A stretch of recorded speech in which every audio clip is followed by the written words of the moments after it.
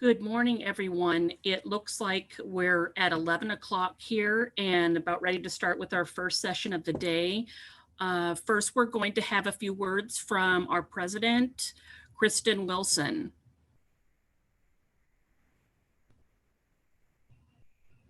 Thanks. Hi, everyone. I'm Kristen Wilson, the president of NASIG, and I'm just going to issue a really brief announcement to get us started today. I just want to say welcome to day 2 of the NASIG annual meeting. Thank you to everyone who's attended, and a special thank you to all of our presenters and all of our volunteers. They've been working tirelessly behind the scenes and really have been helping to make this event a success so far. So we're really pleased to see that. And the main thing that I wanted to say this morning was just to let everyone know that due to an error on NASIG's end yesterday, we neglected to let you all know that we had one additional sponsor for the conference, and that is Harassowitz. And they are specifically sponsoring the Diversity and Inclusion Award and winner Rivka Cook. So I just wanted to say thank you to Harassowitz for sponsoring that award and for, I think, really believing in the vision of that award. They sponsored it last year as well, which was the first year for that award. And I know Harassowitz really is committed to that. And we will be working on getting all of our slides updated with the Harassowitz logo to make sure that they are listed as a sponsor to the event. So our apologies for that oversight, and we'll work on getting that corrected throughout the day today. So thank you all. And at this point, I'll turn it over to the first presentation. Thanks, Kristen. So our first session of the day is International Publishing Partnerships, presented by John Morgenstern, the director of Clemson University Press, Anthony Kond, the managing director of Liverpool University Press, and Teresa Whitaker from the Medieval Institute Publications at Western Michigan University. You can find the speaker biographies located in the online schedule of the conference.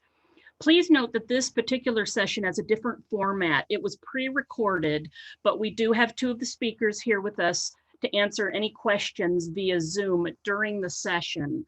Please note we won't have time afterwards for questions because when we recorded it, we forgot to leave rooms. But if there's anything you want to ask in the discussion forum, it's located on the NASIG website for additional questions or comments after the event. And John, Anthony, and Teresa will engage with the forum through the rest of June. And we'll be on Twitter again today using hashtag NASIG 2020. We hope you join us there. And again, a huge thanks to our NASIG sponsors, and including the Harassowitz, as was noted previously. So I am going to go ahead and start the pre-recording. Again, please share your questions with John and with Teresa, who are here to answer them on the Q&A. On behalf of the panel, I'd like to thank everyone at NASIG for organizing this presentation, for allowing us this opportunity to share some ideas about our partnerships, and also for pivoting to an online conference to allow us to continue to share ideas during this difficult period of self-isolation, which is sort of anathema to partnerships. In 1989, the University of Rochester and the British scholarly publisher Boydell and Brewer entered into a pioneering international partnership whereby editorial staff at Rochester would acquire books for which Boydell and Brewer would provide production, marketing, and worldwide distribution. Boydell and Brewer gained a foothold in the American market, which is still the largest in scholarly publishing. Rochester quickly earned a reputation for excellence in publishing in a variety of fields, including musicology, African studies, and European history, American history. The Rochester model, as it's sometimes called, has more recently inspired other scholarly publishers in Europe to similarly invest in the growth of smaller American university presses, namely the partnership between the Medieval Institute Publications at Western Michigan University and De Gruyter, an independent academic publisher headquartered in Berlin, and the Clemson University Press partnership with Liverpool University Press. The whole enterprise of academic publishing relies on partnerships at all stages, from peer review to distribution. The business models and reporting structures of university presses accordingly reflect, to an increasing degree, their reliance on partnerships. Presses commonly partner with learned societies and organizations on book series and journals. Typically, the society underwrites publishing costs, while presses bring publishing expertise to partnership. Facilitated by digital distribution, an increasing number of journal partnerships have been forged between American universities and American university presses and foreign universities, extending their reach. For example, some Asian universities have partnered with presses in the English-speaking world. The upward trend for university presses to migrate under the organizational umbrella of libraries has prompted innovative partnerships with scholarly communications and library publishing units, particularly on digital publications and open access programs.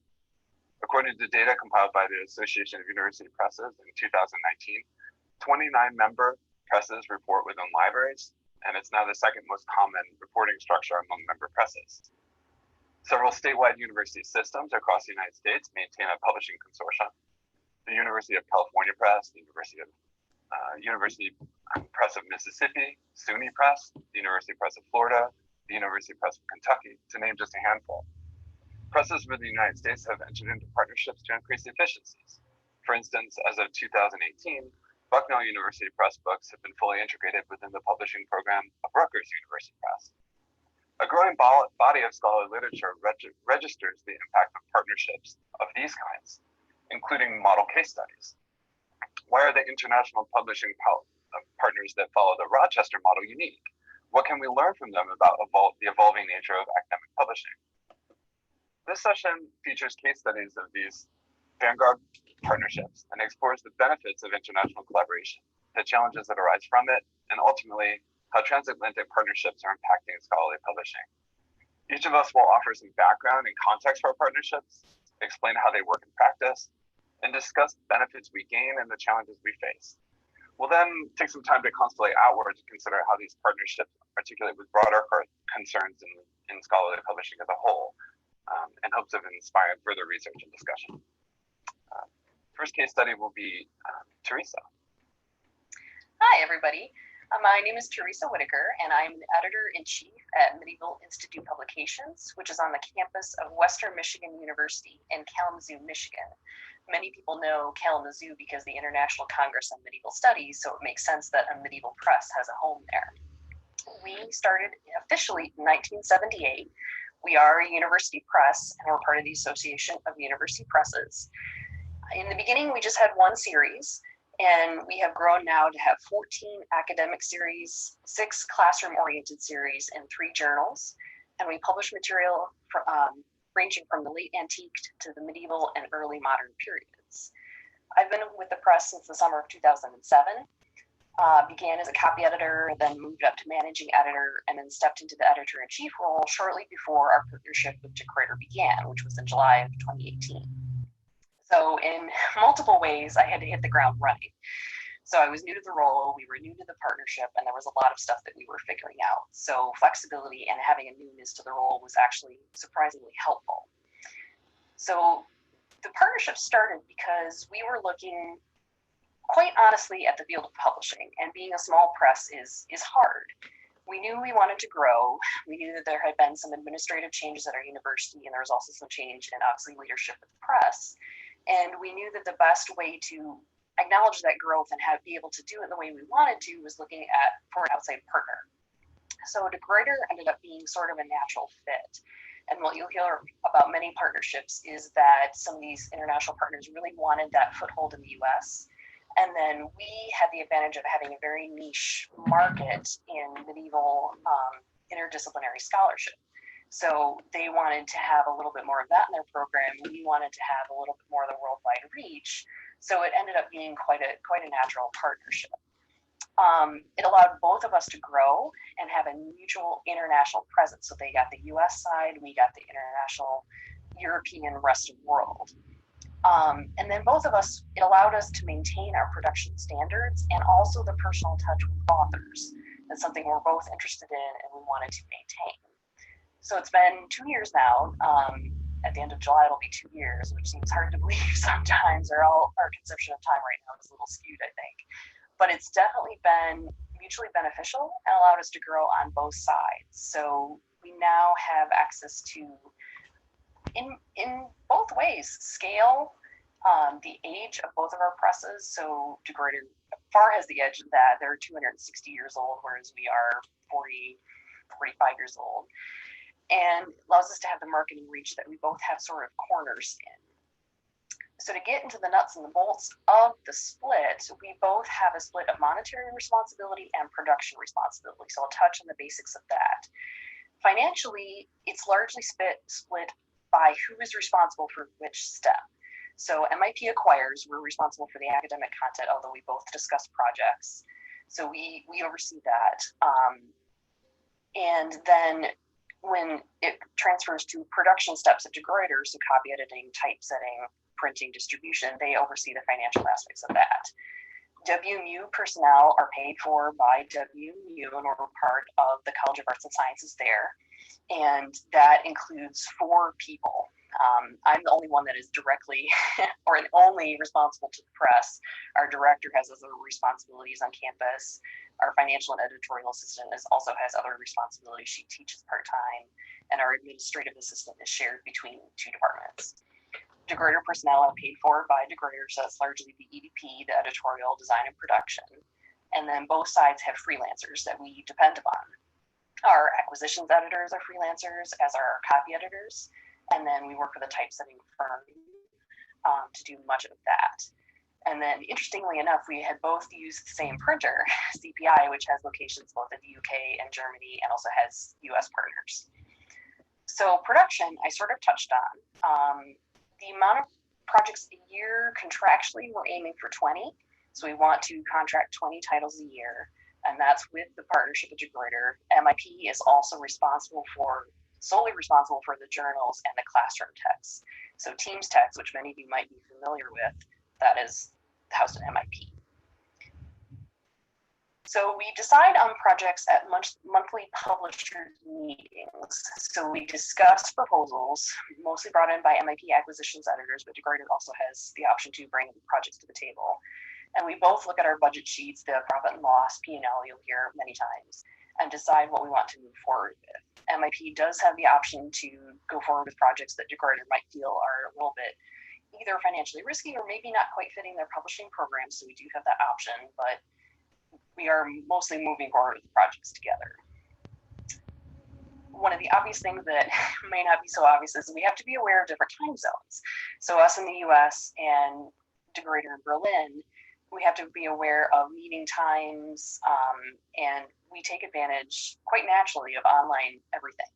So Zoom or Skype for publishers meetings. We have an online database. Our Google Drive is where we house a lot of our production folders. We have online metadata systems, spreadsheets that track everything, and email, much email.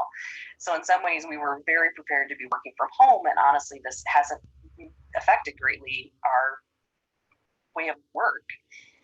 So getting back to a little bit of the production. So MIP oversees and acquires the projects, and we shepherd it through until the manuscript is production ready. So until it goes ready for copy editing. So we coordinate with DeGrooter about peer review, but then we work with the authors about revising, and that's with the help of series editors, acquisitions editors, and we make sure that manuscript is then publication ready. And then we also do what we call a gatekeeping process, and that's just to make sure that all manuscripts really do follow our style guide. So it's surprising how many that come in that aren't quite ready. And we are just moving over and making sure that all permission issues are done, all images are ready to go, the style guide is followed. So when it gets to copy editing, it can be a really efficient process. And then when we hand over the manuscript to DeGrooter, it is truly production ready. Does this always quite work? No, but does it work on the whole? Yes.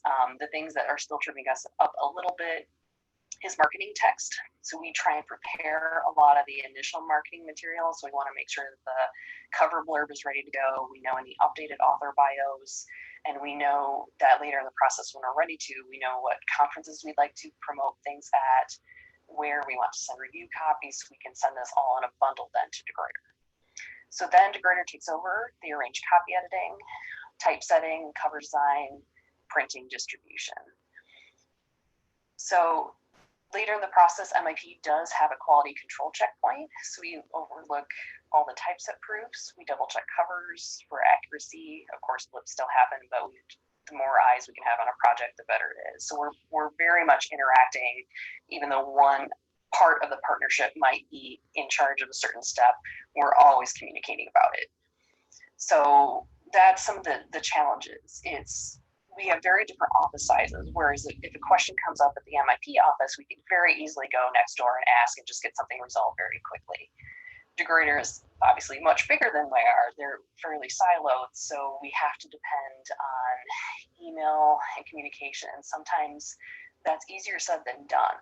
Because DeGrooter is large, they have siloed departments. So getting some details, our main contacts are in the editorial department. So getting marketing or sales information is sometimes a little bit challenging. Metadata, we love metadata. Libraries love metadata. Presses need metadata to help track projects. And it's frustrating because our two metadata systems simply cannot talk to each other. So when we have updates, we have to manually update and make sure that those updates are communicated on both sides. And sometimes that works beautifully and sometimes it doesn't. And things like a minor title change can become an issue because we need to make sure that it's communicated to all the correct people. It is far easier for Degrader to get access to our systems than for us to get access to theirs, just through a quirk of the limitations of usernames and VPNs and things like that. So that can make things a little bit challenging. Marketing is both a benefit and a challenge because Degrader has a far wider marketing reach, but we have more of a corner in the medieval market for where we're actively marketing our tech. So we know the US conferences and the major medieval conferences that we want to hit, and we often send our acquisitions editors to attend there. Social media, we're a little bit more active in getting posts out there, taking advantage of our audience on Facebook and Twitter and getting that done. Branding is a little interesting because authors sometimes are confused because yes, we're a partner. So are the books MIT books? Are they Degrader books? They're both. So it's how are things cited? How are we really branding this and getting the word out there? That can be interesting. There are many positives though. Our production is efficient and we're getting books out there, and Degrader has actually had to hire people to keep up with our production. So they have new people in their production and editorial department solely focused on our books, which is wonderful. Work is done very efficiently because we have very similar production timelines and standards. So it's really two equals talking about this. The strength of our projects is growing because we're able to lean on the benefits of each other. So we have the subject matter expertise. They have a little bit more of the publishing reach and scale and aspects, so that we're able to lean on each other and make our projects even stronger. We're both growing and learning in ways that we couldn't have done before because of our partnerships at attending conferences or in the world that had physical conferences that we were all going to. And we have, I think, strengths in different part of the publishing program. And it's really useful to have that mutual sounding board and support system for the projects that, are a little bit more challenging or experimental we're getting into. We'll talk about some of the more digital aspects that these partnerships are able to get into. So that's been a great positive. So it's been a very good relationship, and I'm curious to see, so we're 2 years down, and I'm curious to see where we go. So that's the case study with MIP and Degrader. So I'll turn it back over to my colleagues. Great, thanks, Teresa. I'm going to pick up with the Clemson perspective on the Clemson-Liverpool partnership. First, with a little bit of background about Clemson University Press. We are one of the youngest university presses. We were founded in 2000, so we're celebrating our 20th anniversary this year. We're founded actually as a pedagogical center. So in other words, working primarily with students, engaging them in publishing activities. In its early years, the press published 3 to 5 books a year under the imprint Clemson Digital Press. Most of this was, there wasn't a lot of central funding, which meant that, books were sometimes printed in very small print runs. Oftentimes it was a PDF online. We rebranded as Clemson University Press in 2014 after entering into our strategic international partnership with Liverpool. I've been at the press since 2015, first as a managing editor. I was appointed to direct the press when my predecessor retired in 2016, and have since worked to professionalize and grow the press, both output and reputation. We're slated to publish 28 books in 2020, plus 7 journals. We currently publish 11 book series, predominantly the areas of 19th and 20th century literature and the arts, and books that serve the region and contribute to Clemson's land grant mission. And we became part of Clemson Libraries in July 2019, situating us within a broader team of information professionals. We have benefited from that partnership, both in terms of visibility within the institution. The library is much more central than our previous position in the academic department. And We also benefit from the expertise of information professionals around us, like for instance, metadata specialists. We are currently compiling our supporting materials to apply for membership in the Association of University Presses, which is a development that just would not have been possible without the partnership with Liverpool. So a little bit about how our partnership is structured and its mechanics. The partnership with Liverpool funded a new position at Clemson, the managing editor position, this person serves as the primary liaison with Liverpool colleagues and distribution and marketing, as well as the point person for all production for Clemson Liverpool books. The expectation from the onset was that Clemson would publish 20 books with Liverpool per year, and Liverpool would contribute to the managing editor's salary and underwrite the cost of production of those books, including cover design, copy editing, typesetting. They'd also print, distribute, and market the books using existing staff vendors. What I mean by that is they have an agreement with JSTOR. They are distributed by Oxford University Press in North America. So these books would be available through those channels as well.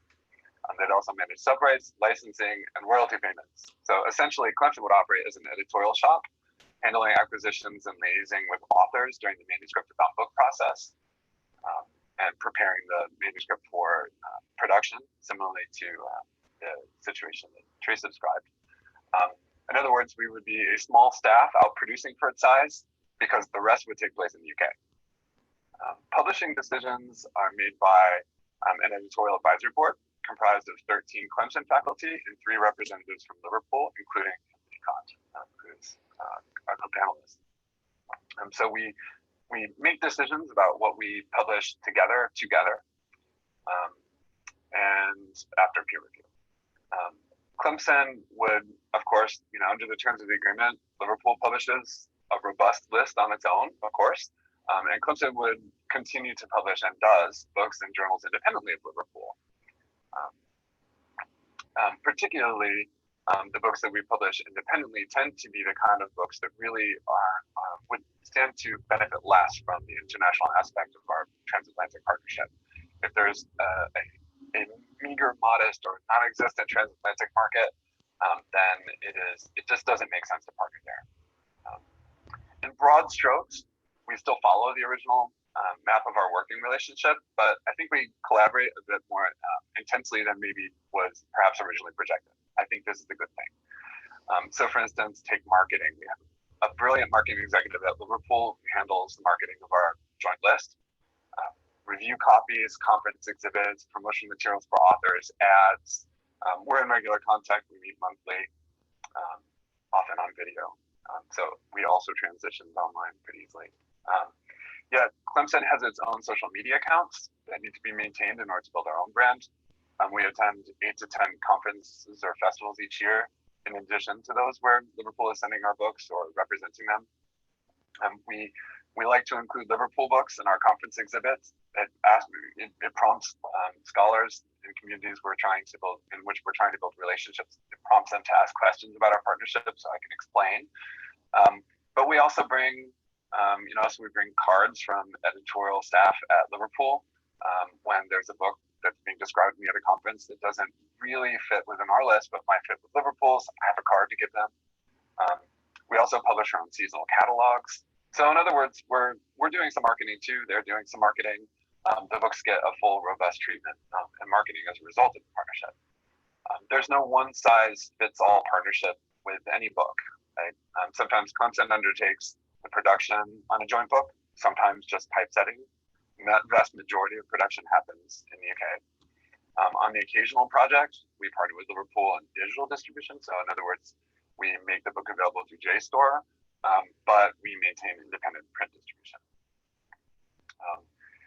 Some challenges. I think it's important to say that a lot of the challenges and benefits that Teresa described about her international partnership also apply to ours. I have just tried to differ a little bit in order to broaden the conversation here. Partnerships of this kind are vulnerable to shifts in geopolitics, the vagaries of the exchange rate between currencies, brand building. Initially, we really traded on the brand of our larger partner to acquire books. So establishing our own brand has been a little bit of a slower process. So for instance, Teresa mentioned citations. I love to see Clemson and Liverpool in citations, but a couple of times repeat authors, it's always good when an author comes back to you with a second project, right? It indicates that you've given them the kind of author experience that they expect, and you've built a relationship. But they often send a CV with their proposal, and the CVs of a couple of these repeat authors whose work, whose collaboration we really value, has listed their first book with us as a Liverpool book. So that's sort of a consequence of pushing the partnership as a major acquisition strategy. Also in terms of brand building, the target of 20 books published a year has taken real time to reach. It's taken time to build the brand. We nearly met the goal in 2019. We will meet it in 2020. Another challenge is staff size. We have a small yet dedicated staff working at Clemson that prioritizes meeting our publishing targets with our international partners, which places some limits on the kinds of things that we can undertake independently. I think that's just the natural order of things. We also don't necessarily have the infrastructure, right? So for instance, royalty payments and things like that are something that, if we take on a book independently, then that's something that we have to manage. We can't rely on the infrastructure provided by Liverpool for that. Some benefits, there are many. I'm just going to highlight a few. Global reach. Our books are exhibited on both sides of the Atlantic. We try to publish books that really do have a global market, at least a transatlantic market. And it is really, I think, increased Clemson's international footprint. Mostly we're known for football, but we want to be known for books too. Efficiencies. Clemson is highly productive for our staff size without compromising on the author experience or quality of the scholarship. We use the infrastructure provided by Liverpool, so we enter metadata directly into their system that they use, so we don't have to, try to articulate those two things. We don't have to negotiate separate contracts with vendors for distribution, royalty management, etc. In terms of brand building, the other side of that is that Clemson's reputation has grown steadily as a result of this partnership and the expansion of relationships within our publishing niche. And now we're expanding into areas where Liverpool has a strong list in order to grow our output sustainably. So for instance, we recently launched 18th Century Moments, a book series that complements Liverpool's 18th Century Worlds, as well as our partnership with the Voltaire Foundation. These books, the efficiency that's introduced here is that they'll be effectively marketed, and we can expand our list without, creating a whole new set of conferences we need to go to in order to effectively market the books. And lastly, a primary benefit for me and for Clemson University Press in this partnership has been mentorship. As a younger press growing, we are able to draw and regularly do on the expertise of people who've been in publishing for 120 years. And so one example of this is in the process of applying for membership to the Association of University Presses, a big landmark in Clemson University Press's history. I've been able to ask questions of Anthony, who has been very involved in the association. And that also applies to just daily questions, acquisitions, vendors, how things work. If there's a question that I have about something that relates to our independent list, they're always happy to help, right? So we've benefited tremendously from that kind of mentorship. And with that, I will pass it on to Anthony. Thank you, John. So it falls to me, I think, to give the perspective from the larger partner. Bear with me on this. Unfortunately, it does require me giving you the potted history of LUP, because I think to understand the present and future of our partnership, you really need to understand the way we arrived into it.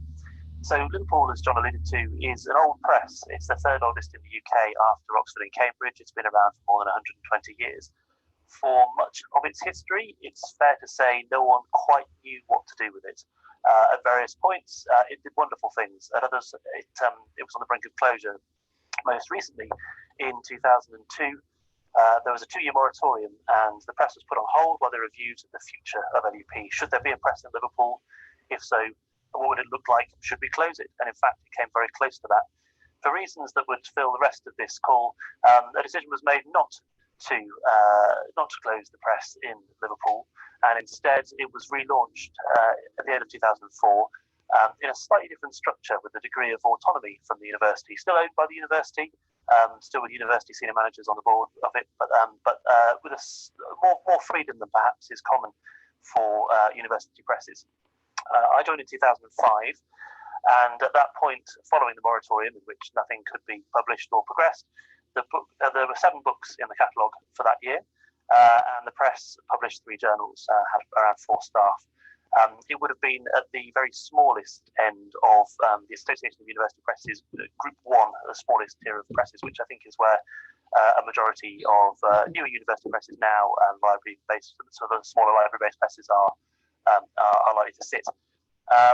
Fast forward to this year, pre-pandemic, we had a staff of 25. We published more than 150 books. We published 35 journals, and if our budget hadn't been wholly derailed, we'd have been hitting the point of joining the Group 3 stage of university presses in the AU Presses hierarchy. So equivalent.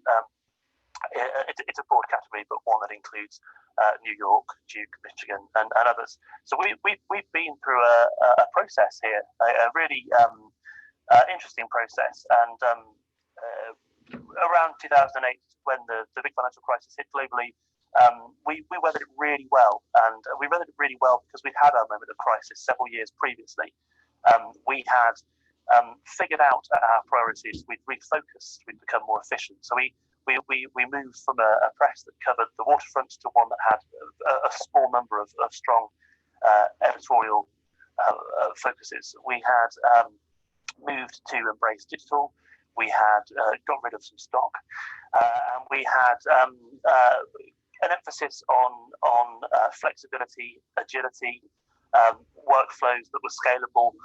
We looked to recruit flexibly, so we're all thinking now about working from home. Actually, we have, for instance, a head of production who's been with LEP for 10 years, who was actually, we're in the UK, he's an American living in Poland. It works really well for us. We recruit talent and we retain it, and we're flexible around that. So we've had our moment to think about how the future will evolve, and we continue to do that. That mentality has stayed with the press. We position ourselves as a 120-year-old startup, and we try to have the best of both in what we're doing. So having come up with something that worked for us, we then thought about how that could progress beyond LUP. It's a clear fact that the future of publishing is both digital and international, and I think we've all embraced digital in various ways. What does international mean? And international can mean simply selling your books in different markets and having distribution and authors from around the world, and I think many presses are doing that. But what else could that mean? And we started to think about the models of partnership, and John's already alluded to the fact that university presses thrive on partnership, whether that's a partnership with a department on campus or a cultural institution, or whether that's a partnership with an external. And we work with a number of imprints, organisations. We began to think about other university presses, and we began to think about North America, which is, of course, the largest market for scholarly books. So in thinking about that future, how could we do more in the US? Why should we do more in the US? And how can we do that in a sustainable way? Because let's be clear, nobody makes a fortune out of monographs. I mean, they are university press publishing is not a gold mine.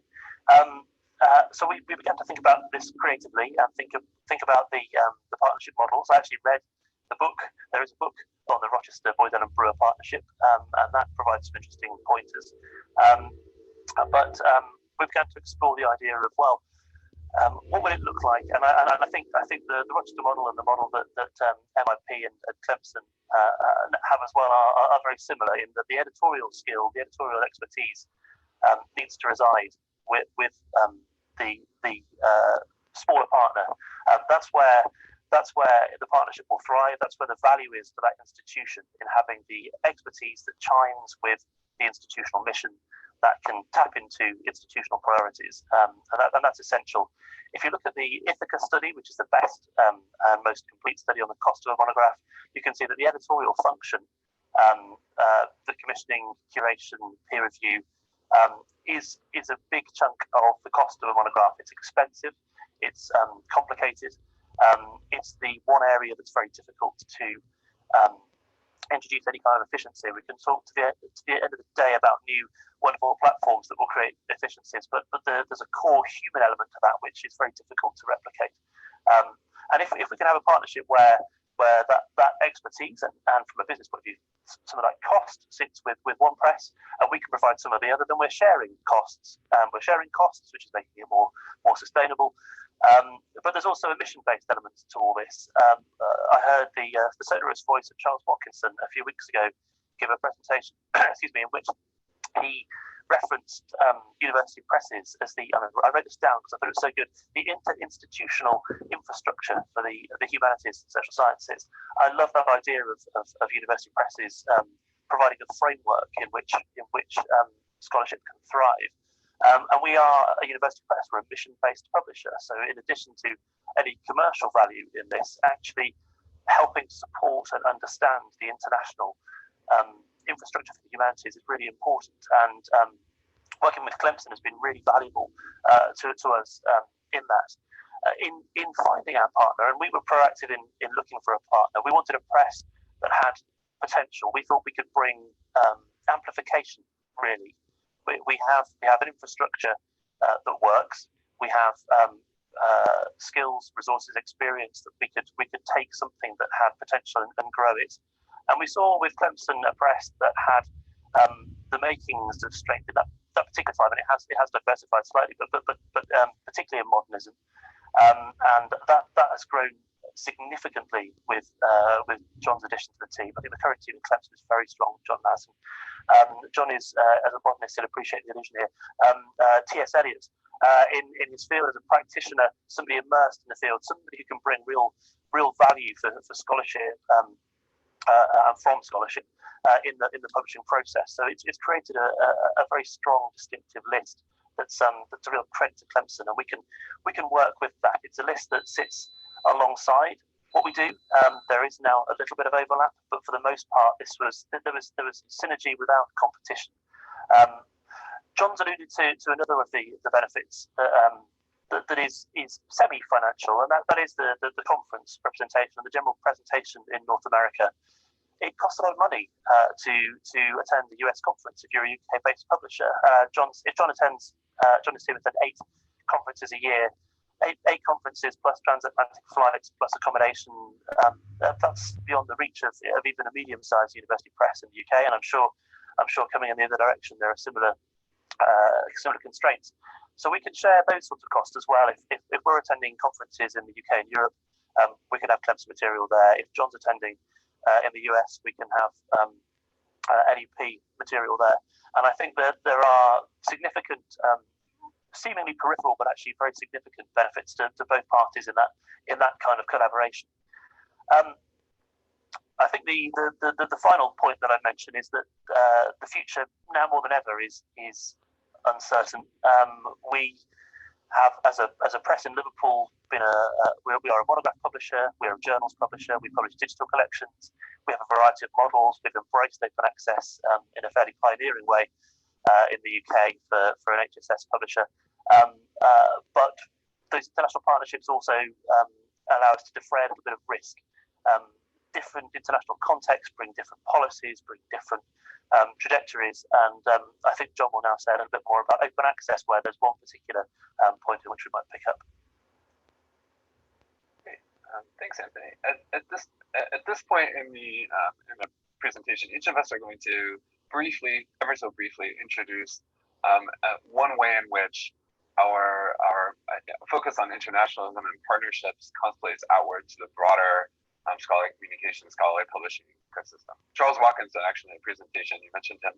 His sonorous voice also, I hear him saying, stop focusing on scholarly communications as a phrase and just say scholarly publishing.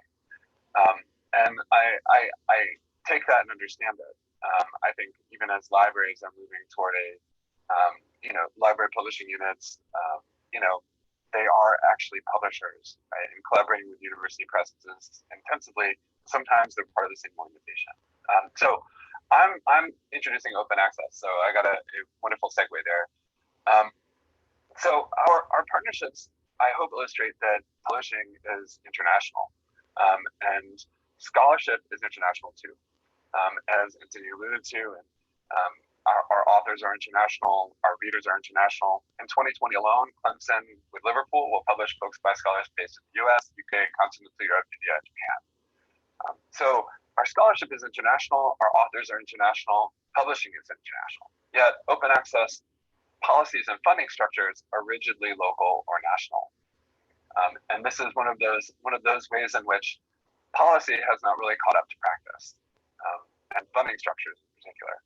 So for instance, Plan S, which is under the European Commission and the European Research Council, from 2021, they mandated all scholarly publications that result from research funded by public or private grants provided by national, regional, and international research councils and funding bodies must be published in open access journals, on open access platforms, or made immediately available through open access repositories without embargo. This predominantly is focused on science, science-based publications.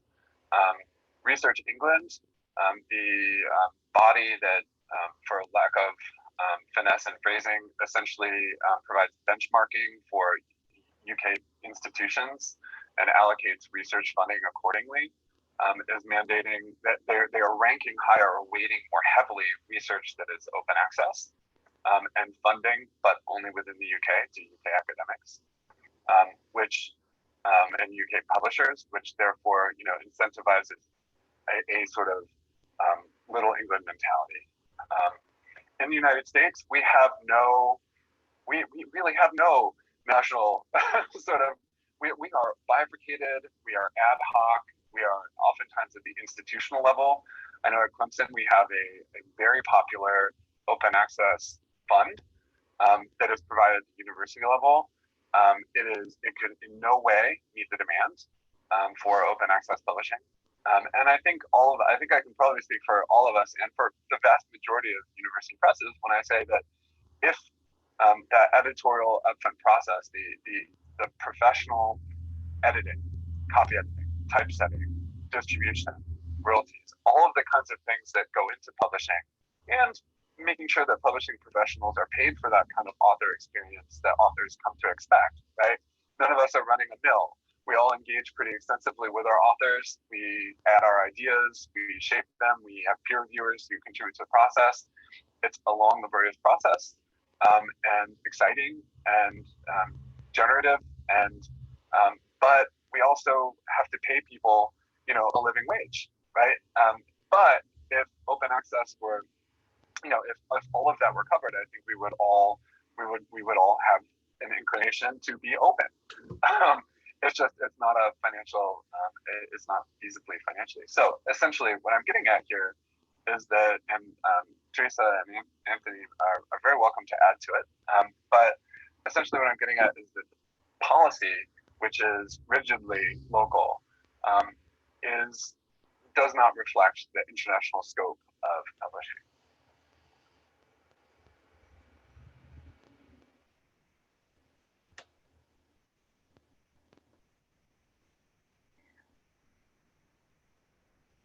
Yeah, I would agree. We don't have as much to add with the OA part because it's something that has allowed our partnership with DeGruyter is something that has been allowing us to get more into the OA field. So their size, their scale, they just purely have more experience. So that's something that we have gained in our partnership. So they have structures in place. If we want to have a book with one open access article, how do we do that? Or one open access essay? If we have a book that wants to go all open OA or delayed. So it's our MIP has absolutely benefited in the partnership with just the sheer size difference and European, I think, more advanced expectations about having OA access. So that is something that we have absolutely benefited from. Anthony, I don't know if you have anything to add, but this might be a natural segue into the next topic. Yeah, I will just add. I think I mean, the open access point is part of a wider one. There's a kind of anthropological value in these partnerships, in that perhaps some of the pressures and trajectories and movements in one region will help better inform some of the situations elsewhere. So I think you benefit from the European engagement with open access. Actually going in the other direction, it's really interesting for me to speak to John, somebody who is a scholar in the US as well as a press director, and also is part of the library team, and actually to get those sorts of insights. I think there's an ability to share and learn from each other in all sorts of ways. And open access, of course, is a particularly lively topic to make no doubt for this audience as well. It's a reality that we engage with and have done for more than a decade on the book side of things, and longer with journals. So I think there's certainly opportunities for collaboration and learning, but open access is one of many areas in which to do that.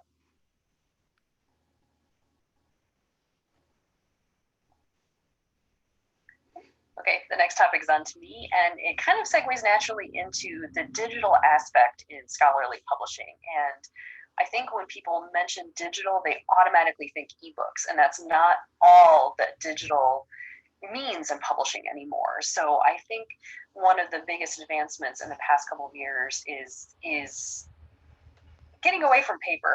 And I think international partnerships even more benefit from digital everything, going to digital proofs, digital printing rather than offset printing, and it helps us economize and be just plain more efficient and get books that aren't atrociously expensive out to the public that we want them to get to. But we do also naturally think about ebooks, and that's one thing that our partnership has allowed us to finally get to. So being a medieval press, some of our scholars aren't necessarily wedded to ebooks yet. I think there's always going to be a call for the physical books, but our partnership has allowed us to actually have a little bit of freedom now to finally digitize our backlist.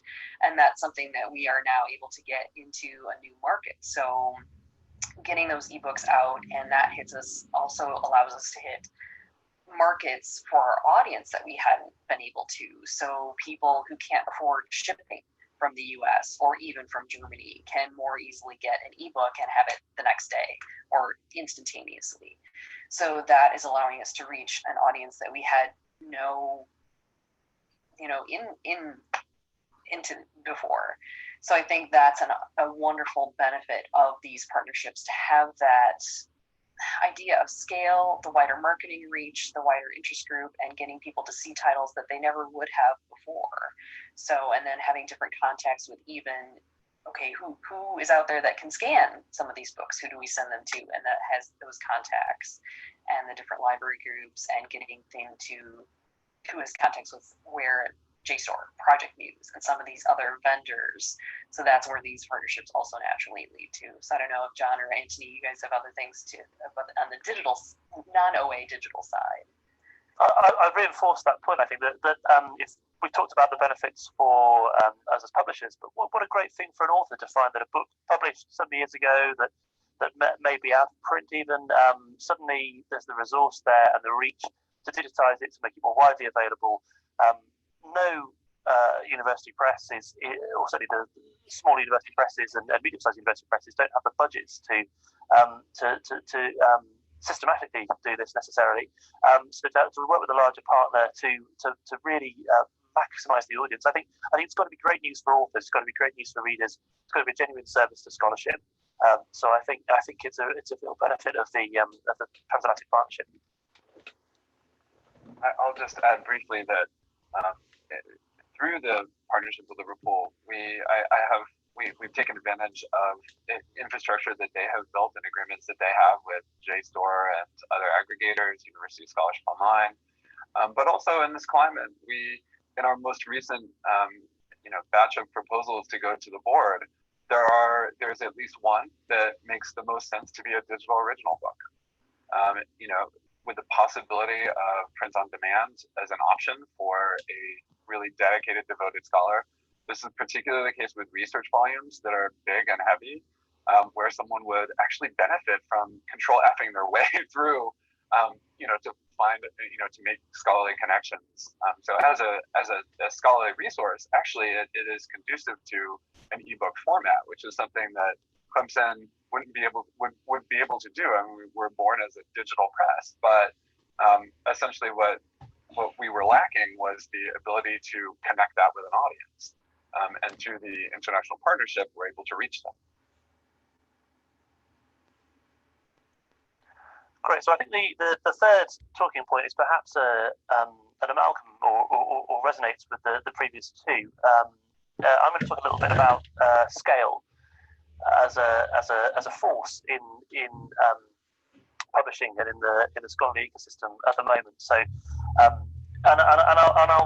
I'll give you examples of big and small. So, thinking about transformative agreements, to speak to open access for a moment. Transformative agreements come about for a variety of reasons. One of those reasons is a general dissatisfaction with the current state of affairs, the way that the big deal and other elements of big publishing have worked out for the academy and for libraries. Of course, transformative agreements are effectively, for the most part, handcuffing libraries to the largest possible publishers, but possibly at the exclusion, eventually, one way or another, of smaller publishers. So scale is becoming a big factor in the publishing world. We're seeing bigger publishers, we're seeing mergers, we're seeing acquisitions. There's not much of a middle ground outside of university presses between the very large publishers and small new university presses, scholar-led presses, micro presses. So on the one hand, open access actually is surprisingly forcing scale to be a significant driver. On the other hand, so too is digital. If we think about what librarians, readers, authors expect and think about, there tends to be a commonly now expected or arrived at set of standards. So scholarship is having to fit into a particular kind of box. We talk all the time, digital humanities scholars have talked about this for years, about how we should be doing more digitally and thinking about things differently. But actually, for the most part, there's an awful lot that's sitting inside a particular digital container, and a particular digital container where that infrastructure is prohibitively expensive. It's hugely expensive for a press of our size. It's prohibitively expensive for much smaller presses. And yes, there are free or open source software that can be used to handle some of this, coming out OJS or whatever. But scale is becoming quite stifling, I think. So on the one hand, we've got scale and a push that suits big publishers. On the other hand, as a response to that, we have new scholar-led presses, smaller presses where the editorial impetus is absolutely tied into scholarship and practice. And yeah, how can those be reconciled? And actually, one way is again through partnerships. So working with so a smaller scholar-led. Absolutely embraced in scholarship, securing maximum value for the institution, working with a larger publisher, on the other hand, that has that infrastructure, will enable bibliodiversity in a way that perhaps is otherwise quite challenging. So I think this kind of partnership is a great way, actually, of maintaining bibliodiversity at a time when forces of scale actually are stifling it. I don't know if anybody wants to add to that, or is that a lovely concluding point? I think that's a lovely concluding point. I agree. Yeah. Well, thank you very much to NASIG, to Teresa, and to Anthony, and to Heidi for making this happen. And Okay, thank you so much. Sorry, John, you got cut off there at the end. So thanks. Looks like the Q&A looks like we had a couple of answered questions. Oh, sorry about the video. Well, if you have further questions, you can certainly engage with Anthony and John and Teresa at the forum on the NASIG website. They will be monitoring that through June, the end of June, for questions that weren't covered in the session. And we are a little tight for time, so we are going to end here. And thanks everyone for attending.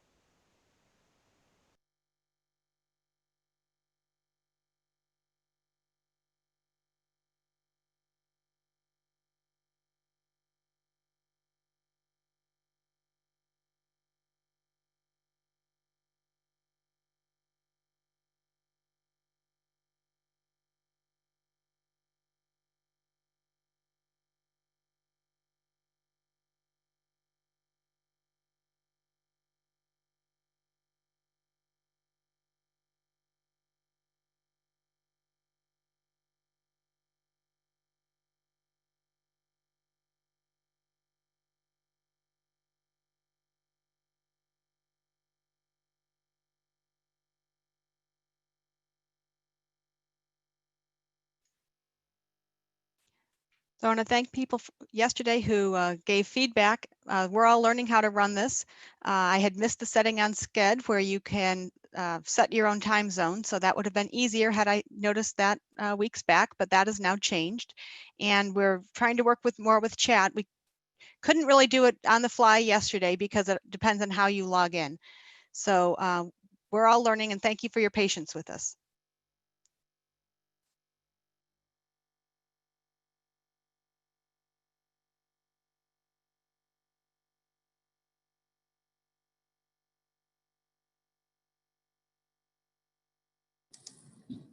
And this is Lisa, one of the behind the scenes people. If you were with us yesterday, you might have seen that Tony did a fabulous job during the session breaks, having some little chit chat and engagement with people. And we do intend to do that again today. I will be doing that during the breaks, but this is just a really tight, short time turnaround to the next session. So we're not going to really do that for this break, but we will try to replicate Tony's good job going forward with the next break.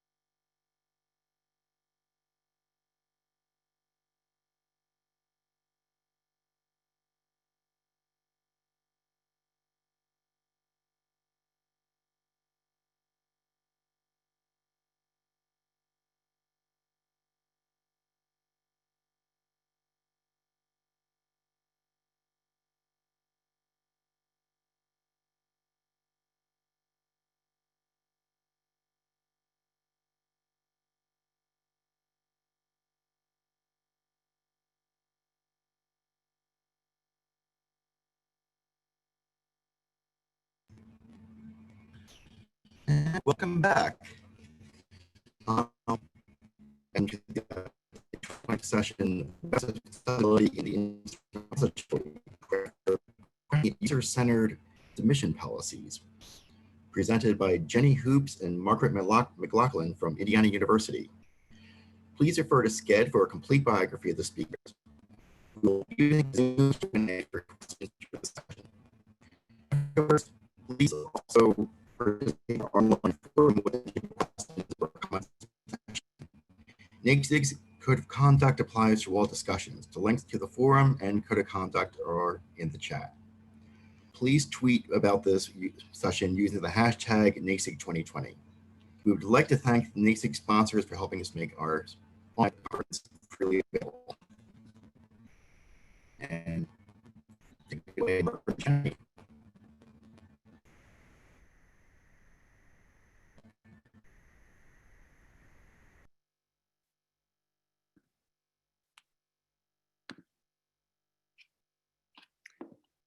Hi, I'm Margaret McLaughlin. I'm going to pull up our presentation right now.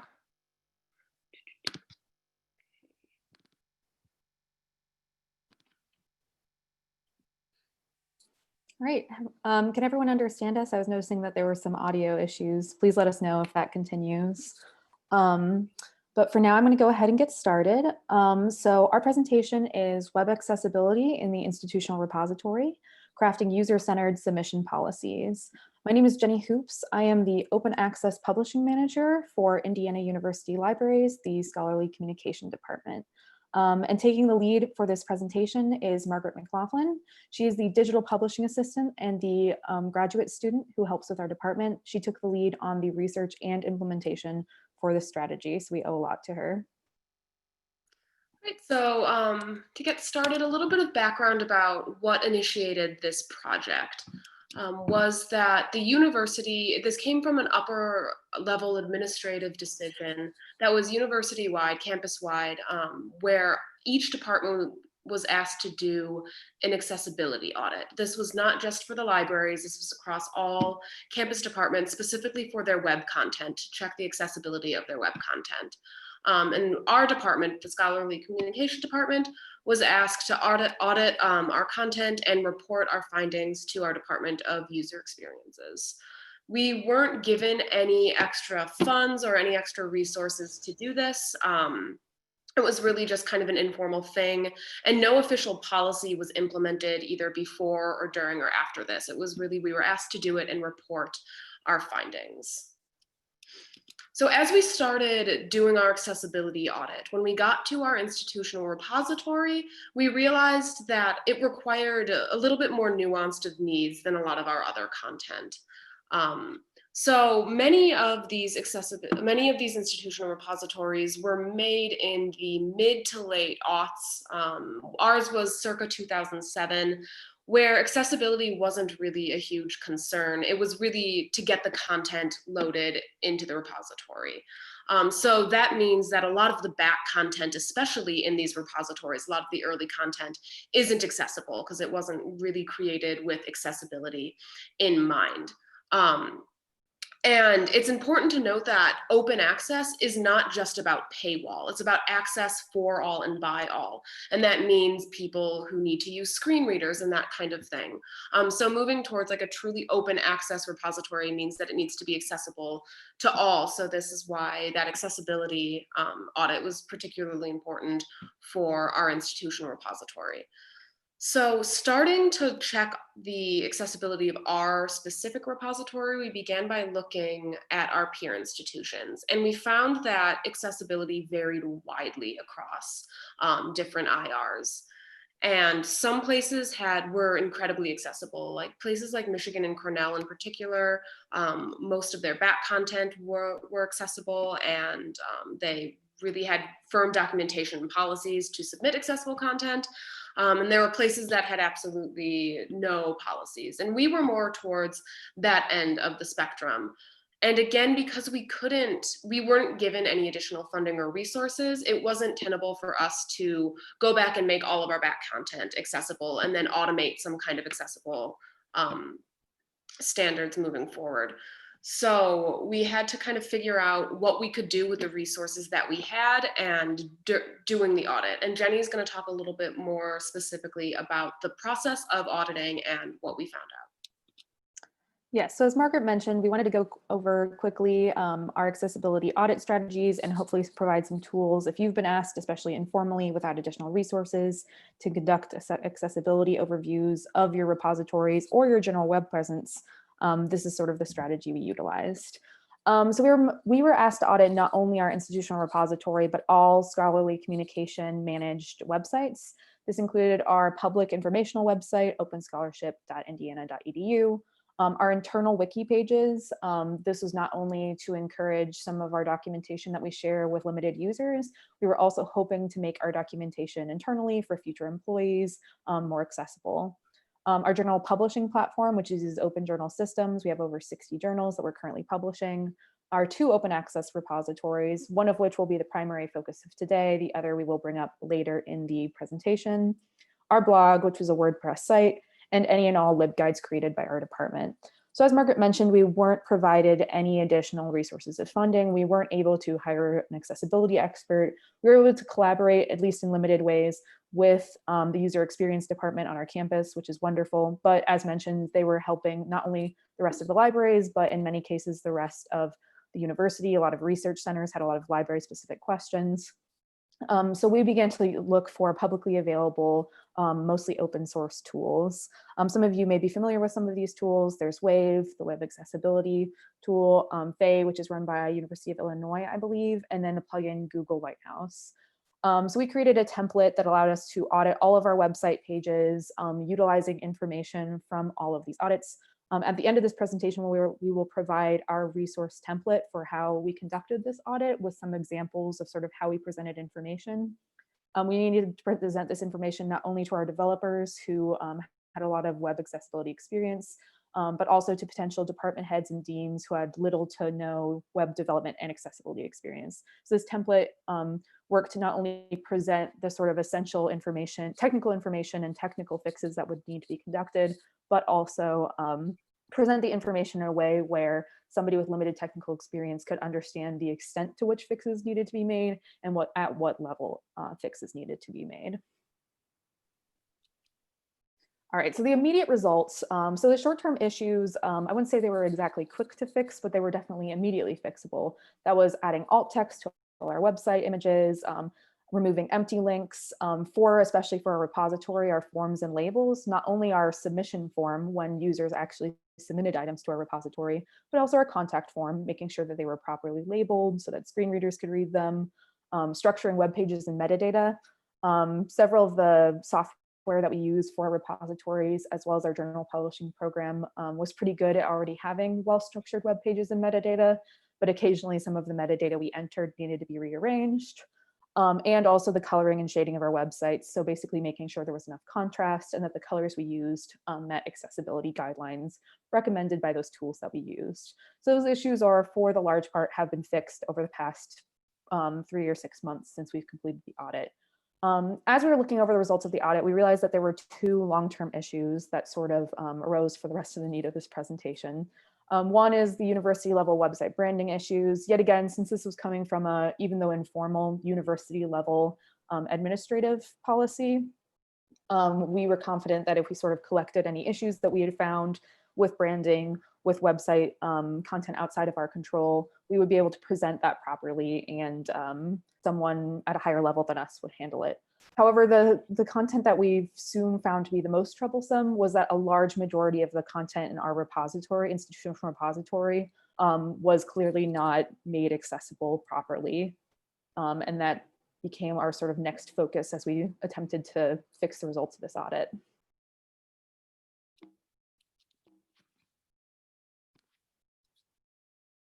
So a quick overview on our institutional repository. So our major institutional repository is IU ScholarWorks. It is an open access institutional repository that runs on DSpace software. As Margaret mentioned, it was created around 2007. It hosts a large variety of content. Like most institutional repositories, it focuses largely on articles that can properly be shared within copyright, as well as working papers. However, we do also accept a wide variety of file formats, such as video files, class and teaching materials.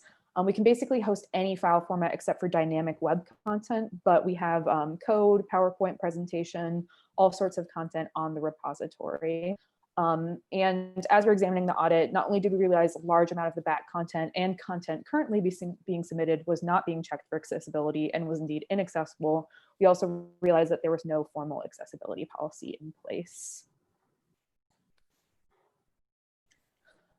So now we realize that the main accessibility issue in our department was the IR. So as Margaret mentioned, we begin to conduct peer assessment where sort of our peers with other institutional repositories at a similar level at. What does our dedication to open access entail? And Margaret already touched on this, but there's sort of that inherent issue between creating open access, not behind a paywall material, but making sure that material is actually accessible for everyone. And a topic that came up in our initial discussions, and I think I've heard a lot in sort of the scholarly conversation about this topic, is also if you restrict your repository to only accept accessible content, it's possible that you'll intimidate people from submitting content entirely. They might not make content available because it's very difficult to make accessible, or they might be intimidated or thrown off, and thus nobody could access the content, or the content is still locked behind a paywall. So we moved on to sort of what can we control as a department or need to request as an institutional change. And this sort of comes up as what can we do with our immediate resources and make sustainable, especially with considering the recent, I know a lot of upper level administrations and academic institutions have been heavily limited by COVID and other budget restrictions potentially for the next up to 1 to 4 years. So making sure that you can make sustainable changes that still make noticeable improvements in accessibility became our concern. So building off what Jenny was just saying, and kind of based on how she broke down the kind of quick fixes or immediate fixes that we were able to do, I had mentioned that the IR, we needed to address more kind of nuanced needs to address accessibility. So we identified a sort of accessibility policy spectrum, where one end is the responsibilities fall entirely on the user, and the user decides whatever accessibility tools the user adds to the document is what is on what goes into the repository. And the opposite end of the spectrum, it is entirely library facilitated. So either there are accessibility services and they go back and make back content accessible. So you can see that we've also broken down some middle steps. So right in the middle, there's an equal balance of labor between user and library. And then towards the left end, libraries will provide guidelines or recommendations, and the user gets to choose to comply to them or not. So still kind of the library is encouraging accessibility, but a lot of the responsibility still falls on the user, but it's still more than there aren't any practices or guidelines. And then more towards the right end of the spectrum, still a combination between user and library. The library can offer some services and some tech intervention, but it still is up to the user to kind of comply to those and needs to do a little bit more on their own. So when we started, we were at the complete left end of the spectrum. We had no practices or no guidelines, and it was really whatever the user chose was what was deposited into our repository.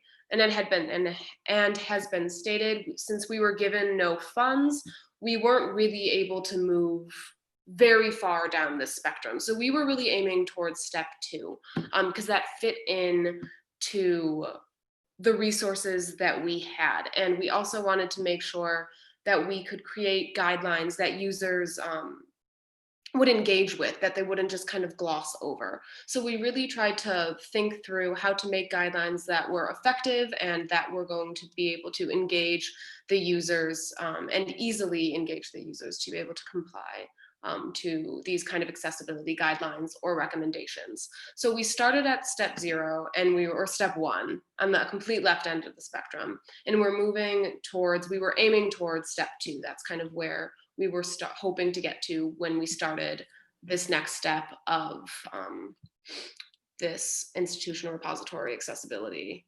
improvement. So for our plan, we decided to focus on the submission process. We have this 3-step submission process, and the steps are delineated on this slide. It's check your rights, contact IU ScholarWorks, and submit your work. So users are already responsible for copyright. They have to decide, they have to like figure out on their own by reading our copyright material if they're able to deposit their materials. And also they have to contact IU ScholarWorks for permission. We have a little bit of a unique situation where they have to contact us. Even with an IU affiliated account or email address, users cannot automatically submit to the repository. They have to receive permission by emailing iusw@indiana.edu and select a collection of their choice in which to deposit their work. So we're already engaging users with our material and via email. So we figured that adding another level of engagement to our submission work will kind of just increase this dialogue and engagement between us and users and focus more on kind of this equal balance between user and library services. So we really decided to rework this third step here to focus on improving accessibility. We have a submission guide, and we decided that it would be a good idea to emphasize the importance of accessibility and including an accessible document in the submission guide.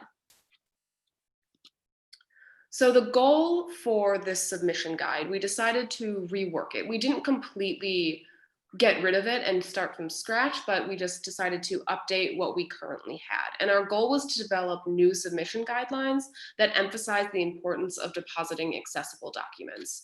And as Jenny had mentioned, we really wanted to posit these as recommendations. We don't have any hard and fast requirements because we didn't want to discourage anybody from submitting or overwhelm submitters with requirements. We really wanted content was kind of the first step, and then encouraging accessibility moving forward, kind of doing that more and more.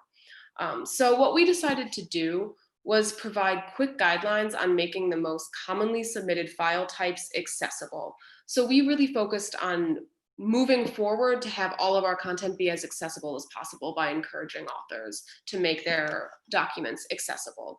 And all of the steps and recommendations that we added to our new submission guide are steps that can be added to an already completed document. And that was an important thing for us, is we didn't want to make users have to have to go back and start their document all over. All of these guidelines can be added to an already existing document, kind of quick fixes to make an already existing document more accessible. And by integrating them into our submission guide, which users have to follow to properly submit their work, it really encourages users to consider accessibility before uploading their document. So we made it part of the process, so they have it on their mind and have to think through it before uploading their final document and agreeing to depositing their work in our repository. So starting this process and identifying exactly how to incorporate these new guidelines, I began some research to create these quick fixes. And it started similar to how we started checking our IR's accessibility overall by looking at our peer institutions. So I researched IR's and other just general university accessibility guidelines to see what other policies were in place and what our peer institutions were doing in terms of accessibility guidelines and standards. A really helpful resource and one that I used a lot was the University of Washington's IT accessibility checklist and tutorial. It's very clear, it's very comprehensive, it's very accessible. So I spent a lot of time on that, and as well as many other kind of peer institutions and other websites. And from that, I was able to pull a list of best practices. And each IR may choose that if you choose to do something similar, that you may want to emphasize different best practices. These are the ones that we thought best for our institutional repository and the ones that we thought were most important, and they are listed in order of what we thought were most important for accessibility based on the research and based on our peer institutions and what we were able to kind of draw and conglomerate from these sources. So these best practices the first was to use headings and structural tags. So that's to make sure a screen reader can jump between sections and that everything is clearly labeled. The second is to add alternative text to all images. And the third is to export from Word to PDF to preserve accessibility.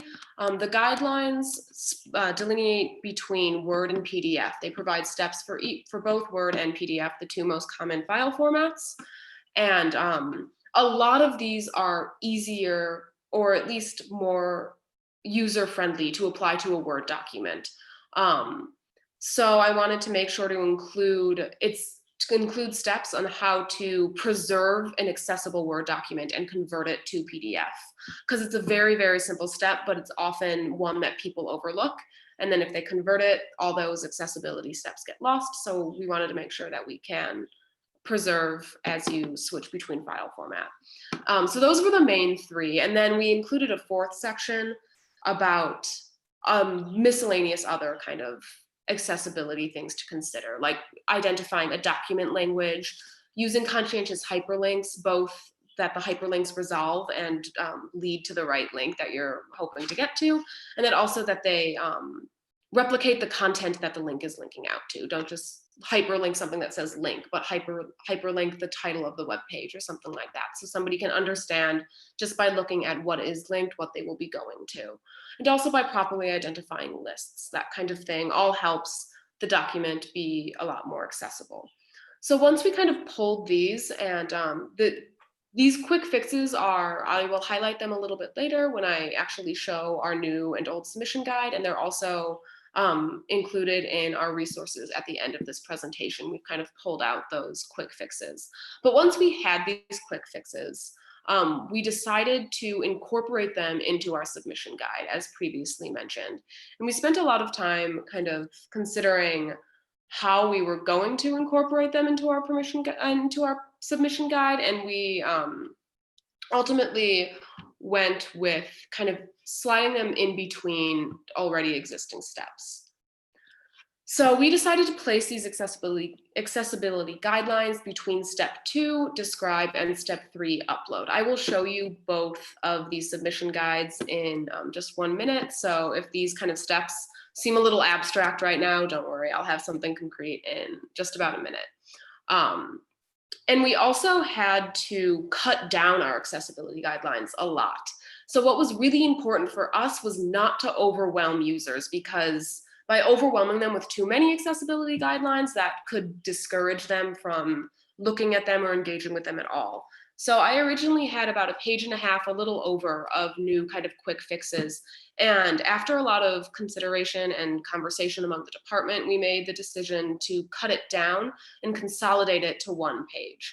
So we really just kind of had to cut it down and submit it and incorporate it between these steps 2 and 3.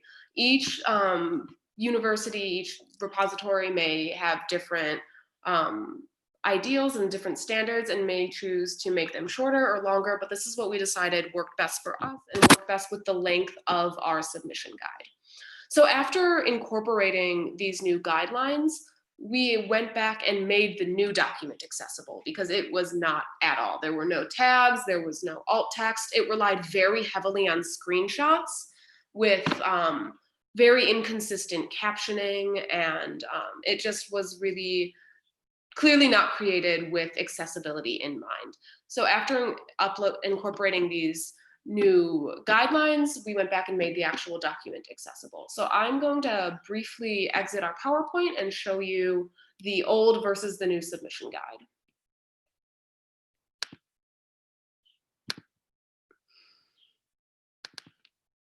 Okay, so here is our original submission guide.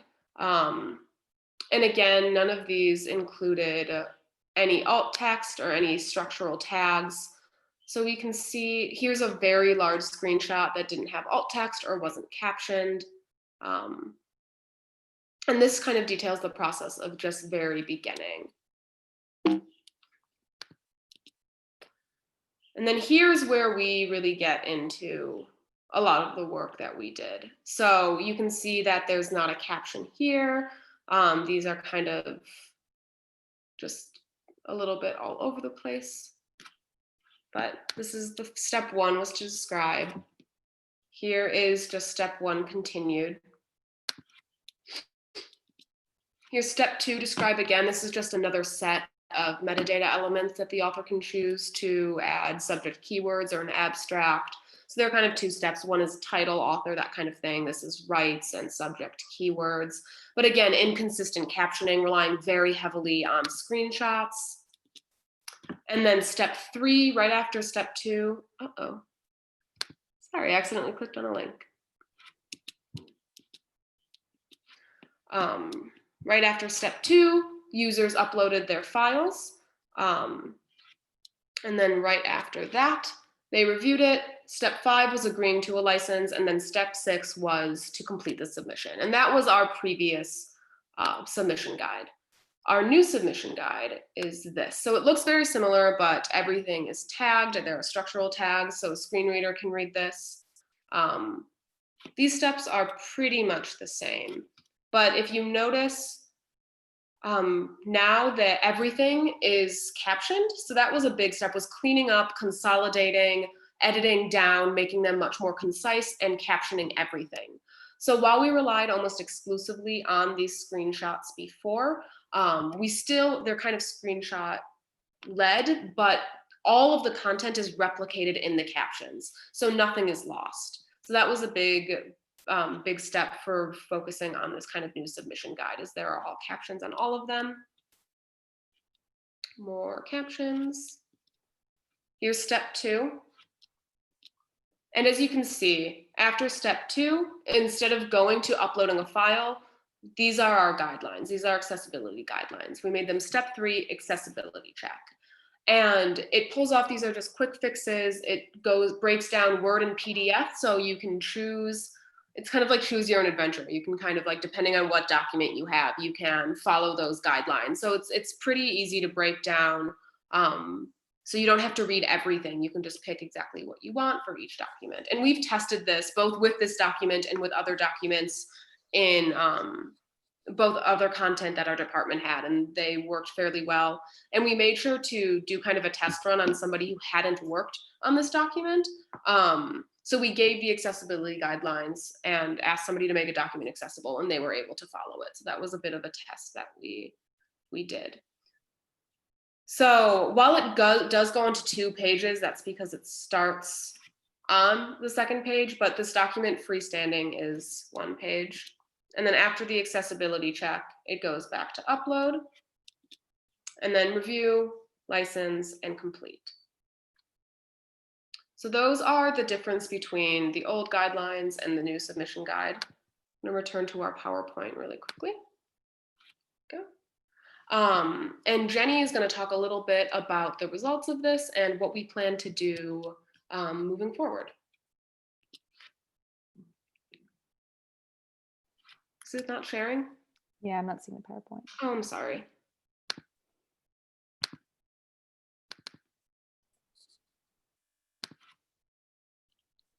All right, looking good. Yes, so looking forward, we haven't done a formal assessment yet. We are waiting annually, as well as some of the results from the larger accessibility initiative around campus. But it has been 6 months since our new submission guide was made public. As mentioned earlier, we do know that we get quite a bit of traffic on the submission guide, not only from checking how much it's referenced, but we utilize it in every single submission. Every time someone requests a submission, we send out the submission guide, though obviously there's no way to enforce or know that they've read through it. But we have seen from a quick informal assessment that new user deposited PDF and Word documents have showed much higher accessibility rates.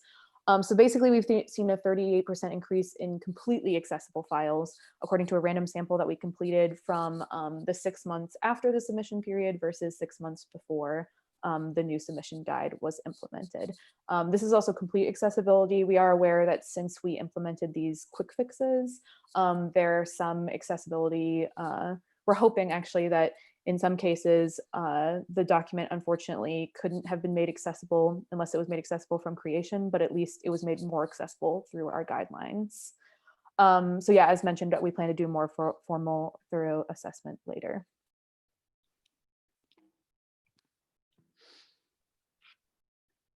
All right, so revisiting the spectrum, we're now sort of working on solidifying that our step 2. Yet again, we're in talks with, we need to make sure it complies with the university accessibility and library level accessibility policy, which since both have not quite been confirmed yet, we can't as formally integrate these accessibility guidelines or create a formal accessibility policy yet. So we're still developing step 2. We are hoping to move to step 3 hopefully within the next year, especially as we begin to work more with remediation of previous back content on a case-to-case basis. But this sort of shows that sometimes you really have to take very slow steps sort of at a time. It's taken almost a year from us to move to no policy to even just recommendations. And we're hoping that slow process is better than none. So some future developments that we have planned, for example, accessibility guidelines for other file formats. So this isn't as much a concern for video content because we actually have to submit media content such as video and audio on behalf of the users anyway. So we've just updated our processes and we're actually going through and applying transcriptions to all of our content in collaboration with our media department. However, we are hoping to open up a new open data repository moving forward. Obviously, data is incredibly varied in its file formats, and accessibility of data is not quite as well researched or as straightforward as something like a PDF document or even a video file. We are hoping yet again, since we have this unique opportunity of creating a new repository to sort of integrate accessibility more explicitly. And as mentioned before, so there are some deposits, especially for our second institutional repository, which has only been casually mentioned, that's actually completely facilitated by staff. So we are just updating our workflows to have staff do accessibility overviews of all of our PDF content before going in, since that is completely library facilitated already. But yet again, we are trying to keep an eye on sustainability. Since we've implemented accessibility to our other workflows or staff-led workflows, we're trying to expand some of our timelines, sort of talk to administration and say, listen, we can make future content accessible, but now the timeline for total deposit or for a normal workflow has been extended. And yet again, with recent resource limitations, especially caused by COVID, this is essential to consider, and hopefully your administrations will also be understanding that progress might be slow. In terms of approaching our repository back content, we had previously had discussions of hiring student workers and training them to make our most popular PDFs accessible. We're currently doing remediation on a case-to-case basis by request. That's usually completed by our graduate students who are trained in accessibility. And we only offer that for Word or PDF. Yet again, for video content, that's now automatically part of our process. For other formats, we can provide resources, but we actually do leave that to the user since we don't want to put more of a burden on our student workers and staff. We also are hoping to work with Library Technologies to develop accessibility checker for our new repository. Since repository migration is hopefully imminent, as you might have noticed, our version of DSpace is quite a few years out of date. And we are hoping to migrate platforms the next 3 years. So Library Technologies is actually developing in Indiana University Libraries is developing their own repository software. And we are now entering discussions to sort of not only implement an accessibility policy when we move to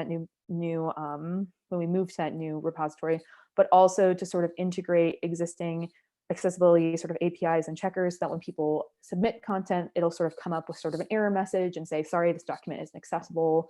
Whether or not we would then force them to fix it on their behalf, we would contact library. That's a sort of a future discussion. We need to get the new repository up and running, hopefully in the next 3 years before that happens. But it's definitely something that this audit and this development has really taught us, is that when you are either migration or the creation of new repository, sort of the key moment to implement and integrate accessibility.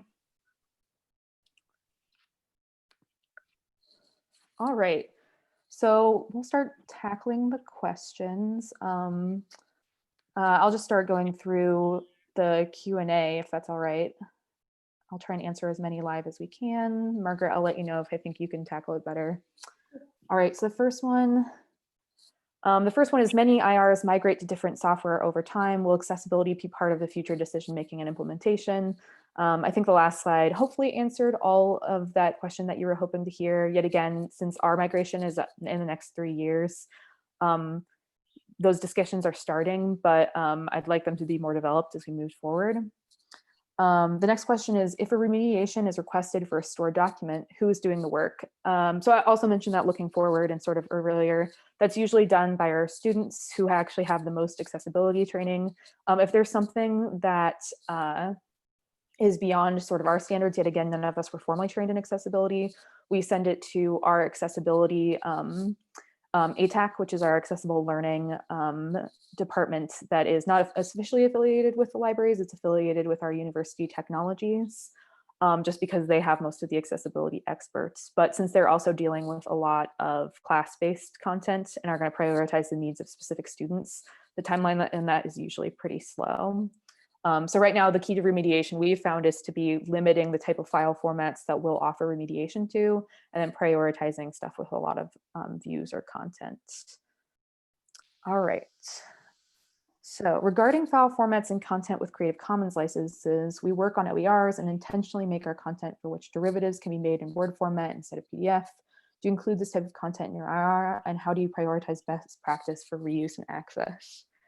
So I'm hoping I tackle the correct parts of this question. Feel free to allow for a follow-up if I don't. But I'm assuming you're talking about sort of like Creative Commons derivative licenses. As Margaret mentioned before, part of our guidelines, the quick fixes that Margaret created, included a lot of export information. So how to make accessibility changes when you export, especially between the Word and PDF formats.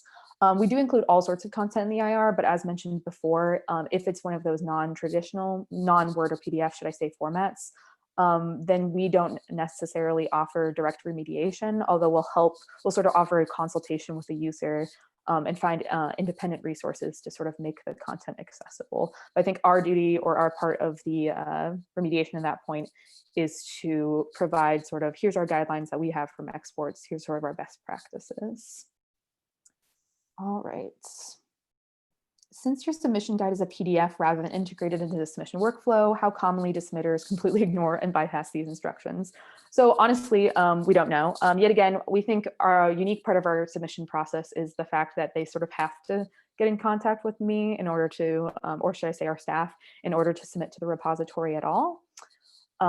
So I know that they at least have received the file. They can't just completely ignore the submission guide. And I do, yet again, from just web page views, because it's also available on our web page, it gets a reasonable amount of traffic. I am hoping, and yet again, I've been asked to wait on this until we have a library-wide and then university-wide accessibility policy. I'm hoping to sort of have it not only in the submission guide, but have a page sort of pop up after the describe process and before the upload formally in our submission process. The problem is whether or not we would ask people to agree that they've read that, whether or not we would require that. It's looking quite possible that our library will move forward with sort of a general requirement policy. So they'll not only agree that they've read those statements, but then apply them to the rest of their abilities. And in that case, if we had sort of formal university backing on that, we might sort of use the more extensive guidelines because we would want to provide more documentation. All right. Sorry, I might have skipped one. Okay, charts can be a challenge for accessibility. How do you handle those? So yet again, I think that's an excellent example of something that we kind of had to not explicitly lay out in our quick fixes, just because we did want to make sure that the content on our submission guide was more limited. And so part of the problem was there's not as of an explicit walkthrough of how to, I know charts and graphs. I actually used to work for sort of like I used to work for the ATAC department in our libraries, or should I say for our technological services, and those can take very long descriptions to fully provide informative alt text. So our guides don't provide the full amount of information that might be helpful, but I do believe they link or provide external resources. So it's definitely something where I think the cost of trying to make sure that the fixes were very quick, make sure that people aren't intimidated or aren't thrown off by the accessibility, means that that was kind of left behind. And that's something we'd like to obviously continue working on moving forward. Okay, so I'm going to answer the top two questions.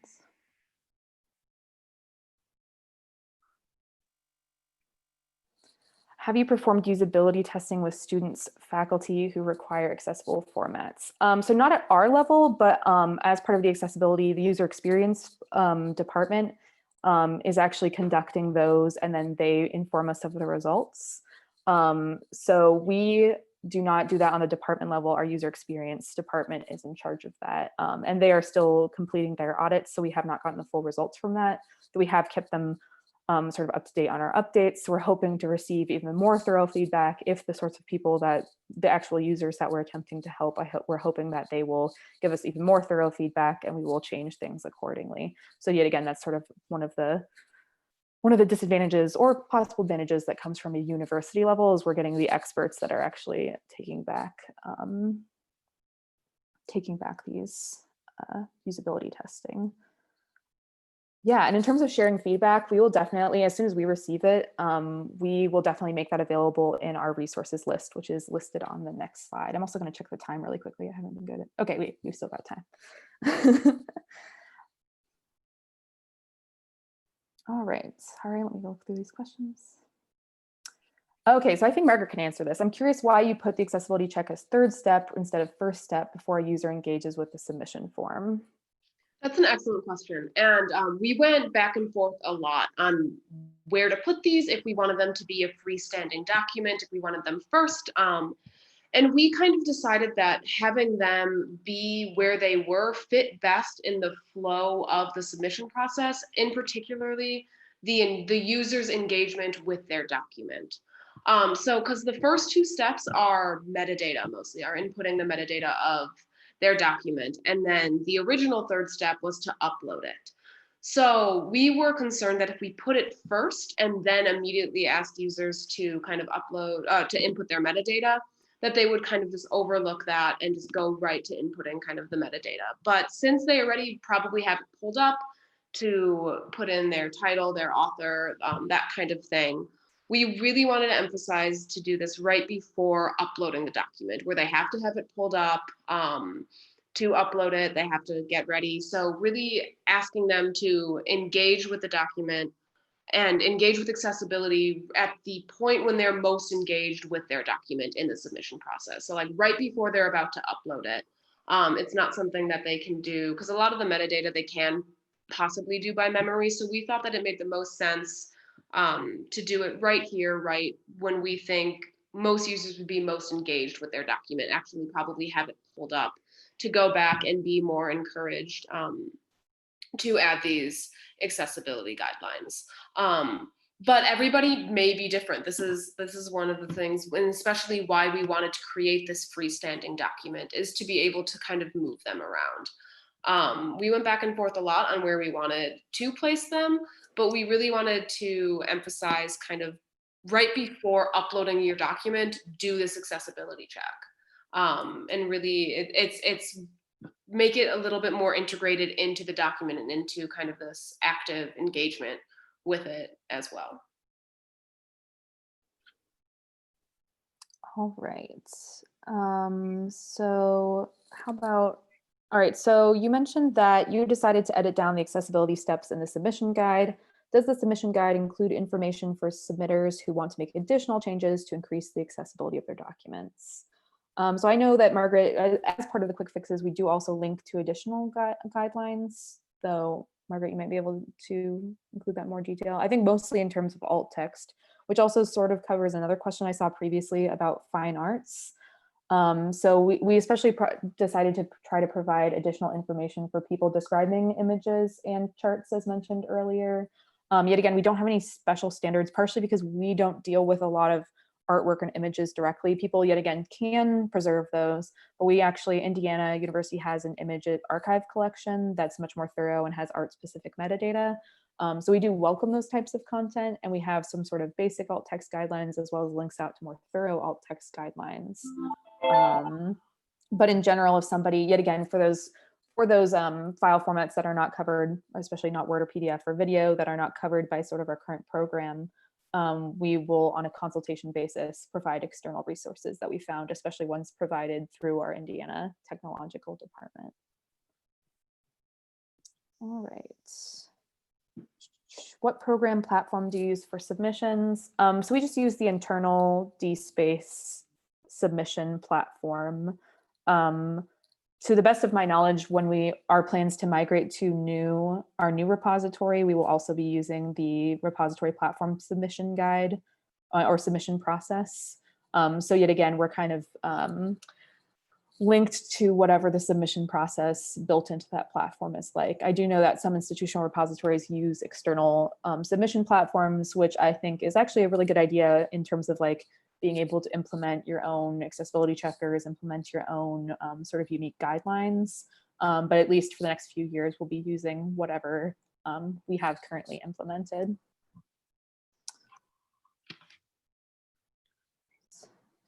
So I sort of went over the fine arts program question. Please feel free to reiterate if there's any other issues. But in terms of importing artworks in more detail, yet again, usually if somebody approaches us with a physical object, we usually do not provide the scanning service depending on the size of the object. Simply we'll work with digital collections.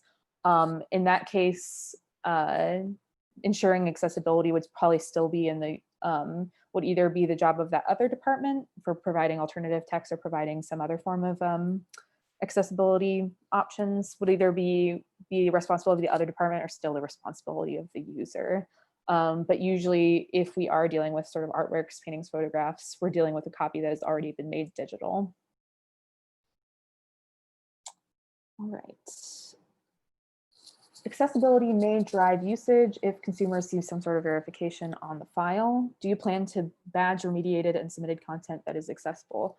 So we do currently not have that in the works, but I think that's a really good idea moving forward. But unfortunately, we do not have any plan currently. Yet again, I think with everything still moving forward, I think that's going to be something that we would possibly integrate into our new repository migration, but with our new limited staff and looking like our staff will still be limited, I think, unfortunately, just ensuring that future content is accessible is going to be our highest priority. But I think yet again, especially since we have plans to potentially have some sort of accessibility checker, all that sort of content for our new repository, implementing something like that would be much easier.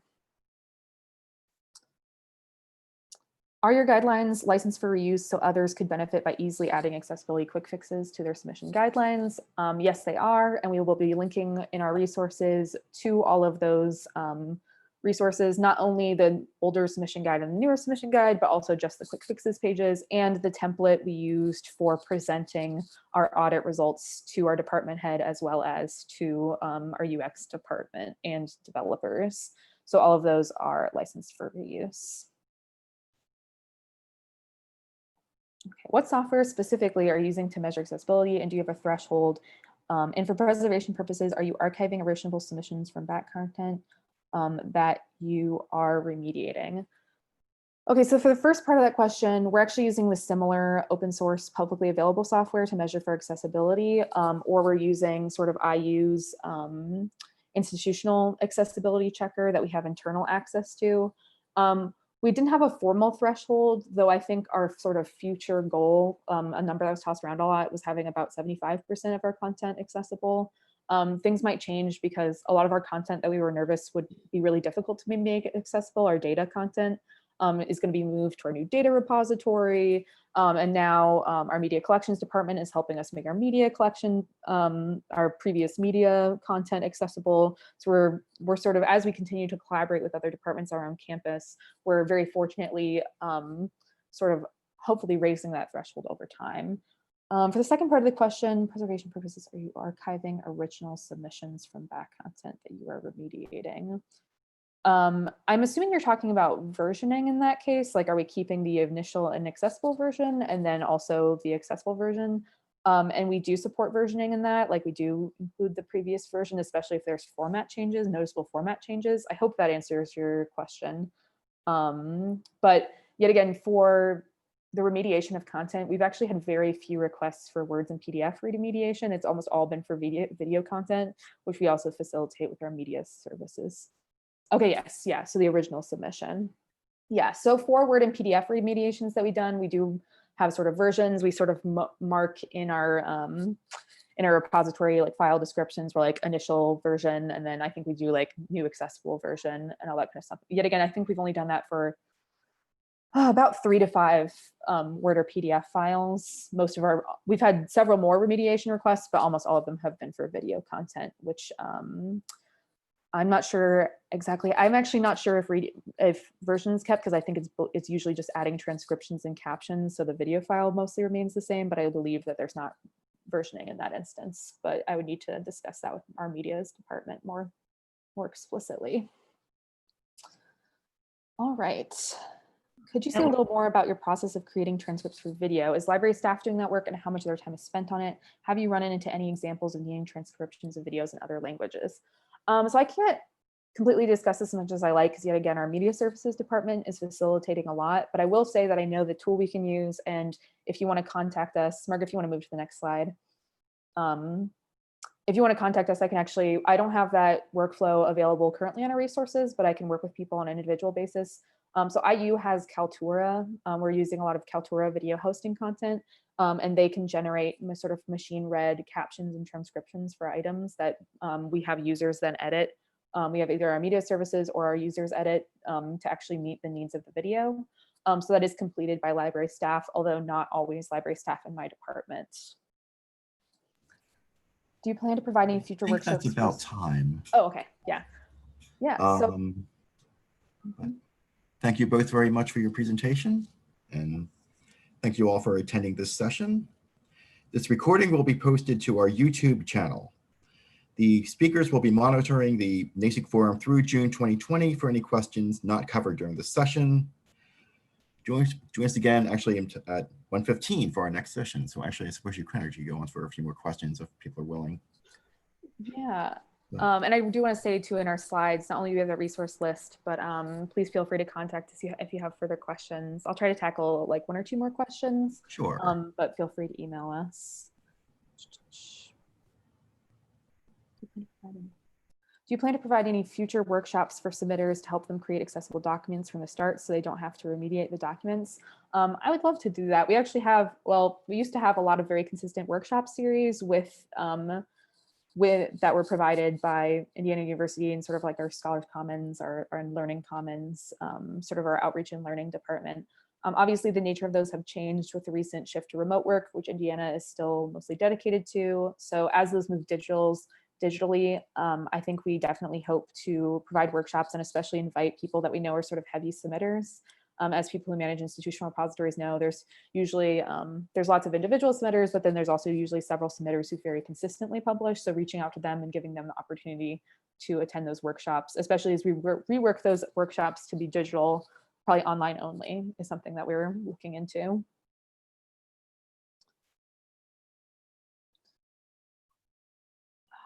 So we, just looking through the last couple of questions, we share a link to our updated guidelines at the end of the presentation, and a resource link that was also, I believe, shared with chat. Thank you so much for doing that, Wendy. Workshops, can you spiel a bit about who is required to submit to IR, master dissertation graduate, a completely voluntary, outreach specific to the IR? So that's something that I would definitely, if you are interested in outreach, we have several services. We actually have very few requirements for the IR. It's not required for master's or dissertation graduates, except in certain schools where the school's graduate department has decided to make it required. We actually have a CV service where we go through people's CVs and help them find copyright for items and deposit items. I have a lot of resources and documentation on those. If you're interested, please reach out to the email mentioned. But in general, it's completely voluntary, which self-deposit rates are usually a little limited, but if we offer sort of any sort of facilitated services, just particularly through our CV service, we've gotten hundreds of items through those services, and I'd love to talk more about them. So I think the last question that I could tackle, for migrating to our new repository, yet again, this is on the timeline 3 to 5 years, so this isn't formally in the talks, but our homegrown system is through, I believe it's HIRAX, which is in development in association with quite a few universities.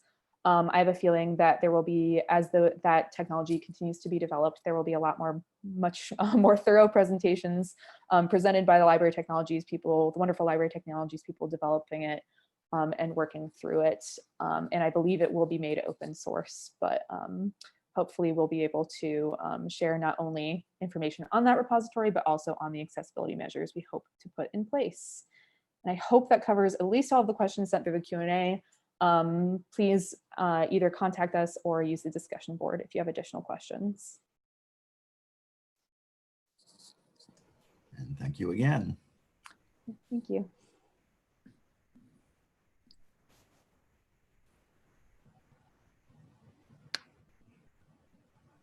Hi, this is Lisa. So this is our break time. This is a little bit of a longer break time.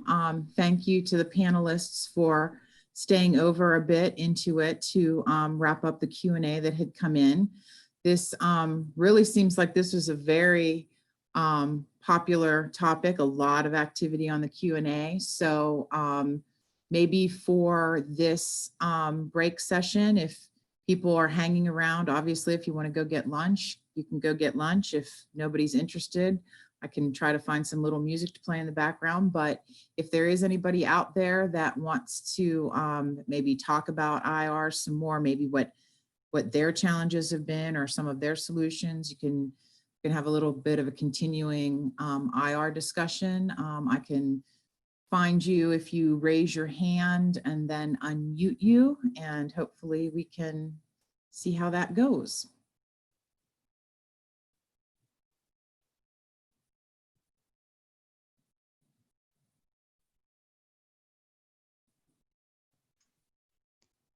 This is Wendy. I'm just going to take this opportunity to say this was a great presentation. I mean, not that any of them have been bad, but this is directly in my area, and I'm definitely going to have to watch this when I'm not also managing some of the conference. So thank you so much to our speakers and for the resources. And I've put the links to the resources into SCED and into the discussion forum.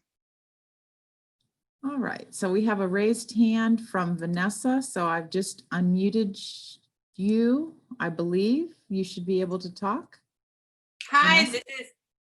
this is Vanessa. I was actually just going to put a question in the chat.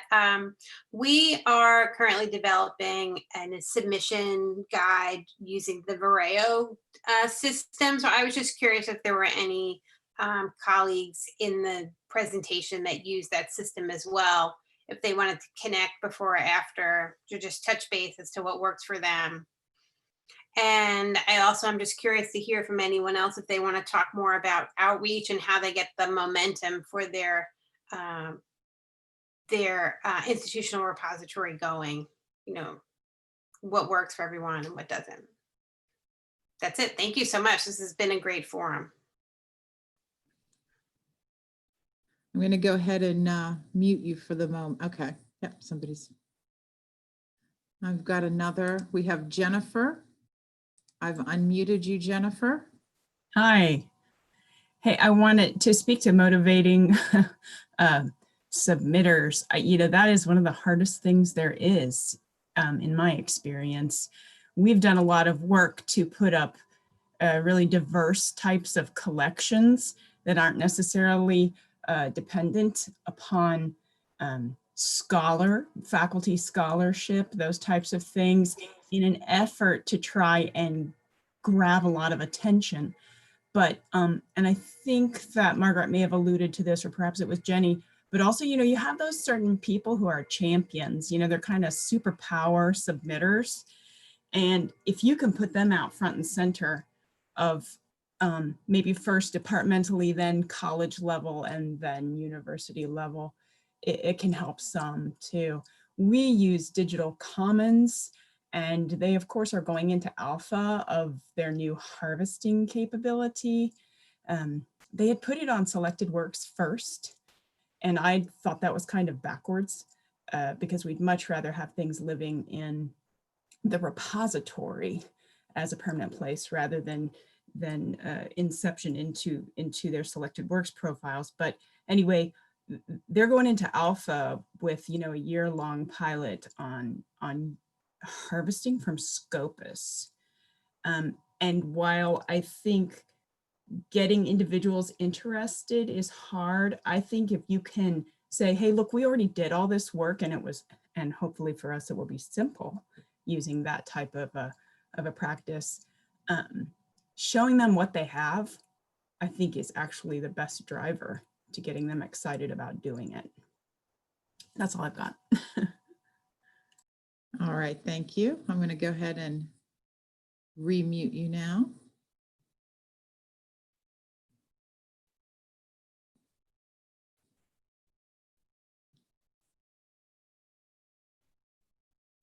Anybody else?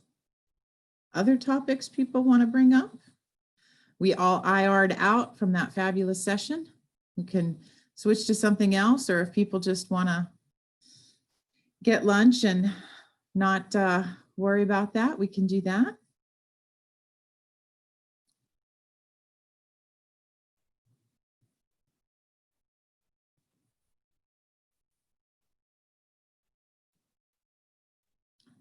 All right. Well,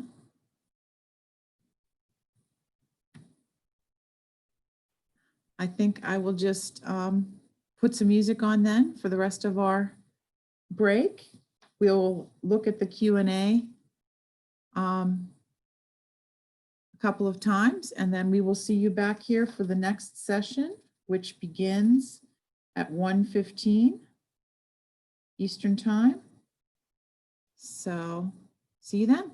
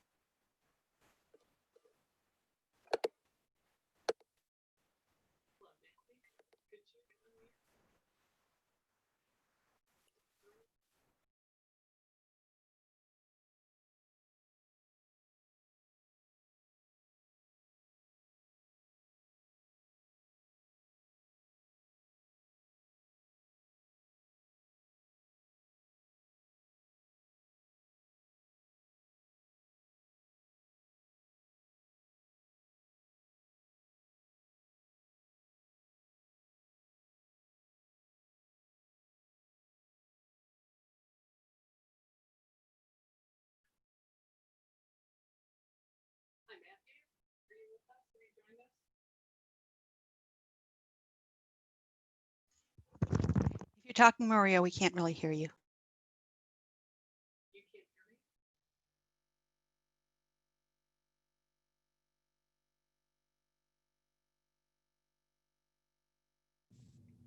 Hi, can you hear me now? Yes. Is that better? Is that better? Okay, sorry about that. I was on the wrong microphone.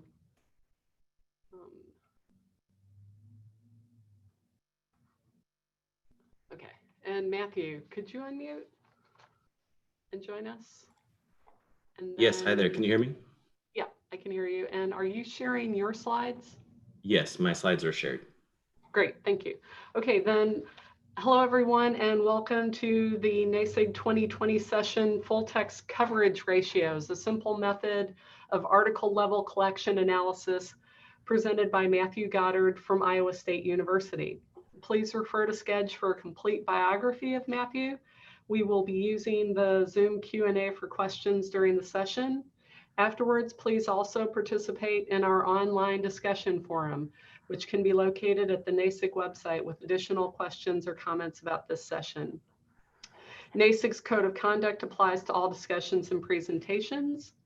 The links to the forum and Code of Conduct are available on the NASIG website. Please tweet about this session using the NASIG hashtag NASIG 2020. And I would like to thank the NASIG sponsors for helping us make our online conference freely available. I will now turn it over to Matthew. Great, thank you so much.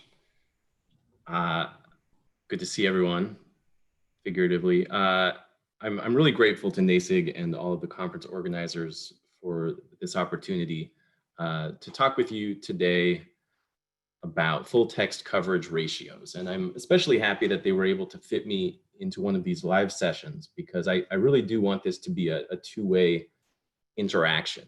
And that's because essentially I have an idea and I've thought about this idea a lot and I've talked to a lot of people about this idea. And I've used this idea to help solve some tricky problems, but this is really my first real opportunity to submit this idea to the broader profession. And I'd like to use this opportunity not only to share this idea with you all, but to get your feedback. So I'm really delighted to see the incredible turnout as well, because I think I'm going to try to leave at least a few minutes at the end when I'll get to hear your thoughts in addition to answering any questions you might have. And I'm hoping that with so many people on the call, we'll get to spark a really healthy, good discussion that I'm hoping will continue on the discussion forum on the NASIG site. So with that in mind, I'd like to just suggest some questions that you might think about as I describe this idea, and that you might answer or help answer or provide feedback on during the Q&A. So just some things to think about. And as thoughts occur to you, feel free to put those into the Q&A, and we'll deal with those at the end. But is this a valuable idea? How might this idea benefit your library's users? How might you apply it at your own context? How might this idea be improved? What are some applications of this idea beyond what I'll be describing today? I'm also really interested to hear from anyone who may already be using some form of this idea, because really what I'm going to be describing is so simple and at least potentially so valuable that it's been really hard for me to believe that it's not already being used somewhere in some form. So if you know of anything, definitely I'd be very interested to hear that. So just to give you an idea of where we're headed, I'd like to start out with some brief background on what led me to this idea, and then I'll describe the idea itself. What is a full text coverage ratio? And I'll follow that by describing some basic prerequisites and premises behind the full text coverage ratio, as well as acknowledge some of its limitations. Once that's all over with, I'll finish up by describing some real world applications of this idea that I pursued at my own institution. And then of course, we'll have some time at the end for the two-way Q&A that I was just describing. So with that in mind, here's just some brief background. I recently moved across the country to become the e-resources librarian at Iowa State University, go Cyclones. But before that, I spent many years at California Baptist University in Riverside, California, go Lancers. And it was at CBU that I did most of my thinking about full text coverage ratios. And without going into too much detail here, the most relevant facts about CBU to my presentation today are these. So CBU has well over 10,000 students, around 160 degree programs, from bachelor's through PhDs, including an online division, and a grand total of 6 librarians. And after my departure in April, that went down by 1 to 5. So as someone with broad responsibility for our collections, I needed an easy way to quickly assess how well we were serving each of these many programs. And even if you aren't experiencing that kind of extreme librarian to student ratio, I'm guessing that you might be able to relate. So when I would talk with CBU faculty about our collections, the conversation often turned to our serials holdings, of course. And as you can imagine, despite our best efforts, not all of our faculty were 100% satisfied with what we were providing. So I, of course, would enthusiastically ask them for just a short list of the most important journals in their field that we were missing. And I told them we would get right on it, and I meant it. But I very rarely received such a list, and I think I know why. In general, I think they simply didn't have such a list. They didn't think in terms of journals. And maybe a factor here is because CBU's faculty is largely a mix of early career researchers and teaching faculty. But like our students, they had, it seemed to me, fully internalized that paradigm of information seeking where the article is just about all that matters. But of course, just about all of our journals' assessment and evaluation was based on the container, the journal. So I wanted to come up with a way to evaluate what we were providing that would align better with our user behavior.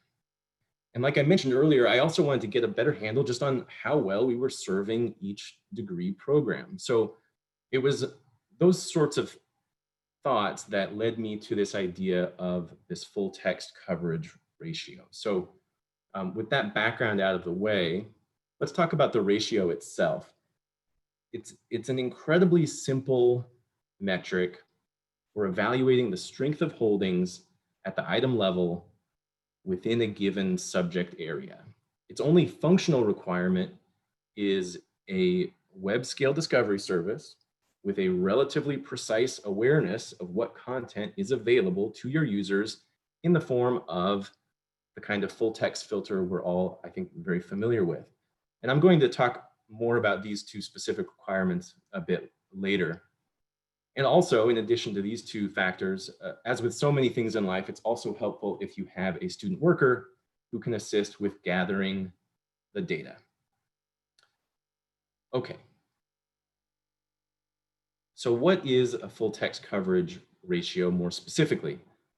Here's the incredibly simple definition as I would offer it if I were asked to formally define this concept. So given a search that approximately represents a given subject area, the full text coverage ratio is the ratio between the number of items that are available and the number of items in the total set. So again, very simple. There's a couple more ways of describing this idea. So out of all possible relevant items Y, our library holds X. So our full text coverage ratio in that case for this domain is X divided by Y %. Or roughly X divided by Y % of all items published in this area are available to our users. So that's kind of the basic idea that we're talking about.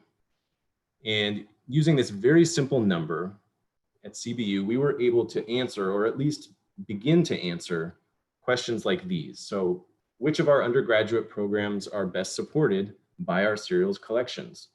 Which programs do we need to invest more in? How much impact will Journals Package X have on our support of degree program Y? How much would cancellation of Journals Package A have on our support of degree program B? And I'll talk more in a little bit more depth a bit later about some of these applications, but hopefully these questions start to give you an idea of just how helpful this kind of an idea might be. So I just gave you that sort of formal definition of what a full text coverage ratio is, and hopefully that was clear, but I'd like to make it a little bit more concrete. So let's look at an example, and we'll walk through the exact steps of calculating one of these ratios. So let's say that the biology folks across campus are doing a program review, and they've asked for some input on the level of the library support for their biology major. And you could use some boilerplate text about, how many e-journals the library holds, that kind of thing. But you could also supplement that information with the library's current full text coverage ratio for biology. And that, of course, means that you'll need to calculate that ratio, but you don't mind, no sweat, because that task is going to take you less than 5 minutes. So here's how that might be done. So first step, simply formulate a search that approximates the body of scholarly output relevant to a particular academic program. So in this case, you're going to define a keyword or a set of keywords that is approximately representative of the subject area of biology. So the idea is to identify some basic term or set of terms that gets at the full scope of a subject area in question. So in the case of degree programs, that could often simply be the name of the degree program. For biology, you might simply search for the term biology. Other degree programs, especially interdisciplinary programs, might require a bit more creativity in this step. Once that's done, the next step is to simply define a search limited to the scope that you are interested in. So in my library, we limited these searches to peer-reviewed articles published within the last 5 years, and we only searched within the subject field. But depending on what you're trying to accomplish, really what you're interested in, your definitions here in this step might be different. Once you've done that, it's just a simple matter of actually doing the searches. So you're going to simply do 2 different searches. It really doesn't matter what order. Those searches are going to be identical in every way but one. One will have that full text limiter applied, and one will not. One will just simply return everything in your discovery index. So once you've done that, for each search, simply note the number of items returned and the number of total items returned by the first search divided by the number of total items returned by the second search equals full text coverage ratio. So again, we're essentially just talking about the percentage of available content as best as we can determine it through a simple search of our institution's discovery layer. So it took me longer to explain those steps than I think it would take any one of you to perform them. So now at this point, you can report that ratio to the biology department, but on its own, it's not very meaningful. I mean, it's interesting, but it really needs a bit more context. So for example, what does it mean that your users have access to roughly 80% of all peer-reviewed biology articles published in the last 5 years? Like any metric, we need multiple data points in order for any single number to really be actionable. So we might ask instead, or in addition, how does this ratio compare to the library's biology ratio in prior years? Are we covering more or less than we have in the past? How does this biology ratio compare to the ratio at our peer institutions? Are we doing better or worse? How does this biology ratio compare to that of other degree programs at our own institution? Okay, so we can compare full text coverage ratios over time between institutions and also between programs. And I think all of those are worthwhile projects, but by far the easiest one to perform is that last one, comparing the ratios of different degree programs. And that's the line of inquiry that I focused on at CBU. And that's the one that just about anyone listening to this presentation could easily pursue right away. And it's also the one I'll focus on a bit later when I talk about some of the practical applications of this idea. But before we get there, I do want to talk about some of these prerequisites and premises behind the full text coverage ratio. As I mentioned earlier, the only thing you really need in order to calculate a full text coverage ratio is the kind of web scale discovery service that I think we're all pretty familiar with by now. Things like EBSCO Discovery Service, Primo, WorldCat, Summon. Just about all of my exploration of this idea was with EBSCO Discovery Service, because that's what we used at CBU at my previous institution. And I do think that tool has the potential to be a pretty good tool for this purpose for the most part. And one thing that I think I'd like to learn more about, and maybe this is where some of you can provide your own thoughts, is whether some of these services are better for this purpose than others. And I think that is a question worth exploring. So what would make a discovery service better for this purpose than others? There's really not much that you need from a discovery service in order for it to give you actionable full text coverage ratios.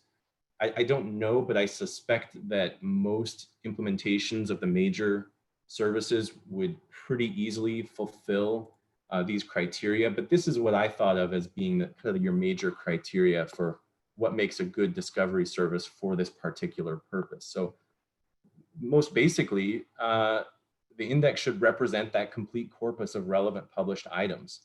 And of course, that is indeed what discovery service providers have been putting forward as their major selling point for the last decade and change. You'll also need, of course, that full text filter that's actually based on what's actually accessible. So of course, it should have detailed knowledge not only of your own local licensed content, but open access materials as well. You also are going to need pretty effective deduplication, since the ratio is based on the total number of items returned by our searches. A large number of duplicates could skew our results. And similarly, you're also going to need accurate reporting of total results. So if the discovery layer is being loose with how it reports the total number of items in a search, that could also reduce the usefulness of that ratio.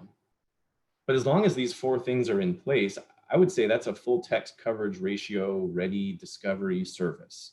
And the more these things are in place, the more complete the index is, the more accurate and comprehensive its full text filter, the more effective its deduplication, and the more accurately it reports results, the more valid your ratios are going to be and the more confidence you can have in them. And on that point, I think it's interesting and I'd say maybe fortunate that with the possible exception of number 4 on this list, the same things that make a discovery service a good tool for full text coverage ratios are also on the list of those things that make simply a good discovery service. So we're all kind of pushing in the same direction. Okay, so much for prerequisites. Let's talk a little bit about premises. So what are the background assumptions behind the development and use of these ratios? First of all, I would say we're making an assumption that the discovery service is the most comprehensive index of relevant articles. And hopefully that's a safe assumption. If not, I would say we have other work to do. And also we are assuming that our full text filters are generally accurate. We're really relying on that particular function to give us meaningful numbers. And I think it's fair to say that there's probably room for improvement here in most libraries and in most discovery platforms, particularly when it comes to hybrid open access articles. But in general, I think we all put forth quite a bit of effort to make sure that this is a valid assumption. Speaking of open access, one of the premises of this whole idea is that open access content counts. I'm sure we all agree with that. But one thing I like about these ratios is that they make no distinction between licensed and open access content. So in true user-centered fashion, all that matters here is that the content is available for use. So a bit later, when I show some specific full text coverage ratios for particular degree programs, one thing you might notice is that many of the most highly ranked programs at my institution also happen to be part of academic disciplines that have most effectively embraced open access. So the full text coverage ratio, in other words, is an open access friendly metric. And in that sense, I think it's one of the few things in my professional life that would not be turned upside down by a widespread Plan S style flip to open access. So it's, in that sense, you might say it's future-proofed. Finally, the last premise is that hiding things from users is bad.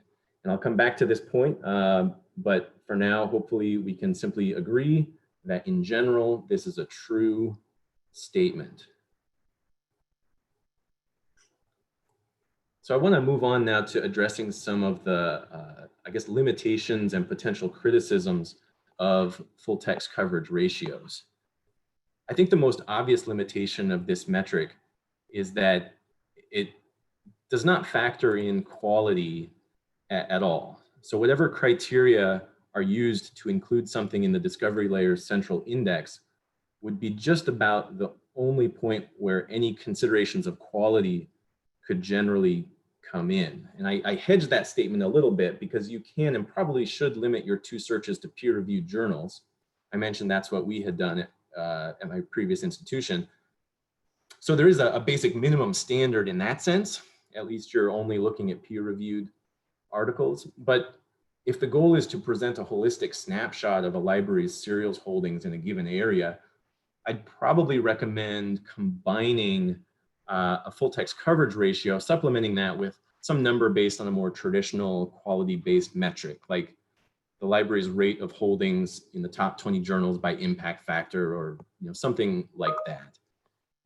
And speaking of impact factors, one thing I want to mention here is that given recent criticism of citation-based metrics, I think perhaps this limitation of full text coverage ratios also has a silver lining. So essentially it levels the playing field, so to speak, between prestige journal content on the one hand and research coming from emerging fields and from the developing world on the other, and treats that all on an equal basis. But more generally, I want to address this limitation by making it clear what sort of metric the full text coverage ratio really is. This metric does not try to perfectly describe everything you might want to know about a library's coverage of a particular area. And if you'll allow me just a bit of a digression, I think no discussion of metrics is complete without bringing in baseball. So I'd like to make an analogy with the very greatest form of athletic competition. So the full text coverage ratio, I would say, is like a batting average. It's simple, it's intuitive, it's transparent, it's usefully descriptive. Number of hits divided by number of at-bats tells you quite a bit about a hitter, even if it doesn't tell you everything.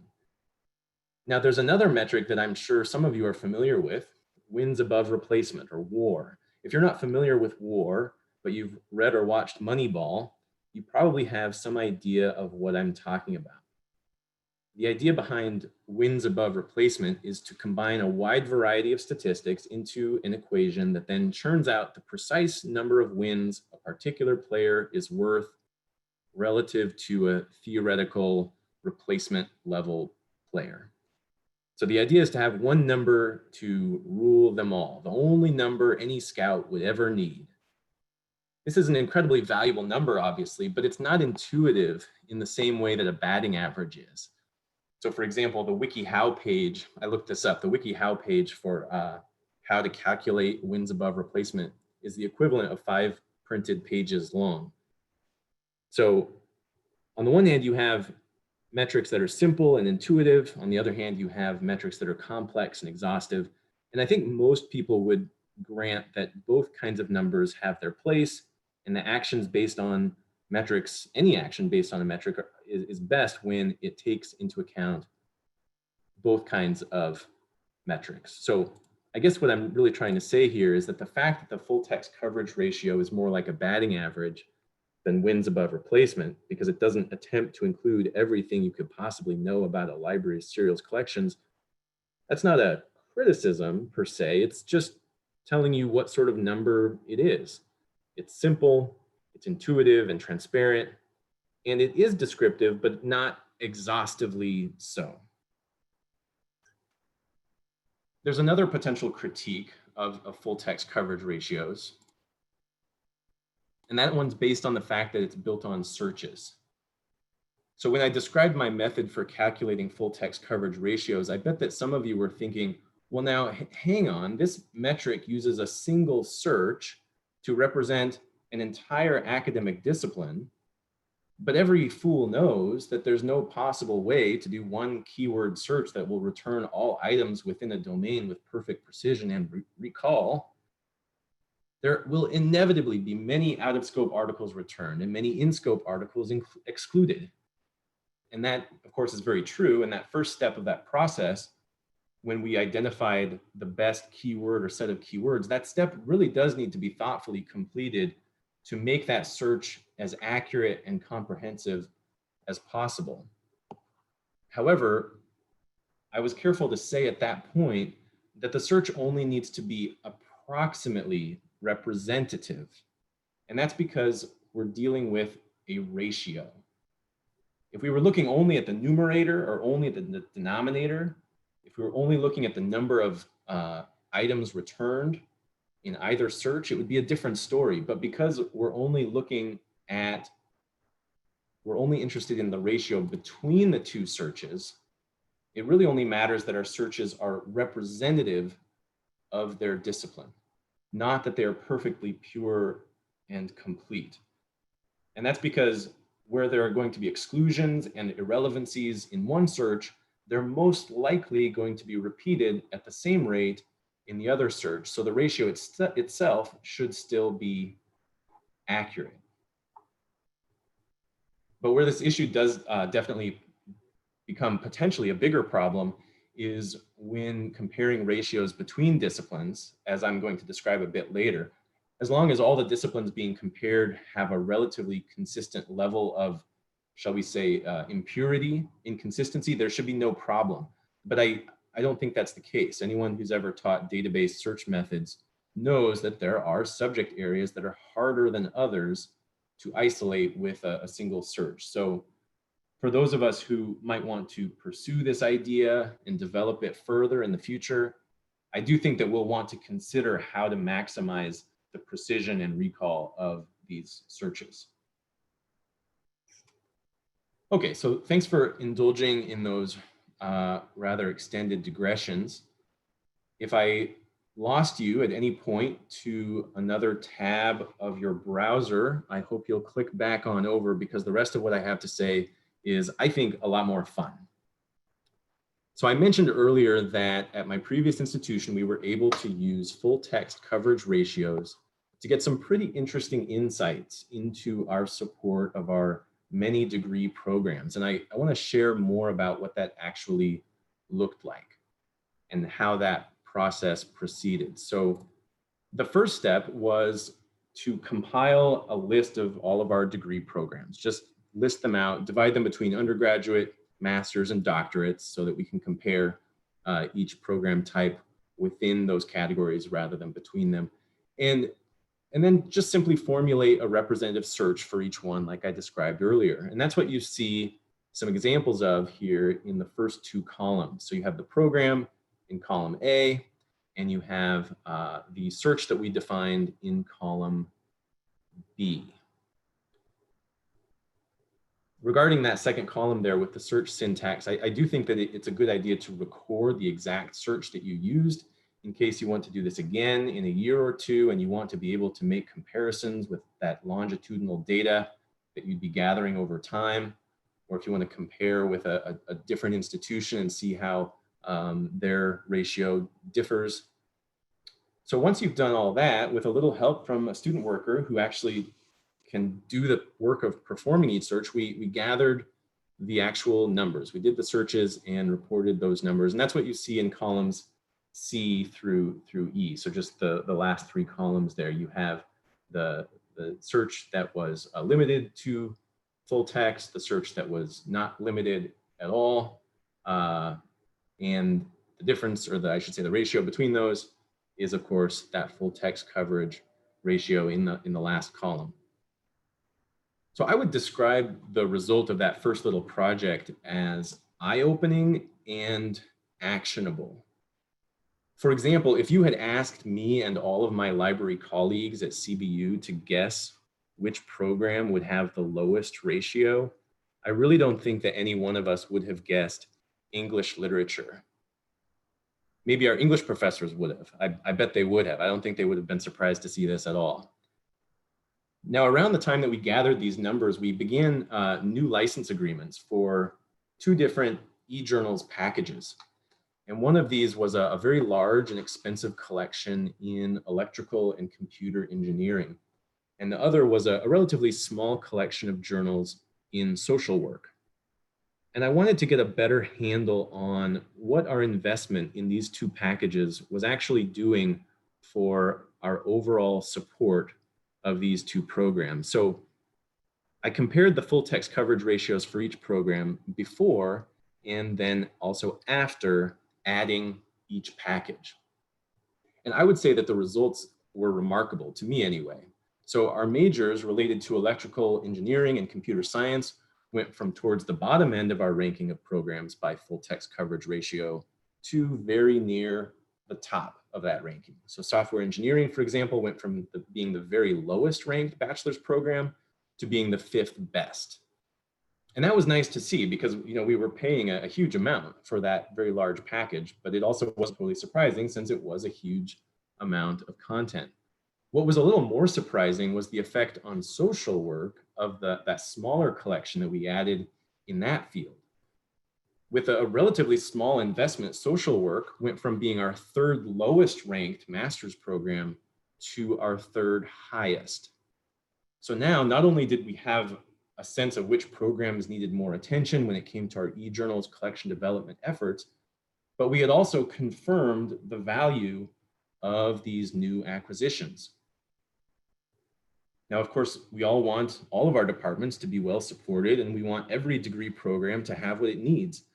So my own impulse was to simply start at the bottom, or in this case, what you're looking at from the top of our full text coverage ratio ranking, to determine where to focus on new journal licenses. Just start with the lowest ranked programs and work our way up from there without regard to things like enrollment or research funding.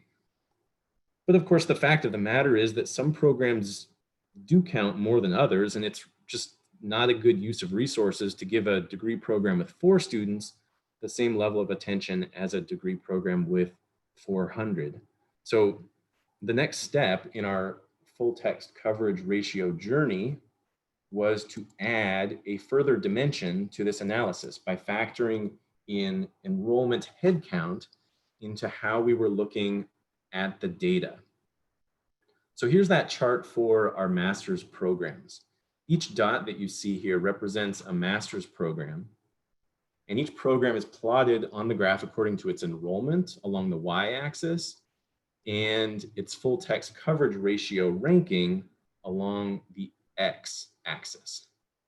So using rank rather than the raw ratio allows us to evenly distribute each program, which gives us essentially our own little action priority matrix. So if you divide this graph into quadrants, in the lower right, you have the programs of least concern, programs that have low enrollment, but that have full text coverage ratios that are above average relative to other programs. So these small programs appear to already be pretty well served by our collections.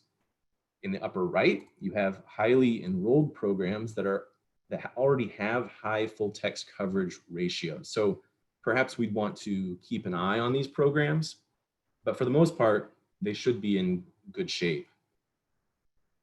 Now, of more concern are the programs in the lower left quadrant. These are small programs with relatively low rates of coverage. So I would say that these deserve our attention, but not as much as the programs in the upper left, which are the most obvious causes for concern. So these are the programs that have high enrollment, but a below average full text coverage ratio. So if you look at this chart, you'll see that in this case, there's just one dot in that quadrant. And so for us, that was a master's degree in education. And so it was an easy decision once we saw this chart to decide to look into ways of better supporting our master's degree, our education master's students by increasing our coverage in their area for our journals. So this chart is one of my favorite demonstrations of the value of this kind of analysis. At a single glance, you can easily identify those programs that are in most urgent need of better support from the library's serials collections.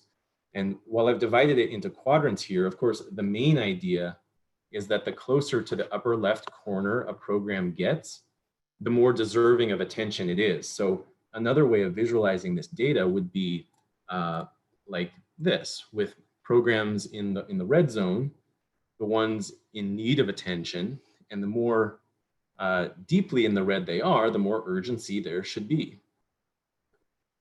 Hopefully you can imagine how a visualization like this might be a powerful tool when making budget allocations, evaluating renewals, considering new acquisitions. And once you've gathered these numbers for one academic year, you can repeat the exact same process in consecutive years. And over time, you'll have a handy little longitudinal data set showing the changes in full text coverage ratio per program over time. And programs with consistent downward trends might be singled out for attention. At that point, you'd want to ask, well, why is this ratio going down? And your answer will, of course, either be that your own journal's content in that area has decreased, the amount of content being published in that area has increased, or most likely some combination of the two. So I focused on applying this concept to the level of the degree program, but there's no reason why it couldn't also be applied at broader or narrower levels as well. So for an example of a broader level, you might consider your institution's overall full text coverage ratio, which you could easily determine with a null search, just an empty string. An example of a narrower scope would be to apply it to individual courses or even individual research projects. So just to wrap up here, the full text coverage ratio idea, as I described, it arose from conversations with end users, both faculty and students. And as a librarian, I naturally want to surface as much as possible in discovery and then guide the user to the easiest way of accessing that content. We're in the business of making things accessible, right? Not hiding things. But with discovery services, that's exactly what most of us do. We hide content that is unheld. We hide that behind a full text limiter, full text filter. And of course, that is indeed what our users want. That's their preference. And that's really what a lot of my conversations helped me understand. If it's not immediately accessible, they don't want to see it. So we reluctantly hide things and hope our users will find that checkbox if they need to find things beyond our collections. So at the beginning of my talk, I described the few lines of thought that led me to this idea. Basically, I just wanted a way to quantify our support of individual degree programs in a way that made sense to our users. But I think I also like this idea because I really hate hiding things. And this is an extremely efficient way to answer the question of how much content are we hiding? And that's part of why these numbers are so interesting to me. And I hope they're interesting to you as well. And so I'll just revisit the handful of questions that I suggested at the beginning. If any of you have thoughts on the value of this idea, how you might apply it at your own institution, how you might refine this idea, further applications of it, if you are aware of where this has already been done, anything like that, I'm definitely want to make sure that we spur a good discussion here. So let's see. I guess I'll go into the Q&A. Yeah, Matthew, this is Maria. I've been looking at the Q&A and it seems like thematically there are several areas, but two areas that really stand out from the questions. One relates to the configuration of your discovery layer. So things like what was activated in the index, did you all turn everything on? Yeah. Were you confident you were able to eliminate duplications? Yeah. Did you have to do anything to make EDS work better for you? Yeah, that's a good line of thought and a good set of questions. I think the best way of answering those questions would not necessarily be to give all the specifics of our setup, but I would say that in general, the way it was set up. So I had pretty broad responsibility for our discovery layer in my previous role, and I set it up so that essentially anything that would fall into that category of a legitimate peer-reviewed scholarly resource would be in the index, if at all possible, and at the same time that duplication would be minimized. And so those were a set of decisions that were made, not with an eye towards full text coverage ratios, but simply with an eye towards the user experience and you're providing an effective discovery layer. And that's, I think, my main point about that I kind of alluded to this in my presentation, that the things that make a good discovery layer, at least to my mind, that make a good discovery layer, I know there may be differing philosophies on this, but those are also the things that make an effective tool for this kind of analysis. And one thing that I'm kind of curious about is, I alluded to this as well, that the differences between the different products that are out there. And I think it would be worthwhile to dig into the various kinds of setups that they allow to determine what makes a good setup for this particular function in this kind of analysis. And also if there's ever any tension between the user experience and this kind of analysis, because in my experience, it seems like if you're setting this up for a good user experience to provide a pretty holistic discovery service that has a pretty comprehensive index, but that has effective deduplication and a good just overall user experience, that also lends itself to this kind of analysis.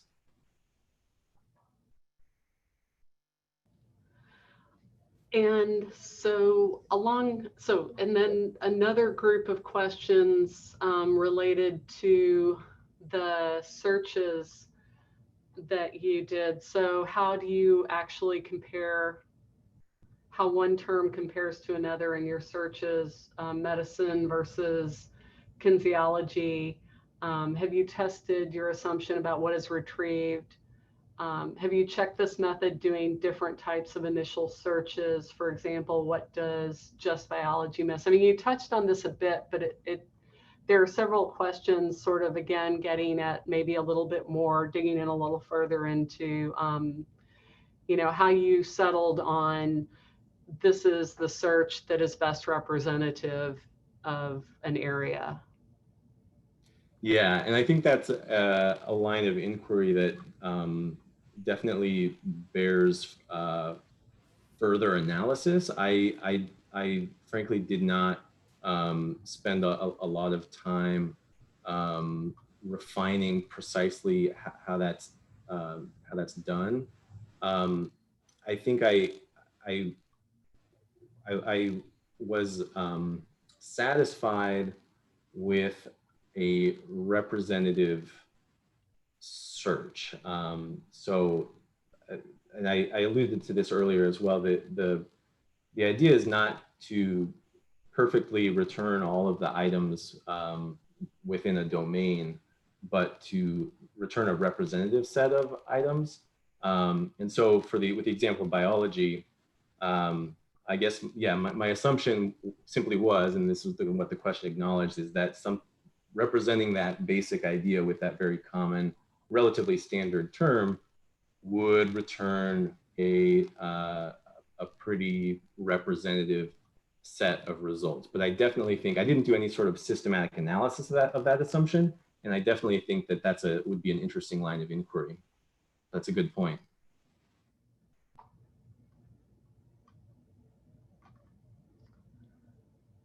And then there was a question, can coverage be related to cost? Is chemistry 30% of coverage, but 50% of the cost? What were your thoughts about that, that relationship? Yeah, that's an interesting question. That's another dimension of analysis that I haven't really thought about how that might be pursued. But you could certainly, you could certainly, it might be interesting to, I showed you the graph of the ratios by enrollment, like per program by enrollment. And it might be interesting to see those plotted by cost. And, that might surface some low-hanging fruit when it comes to, maybe there's a very low ratio, but it's in a field with very low, generally low cost, like English, that you could then, really take advantage of that insight and really get a lot of bang for your buck, I suppose. So yeah, that's a good idea.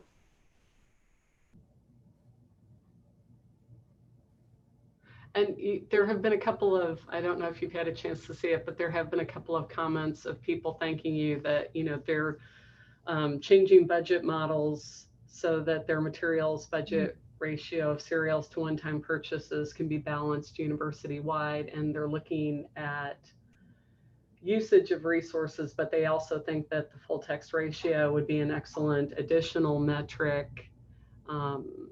And this seems to be useful. I'm chatting with my colleagues as we watch this presentation, and we're already discussing various ways it could be used to assess the diversity in our collection. I'm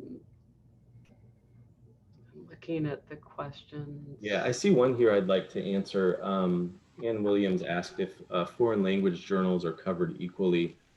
That's a really good question, and that's a factor that you might want to consider in that search. You know, maybe you might want to, I just used the English term, but it might be a better idea so that you do ensure that you're getting all the foreign language journals to, you know, just or together some of the you know the equivalent Chinese phrase, the equivalent Spanish phrase, etc.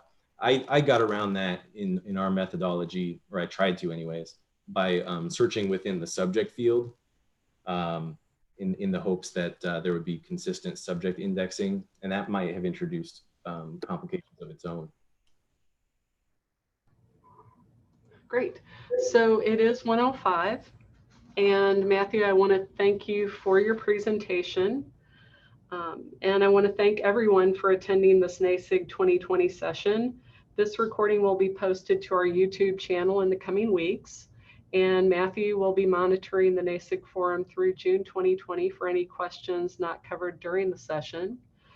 Please join us at 2:15 for our next session. Thank you, everyone. We will move all the existing questions over to the discussion forum because there is a lot of them. Great. You have your work cut out for you, Dave. Yep, Matthew. I look forward to the discussion. Thank you so much for attending.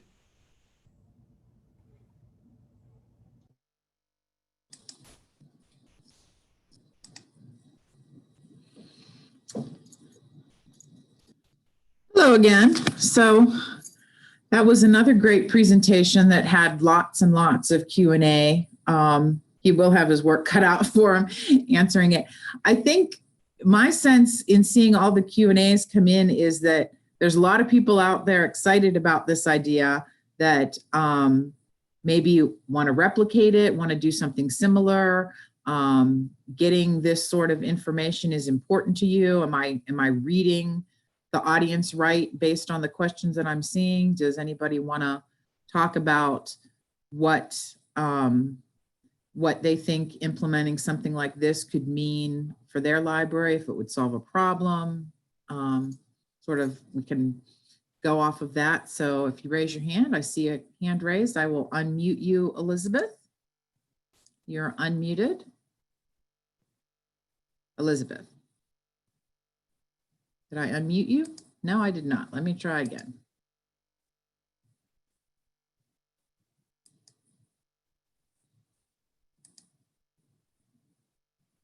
All right, you should be unmuted, I think. No? Am I unmuted yet? Oh, yes, you are. Elizabeth, yes, you're unmuted. I appear to be having some technical difficulties, so I'll defer to other people. Well, okay. I mean, we can all hear you fine just now.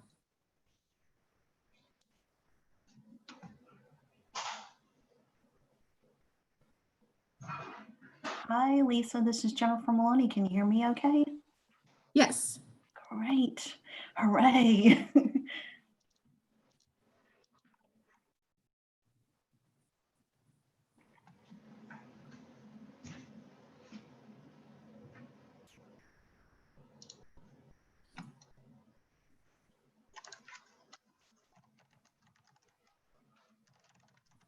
So, no discussion? People want, that's fine. Okay. There are forums set up that you can find from the NASIG website. If you watch the slide, eventually the slide will come by that has the exact address to it, but the NASIG website has forums that there's a forum divided into presenters and then one for everything else. So I feel like that this is probably going to be a hot topic, and everybody can go over there if they want. And I will go ahead and play music again for the rest of this break if there's nobody else that feels like they want to chat about this or anything else related to the conference. All right.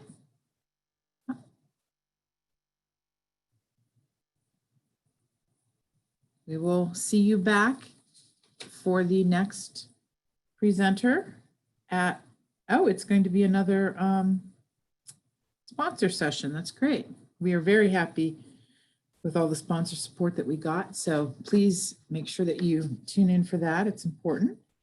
So we will see you back at 2:05 and I'll play a little music for you in the meantime.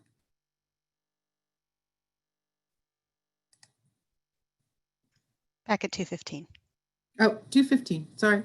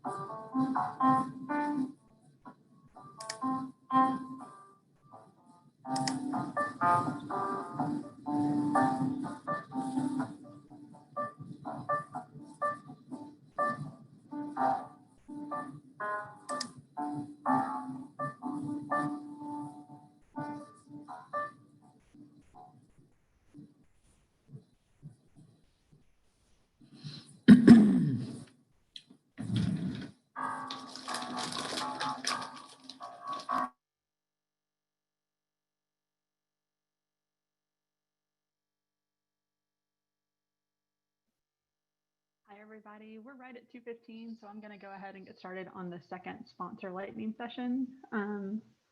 Let me go ahead and share my screen. Okay. And share. All right. So welcome to the second sponsor lightning session of NASIG 2020. Today's speakers are Jennifer Maloney from Oxford University Press, Kristen Twardowski from Duke University Press, Lorna Vasica from American Institute of Physics, Christina Jutsi from Bloomsbury Digital Resources, Dan Asher and Rita Senna from Springer Nature, and Kristen Wilson from Index Data. Please refer to Sketch for more information about today's speakers. We're going to give them each about 6 minutes to speak, and then we'll run through any questions that we've accumulated at the very end of the session after all sponsors have presented. We'll be using the Zoom Q&A for questions during the session, and then also have a discussion forum set up for the session where you can post any questions that we'll be monitoring over the next few weeks. NASIG's code of conduct is still in effect for all discussions and presentations, and the links to these items are on the NASIG website. If you're tweeting, please keep using the hashtag NASIG 2020. And we would, of course, like to thank our sponsors this year for helping us make our online conference freely available. I'm really excited to hear from all the sponsors who are presenting today. And with that, I'm going to turn things over to Jennifer at OUP. Great, thank you, Megan, and thank you to everyone that works so diligently on the NASIG committees to make this conference possible. I'm going to go ahead and share my screen.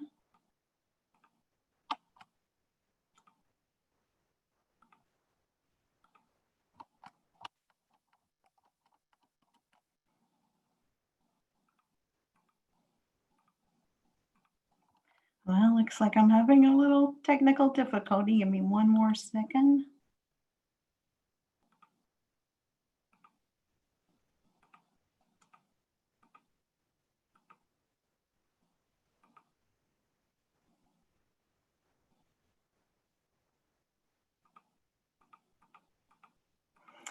Oh, and Megan, it looks like it's not allowing me to share. I don't know, is it better if you bring up my slides that I sent you, or would you like for me to go at the end? Which is better?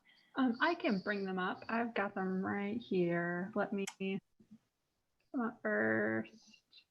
Oh. I really appreciate you doing this for me.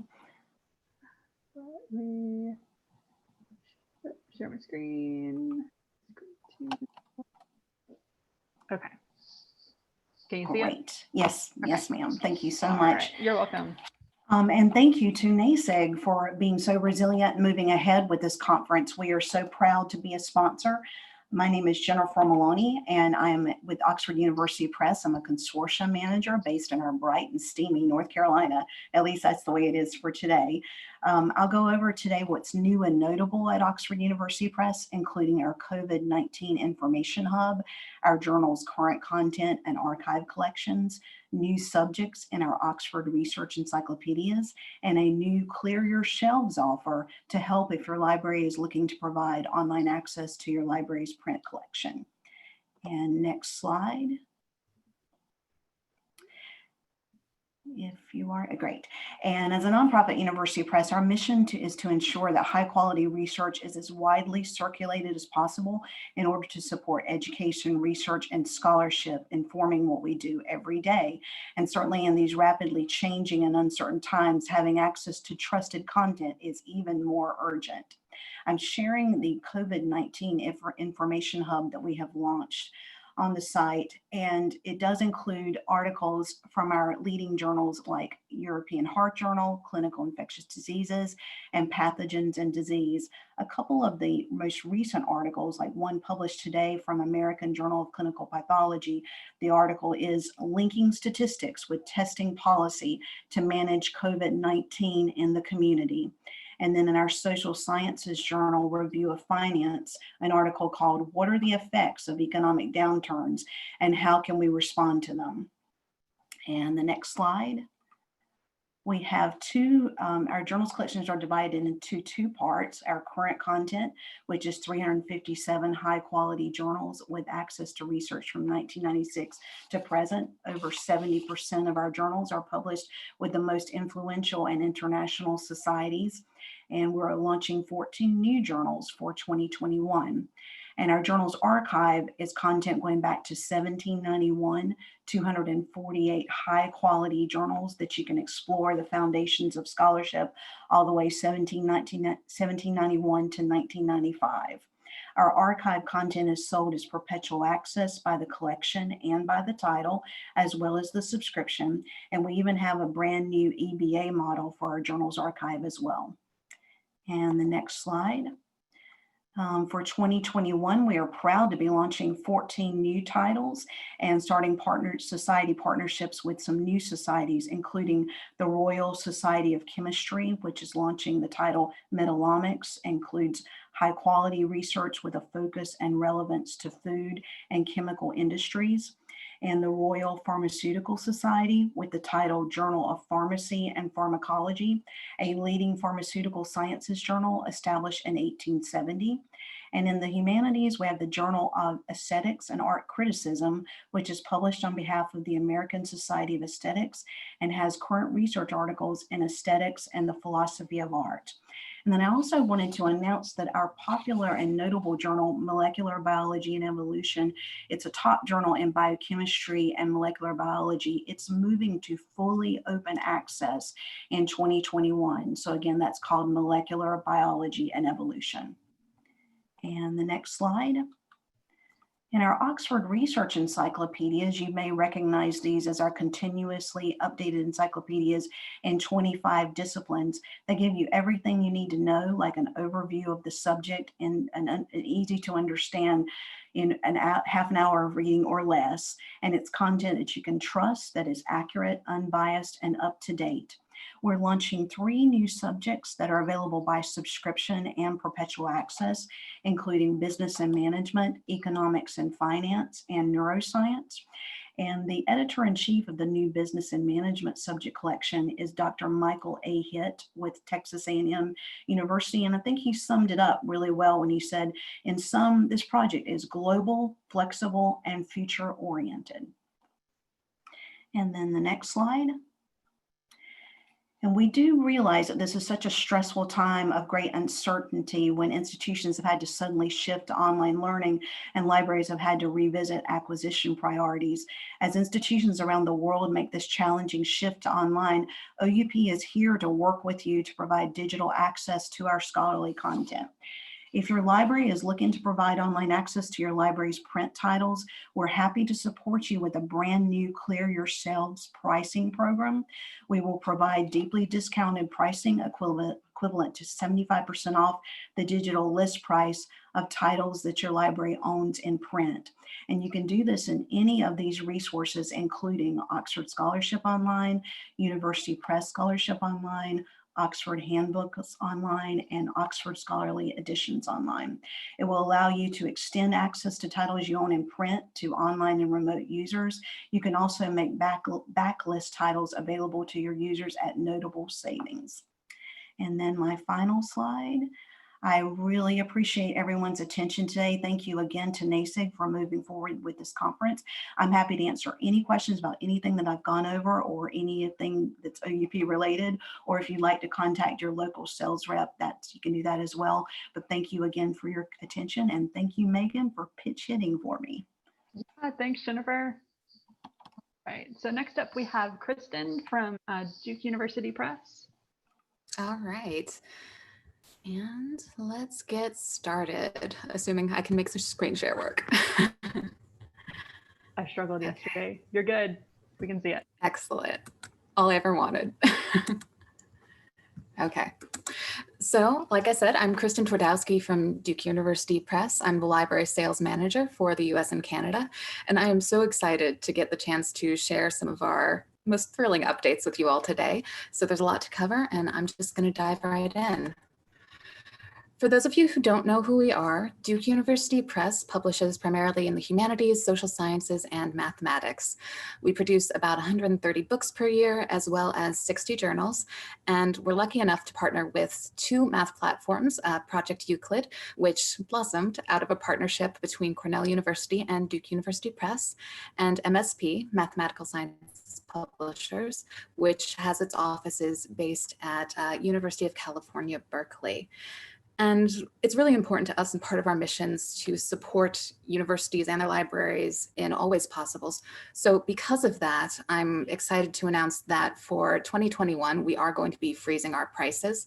It would be irresponsible of us and against what we stand for if we increased prices for our journals and annual e-collections when we know folks are facing 10 to 25% budget cuts. And those budget cuts are something we are intimately acquainted with. So this is going to affect single journal titles as well as our eDuke Books collection, eDuke Journals, Euclid Prime, and MSP on Euclid. To continue our support of libraries and course instructors, this year we also started creating course syllabi. And these are thematic syllabi that highlight some of the most groundbreaking and relevant scholarship in topics that make sense for today. So the ones you see on your screen highlight things like political protests, racial justice, the carceral state, but the entire syllabi series also includes things like environmental humanities, healthcare, as well as queer theory.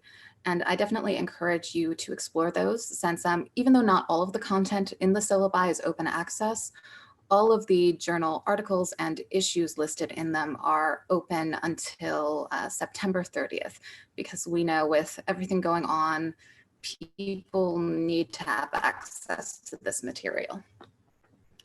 I'm also excited to announce that for 2021, we will have 2 open access journals joining us.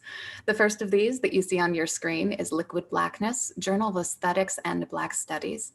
Now, Liquid Blackness has existed in an open access form for a number of years now, but they were kind enough to join us because they were interested in deepening their outreach as well as creating a more standard publishing schedule. So Liquid Blackness really covers the Black experience, media, art, and film from all angles. And you can see one of my favorite covers that they've published in the past for Liquid Blackness, Black Ontology, and The Love of Blackness. It's a really beautiful and in-depth journal, and I'm so thrilled that we'll be bringing it to more people in the world. The second open access journal that will be joining us is Sungkyung Journal of East Asian Studies, which is produced out of Sungkyunkwan University and looks at all of East Asian studies pre-1945. So there's a ton of wonderful scholarship there as well. And once everything is live, you can look forward to emails announcing that. Now for this year, we've had 2 new ebook subject collections joining our already robust list that includes things like art and art history, Asian studies, gender studies, etc. And our 2 newbies are African American, African and Black Diaspora Studies, which is a collection that contains around 350 ebooks that explore the global experience in really groundbreaking interdisciplinary studies, as well as Anthropology, which contains around 550 titles. For those of you who are already acquainted with Duke University Press, you may know that anthropology is one of our specialties.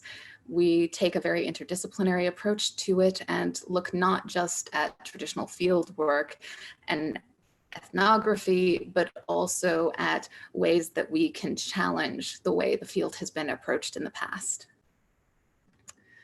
So along with that, this is a sneak peek. Very, very soon, within the next week or 2, our single ebooks will be available through Gobi. Now, these are going to be our single ebooks that we already sell on our platform, which if you buy them directly for us, you can get a volume-based discount. But for the first time, those single book titles are also going to be available through Gobi. I know that makes ordering so much easier. So you should see that email out in a week or 2, assuming everything goes to plan, fingers crossed. And with that, the last thing I wanted to mention is we do have ongoing end of fiscal year promotional discounts available. This is 20% off our ebook subject collections, as well as archives for things like the archive for the Duke Mathematical Journal, as well as the eDuke Books archive. So if you have questions about those promotional discounts or anything else I've mentioned here today, please don't hesitate to reach out. I'm always available at the email on the screen. And yeah, I'd love to hear from you. Thanks for giving me the opportunity. Thanks so much, Kristen. All right, next up we have Lorna Vasica from American Institute of Physics. Hello, I am going to see if I can share my screen and if it will behave with me today. Now, So, question of the day. I know. So, one moment. Let's see if we can get this rolling.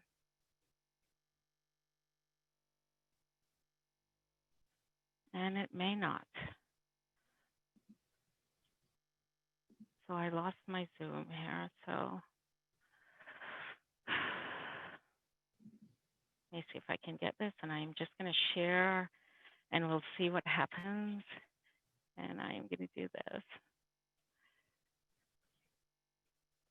So, all right, looks good. And I'm thinking we can see it. So good afternoon. My name is Lorna Vasik, and I'm a sales manager at AIP Publishing. And what I wanted to, I'm sorry? I think you've got it set up on the control panel. I don't know if you wanted to try and set it up on the presentation panel. Let's see. And yeah, is you that can. Better? Yeah, that looks good. Perfect. Okay. So it's switched on me. So again, my name is Lorna Vasik, and I'm a sales manager at AIP Publishing. And what I just wanted to present for the next 5 minutes was just what's on the horizon at AIP Publishing. We're introducing our first collection of 40 books, and it's now available for purchase. We're going to start publishing late 2020, so August 2020, and we're going to be publishing through December 2021. It will be hosted on citation.org alongside our journals. They'll be DRM free, and we'll have multiple formats, which is just HTML, EPUB, and we'll have a print option that's available for those who want to publish a print. We'll have 4 types of books. We'll have principles, which is just a comprehensive overview of a topic for people that are entering, for new entrants that want to find out information about a topic. And for people that already know about that topic, it will just be recent developments in it. Our second type of book is just method, and it's just really what, where, why is tutorial information for you. And for our third type of book, we'll have professionals, and it's just for continuing educators and professionals in the field.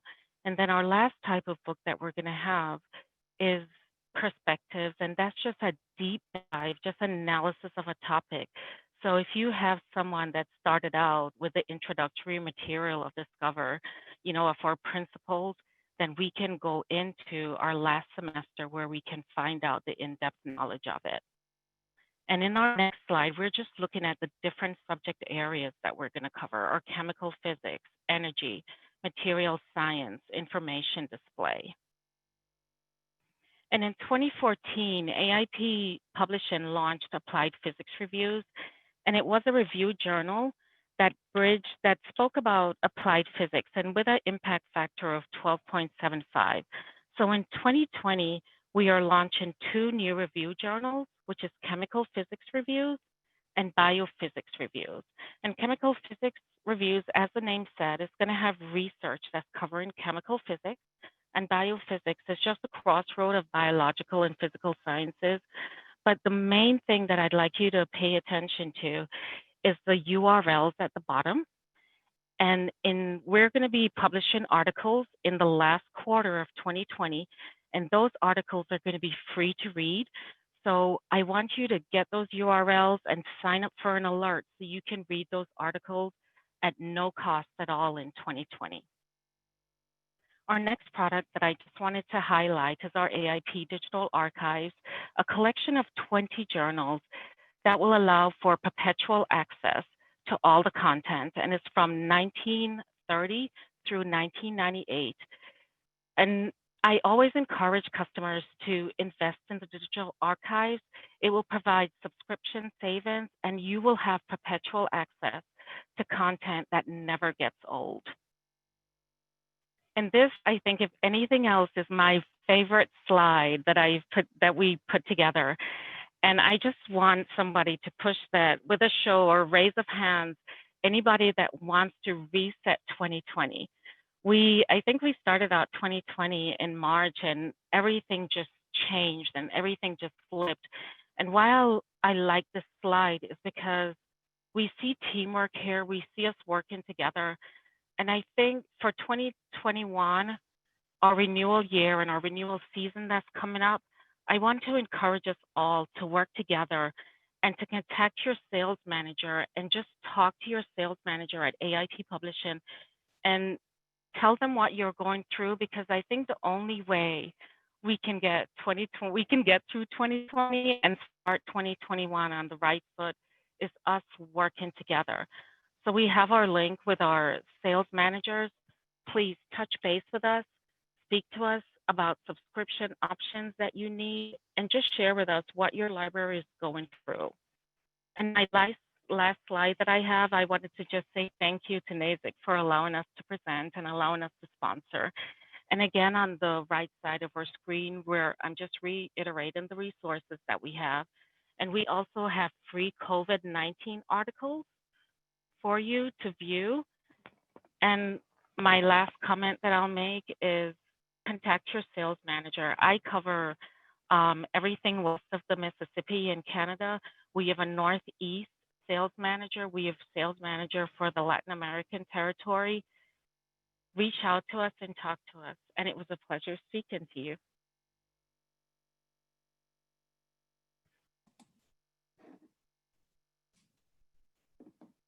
Thanks, Lorna. Thank you so much. Next up, we have Christina Jutzi from Bloomsbury.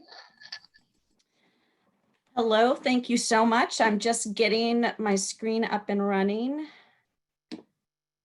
Hoping you guys can see the slide view. Does that look okay? Looks perfect. Excellent. All right, I will go ahead and get started. Thank you to Megan and the NASIG team for allowing us to present here today. As Megan mentioned, my name is Christina Jutzi, and I'm a sales rep and account manager with Bloomsbury Digital Resources. Today, we're relatively new on the block, so I'm just going to do a high-level overview and highlight a few recent developments for you. In case you're not familiar, Bloomsbury began as a trade publisher in the 1980s. The academic division was created in 2008, and then in 2017, they launched Bloomsbury Digital Resources. And our focus as a division has been to provide essential and cutting-edge scholarly content for the arts, humanities, and social sciences in high quality and easy to use digital environments. There are two ways that we provide content. The first is through our proprietary ebook platform called Bloomsbury Collections. We now have over 10,000 titles available on the platform and hope to add another 3,000 in the next year. And these are both front and back lists that we'll be adding and that are available from Bloomsbury's various imprints, including T&T Clark, Methuen Drama, Hart Publishing, Continuum, IB Taurus, and more. All titles on the platform are DRM free and unlimited concurrent user access, and they are all XML based, so that content is entirely cross-searchable, which we really believe is ideal for research and study. You can purchase ebooks as part of discrete subject collections on a title by title basis or through evidence-based acquisition. And I did just want to highlight that we recently updated our EBA model to make it even more cost-effective for libraries. We're very aware many schools are attempting to offer more digital options as quickly as possible for remote learning and study and possible ongoing online classes. So we're really hoping this will provide an option to help you expand your digital catalog quickly. And we do offer print ownership discounts. Content can be purchased through us directly, through your consortia, or through Gobi, and just recently now also through Oasis. The second way we provide content is through subject-specific platforms.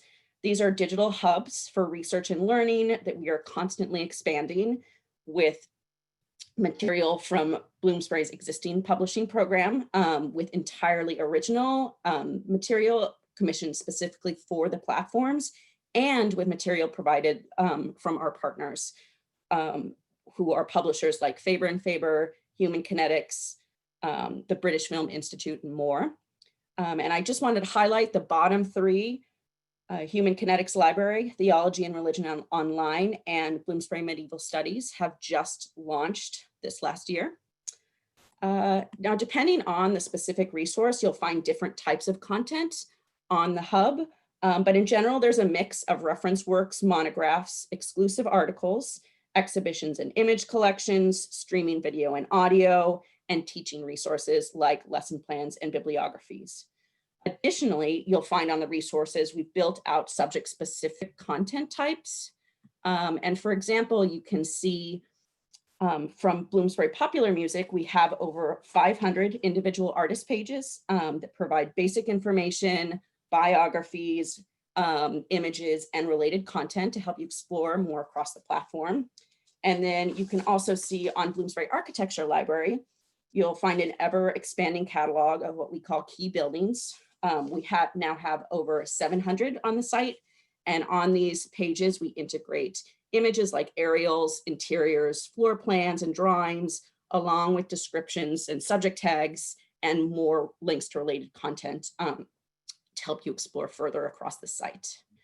I also highly recommend for anyone who is interested or covers any of these topics or areas to take a look at the featured content we have highlighted on every single one of these digital hubs. You can see the image on the front page and then click through to what we've basically done is pull together related content in front of the paywall on relevant topics on the platform. And they really kind of help you get a sense and interact with the content and then guide you through this specific topic and how you might approach it, both you as librarians and then also to educators as well. And finally, I wanted to highlight one of our flagship products. Drama Online is probably our most popular resource. It integrates playtext and scholarly works alongside audio and streaming video. And we really feel that it offers kind of a one-stop shop for English and literature courses, as well as theater programs. Content is available for purchase or subscription in discrete subject modules. And these really allow institutions to pick and choose what works best for them. On the platform, we offer exclusive access to the text by Arden Shakespeare and Methuen Drama, as well as content by such partners as Nick Hearn Books, Playwrights Canada Press, and Faber and Faber. Additionally, you'll find the streaming video from Globe on Screen, and the Classic Spring Theater Company is exclusive to Drama Online. And most recently, we launched a collection from the National Theater with 30 new plays, which is available for the first time to academic institutions. And finally, this fall, we hope to begin integrating contents from Oberon Books, a performing arts publisher based in London, who is the newest addition to Bloomsbury's family. Finally, you can see my contact information on the screen. You are welcome to reach out at any time. I'm happy to answer any questions you might have or point you in the right direction for your sales rep if you're not sure. And thank you again to the NASIG team for putting this together today. I really appreciate it. Thanks, Christina. All right, so next up we have Dan and Rita from Springer Nature. Hi, everybody. Dan's going to share the screen. This is Rita Sinha from Springer Nature with my colleague, Dan Asher. Hello, can everyone see my screen? Not yet.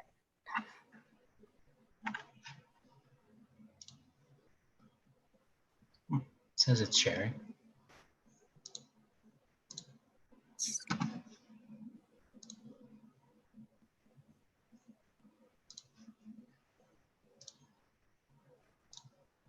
One second.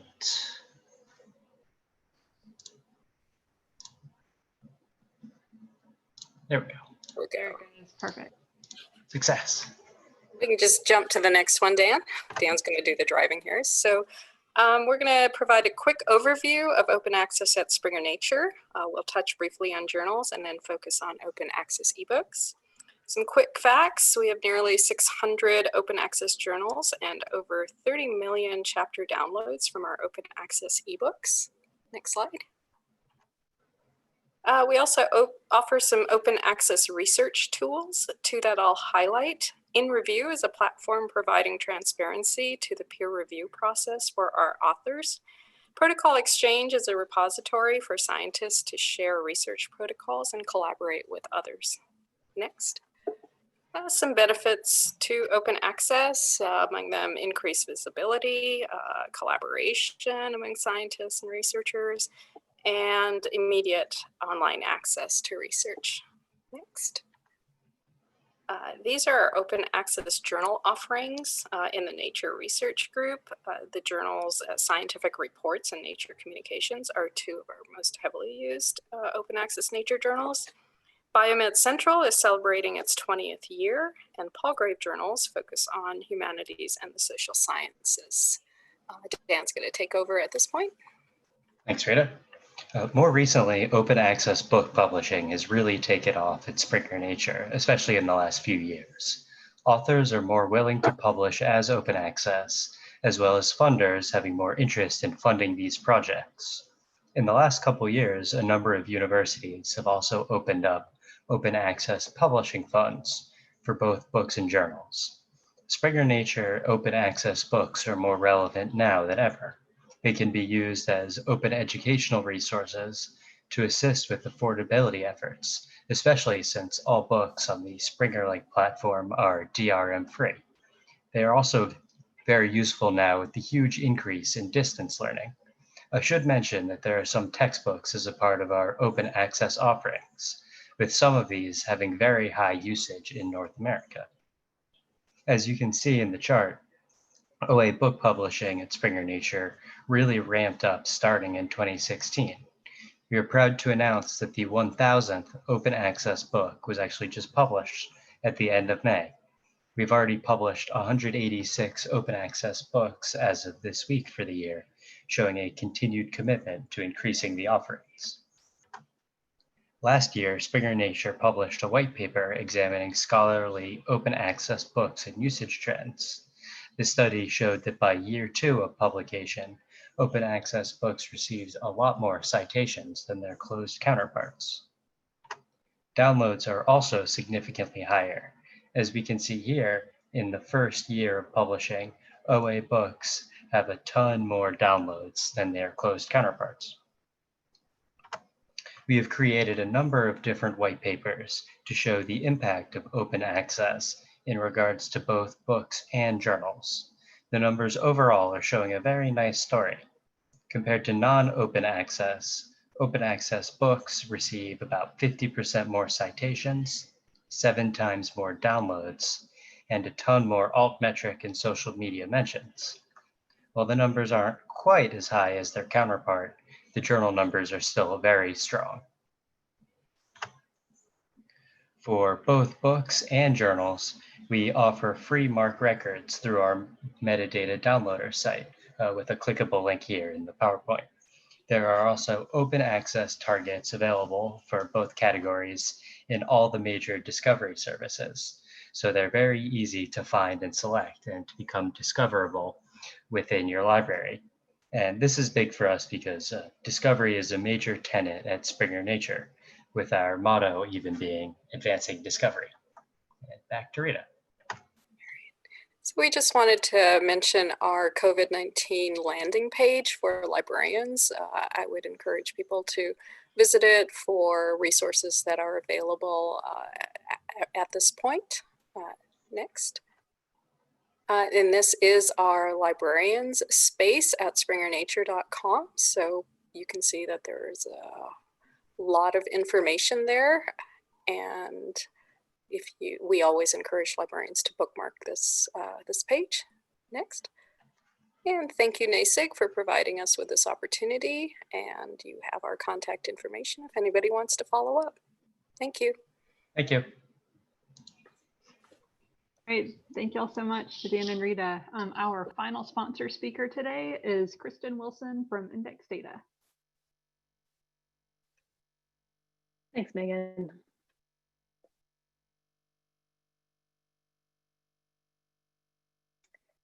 Hi, everyone. I'm Kristen Wilson. I'm a project manager at Index Data, and I'm going to be talking a little bit today about Folio ERM and doing a short live demo for you. Before I jump in, for those of you who might not be familiar with Index Data, we are a small software development company. We specialize primarily in open source software, and for the last several years, we've been one of the main partners in the Folio project to develop an open source integrated library system. And we are also beginning to offer support and services around Folio. And so I'll talk a little bit about that at the end of my presentation. But thinking about Folio, I thought that the NASIG audience might be particularly interested in hearing a little bit about the ERM components of the Folio system. So I'm going to switch over here to a demo or a test system for Folio where I can show you some of what we've done. And what I think is unique about Folio and our approach to ERM is that Folio uses an app-based approach to an interlibrary system. So if you see here along the top, we've got lots of different apps that represent the different functions that you would need to run your library. And you can use any or all of these. And so what's great about that is it means you can use ERM as an integrated component of a full-featured ILS, but you could also use just the ERM apps on their own. So there's a lot of flexibility. So I'll be specifically showing you a few of the apps that support ERM. And I'm starting out here in the Agreements app, and this is really the hub of e-resources management within Folio. And the idea here is that you can create any number of agreement records, and we're using the term agreement really generically, not even to mean a license agreement specifically, but kind of a purchasing agreement. And the idea is that libraries can create an agreement for any type of purchase that they might make. So it can be, you know, a big deal, a package, a bundle, a combo, a membership. You know, there's so many ways that electronic resources are sold. So we really wanted to have that flexibility. So we're looking at here an agreement record. This is just a test record I've created for Elsevier Science Direct journals. And so this is meant to be an agreement that's kind of like a big deal type purchase. And so you can see here along the top, we've got a little bit of administrative metadata about, you know, dates, vendor status, that type of thing, description, cancellation deadline. So just kind of all the details of what this agreement covers in terms of the time period and that type of thing. But what really makes the agreement record what it is the agreement lines, because this is where you can define what is in the agreement. So you can see here, I've set this one up, and this is just a sample with a small number of lines, but we've got one package and several journals. And this is to show that an agreement can be made up of any combination of resource types. So it can be all journals, journals and ebooks, ebook packages. And the source of these journals and packages and other e-resources in this example, and I'm going to click on one of these titles to show you this, it actually comes from another app in the system that's called eHoldings. And right now, this app is providing us with a connection into EBSCO's knowledge base. So this is their real knowledge base that is used to support their link resolver and EDS and a lot of their other services. And they have built a connector into Folio. So you can actually see that metadata here in Folio and interact with it and make changes that will be perpetuated across their entire ecosystem. And if I scroll down here, you can see we've got an agreement section, and this is where I can add this resource to an agreement or create a new agreement with this resource as part of it. And so right now we have been working on testing this concept with EBSCO and their knowledge base, as well as with GoKB, the global open knowledge base. But we're hopeful that we'll be able to add more knowledge bases into the project in the coming months and years to be able to give you kind of that single point of management for e-resources within the ILS. And so if I flip back to this agreement record, I'm just going to quickly open up the agreement lines again. And I've made this bigger so you can read it. So I need to scroll to the side a little bit. But you can see here, we also have connections between these agreement lines and PO lines. So if I were to click on one of these PO line links, I'm taken into another app within Folio, which is the Orders app. And so now I'm just looking at the purchase order line for this resource so I can find out, all these details about how much money is encumbered and what fund it's on and when the order was placed and everything that I might need to know. And I think that's really kind of a holy grail for ERM, is being able to create that connection between the e-resources in your knowledge base, the agreements, the way that your library purchases them, and then the money that you pay for them. And that purchase order piece, as nice as it is optional, because not everyone may be implementing the full suite of apps. And then the last thing that I'll just quickly show on the agreement record is that we also have connections here to licenses. And these are actually your formal license agreements. So if I click on this one, it's going to take me into the licenses app. And I don't have time to show a lot about this app, but it's kind of a typical license app where you can create a surrogate record for each license, and you can map your license terms and have all those details. And each license can relate to one or more agreements. And there's a lot more functionality here on the agreement record I don't have time to show, but I just kind of wanted to highlight the way that we're building all these connections throughout the system. And to wrap up, I'll just quickly show this slide listing our services from Index Data. We offer implementation services, support, SaaS services, so hosting of Folio in the cloud. And we're also just really open to conversations with people about how you might implement things uniquely and what may be possible for you and your library. So please do feel free to get in touch with me or visit our website at indexdata.com for more info. Thanks. All right, thanks, Kristen. Thanks to all of our sponsor speakers today. Y'all were awesome staying within the time frame that we gave you. So we really appreciate that. We don't have any questions that have come through during the session, but if anyone has any questions, I'll kind of give a minute for those to roll in. I can share my screen. Slide deck for now. Any questions? All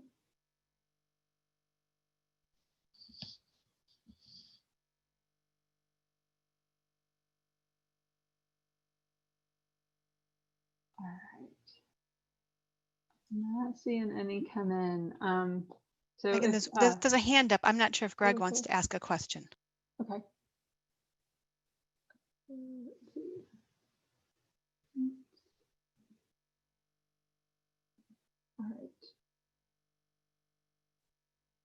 All right. Greg, you had your hand raised.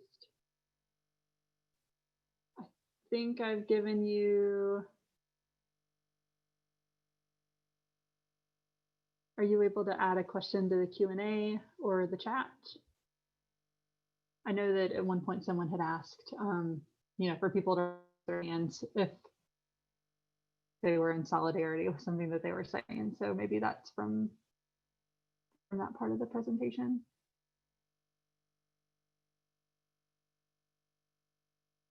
Oh, here's a question for Kristen. Does the Folio ERM help with analyzing counter stats?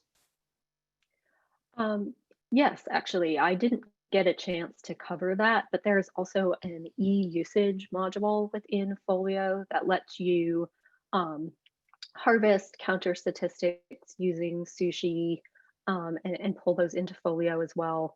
And at the moment, you can actually link up a particular provider with an agreement for statistics. So again, we're kind of working on making those connections between all the different points of e-resources management.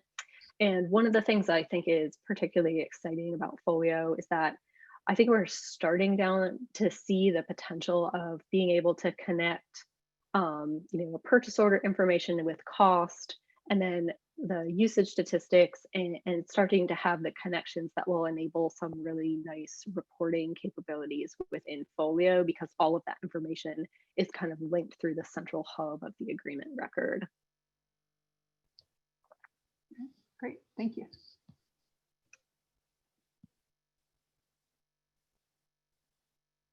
All right.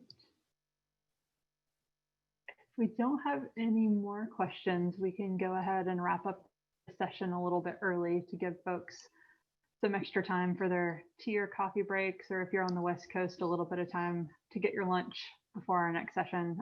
It's due to start in about 15 minutes. We're going to come back with a session on Counter 5 in about 15 minutes. So thank you again to all of our sponsors for helping us make the conference freely available. We really do appreciate it. And thanks to everyone who attended this session.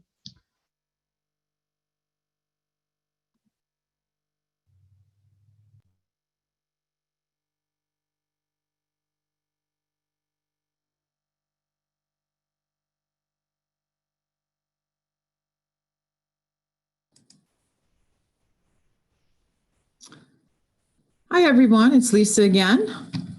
Is there any topics anybody would like to discuss over the break about what we just saw or any of the previous sessions from earlier today? Or does anybody have any excitement about the next session that they want to talk about? Is there anything about the conference in general people would like to talk about? Did anybody has anybody done their fun run? I see the slide is up about the fun run. Have people done virtual fun runs? Oh, I see that there's a hand up. So let's see what we've got. We've got a couple of people. I'm going to let Jennifer talk. Jennifer, you should be unmuted now. Yeah. So I don't know that I did the actual virtual, but I did my run yesterday. And it was brutal. So I think it counts, right? Yes, I think so. And tomorrow will be another, so I've got a second chance. Oh, wow. Okay. That's dedication. Multiple fun runs. That's great. Yeah.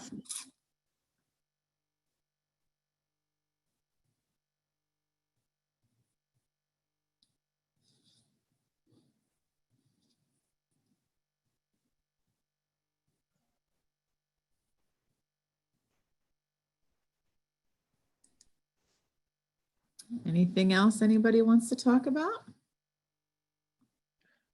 Tomorrow, we will have an honorary virtual ice cream break. The ice cream break is something that we've had at the in-person conference for a number of years, and it's very popular. And so we've put together a little a slide that has a video of showing how popular ice cream treats are made. So we will be showing that tomorrow during the lunchtime session. So you're encouraged to get some ice cream in your freezer and enjoy a treat virtually along with us. Trying to keep as many traditions going as we can. Seen some excitement on Twitter and the discussion boards that you are all happy to see that there's a puzzle option. The puzzle is always very popular at the conference. So we're trying to do some of those things, get a lot of you virtual people excited. Maybe you'll come in person to Madison next year. We would love to see you there. If there's nobody else that wants to have a discussion, I'm not seeing any more hands raised. I will go ahead and play some music until our next session, our last session of the day on Counter 5. So we'll check back with you then.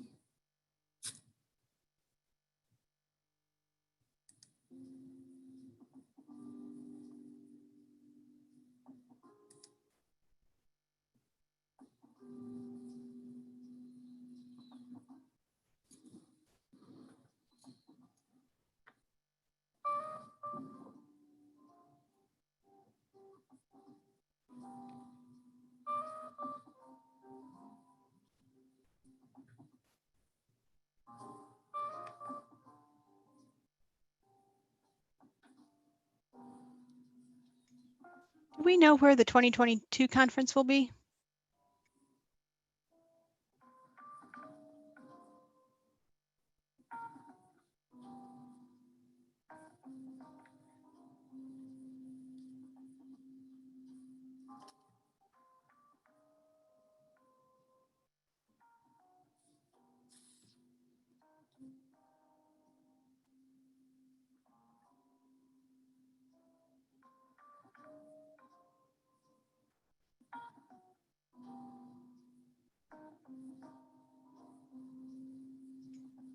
Betsy, I allowed you to talk so you could at least answer that as if you're here at the moment. Hey there, I'm here. But I'm not remembering 2022 exactly right now, but I know who I can ask. So I'll be back with that information.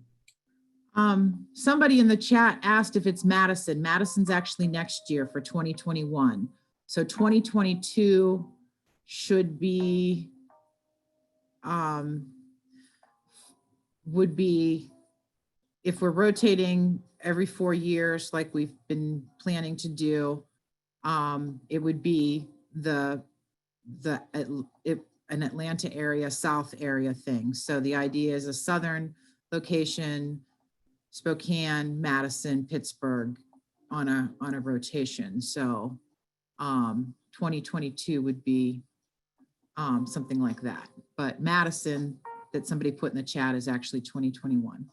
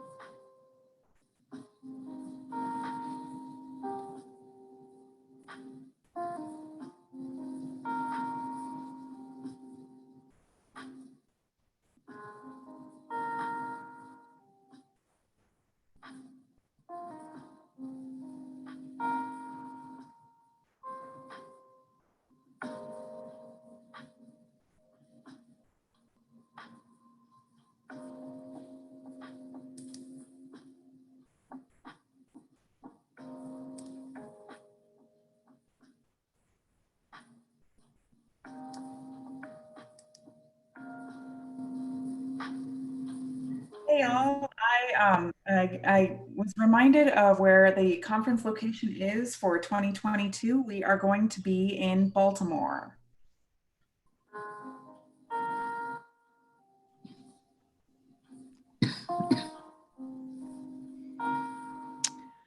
Hey, Betsy, it's Jill. Should I go ahead and share my screen at this point? Or should I wait? I don't see Lorraine here yet. She's not going to be joining us. It's just me presenting. Oh, okay. She did the slides and I'm doing the presentation. Well, we have a couple of slides to play sort of in between, just with the sponsors while I do the introduction, and then I'll unshare and you can grab it. Okay, thank you. Oh, sure.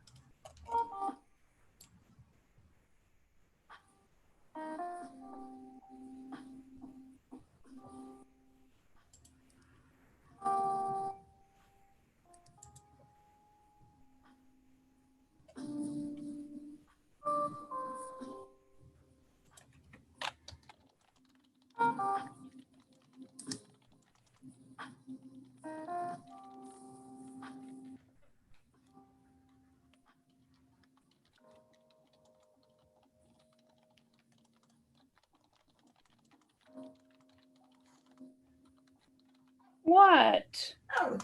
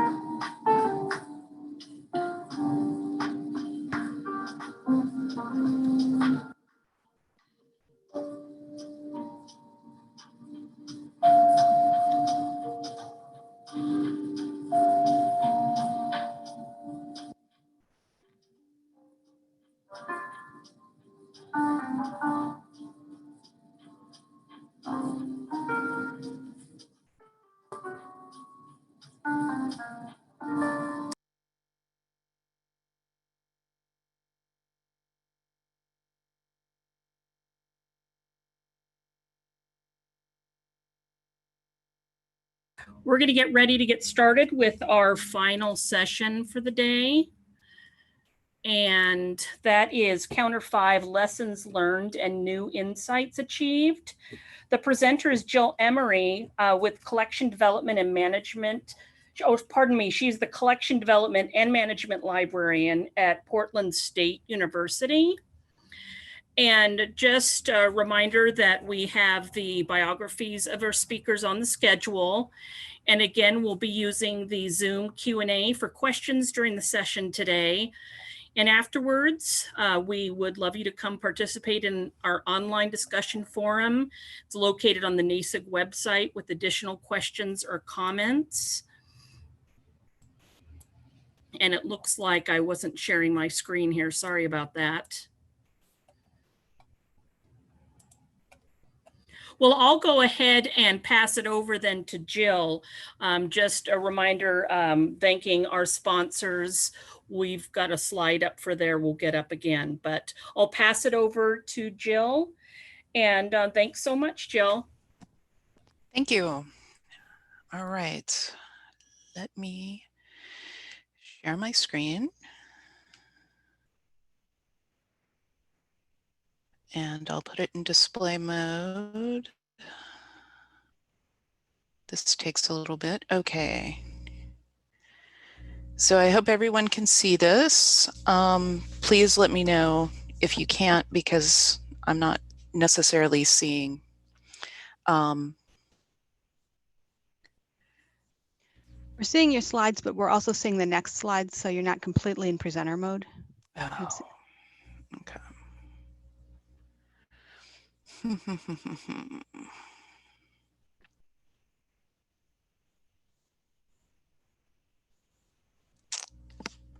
This will work if that's what you can figure out easily. Yeah, unfortunately, I can't figure out how to otherwise. Oh, here. Actually, let me try this.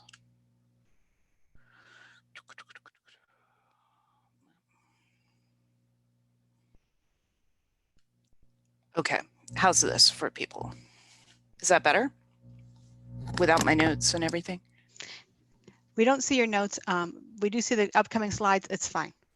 Okay, yeah. Sorry, I am in presenter mode off of my computer, so I'm not sure. If you click slideshow, you should be, and then go from there at the top of your screen. Animations and review. I don't. Like my screen is showing it as though it is in SlideShare. Okay. Or like in. All right. So I'm just going to go ahead and get started. For those of you,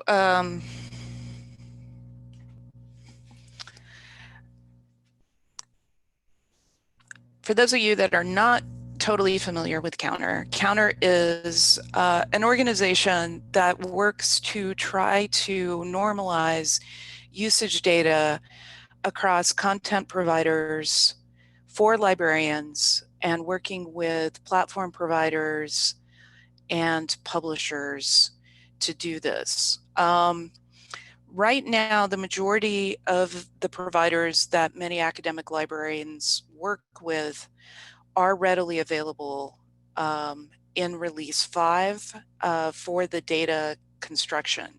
However, some content providers and publishers and platform providers are not. Counter encourages the use of the most recent release, but we don't dictate that necessarily to the communities that we work with. And it is reliant upon librarians to speak up and to encourage the content providers to use the most recent release of Counter in order for you to get the same data from all the places that you might be getting content from. As noted, I'm the Collection Development and Management Librarian at Portland State University in Oregon, and I'm also on the Counter Executive Board. So there are a number of improvements that occurred with release 5. These are the 3 main ones that we're going to cover in this talk today. But I also want to point out that one of the greatest advantages of release 5 is that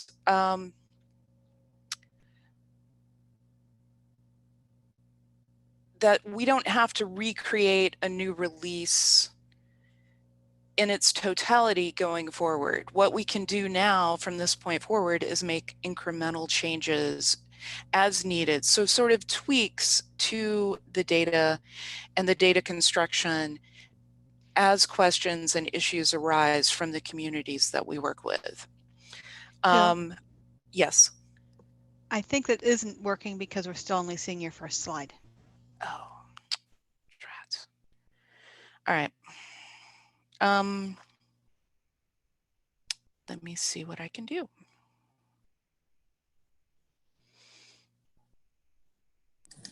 We think it's possible that you shared the wrong screen. Okay. Try looking at your sharing again and see if you've clicked the right PowerPoint part to share. How's this? Now we're seeing it with notes. Okay.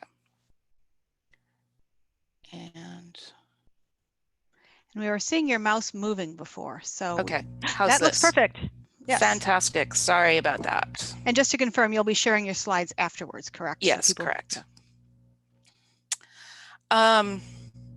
So sorry, as I was saying, these are the improvements that we're going to talk about today in this presentation, but there is incremental change that's going to happen with release 5 over the next subsequent years.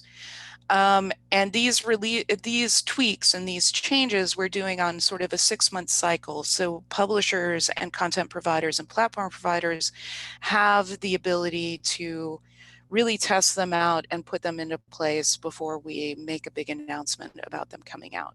So I just wanted to let people know that that's one of the advantages we see with release 5. The ability to see both total and unique downloads is really important. And this came to us as a question from the community, from the library community, on how to disambiguate the usage between what is the total kind of unique title usage and what is the total HTML and PDF combined usage. So we've done this by creating these 2 different reporting types, total item requests and unique item requests. So let's take a look at the metrics for journal usage to kind of talk through this and show how this works. So here's a journal platform and an article display from the Royal Society.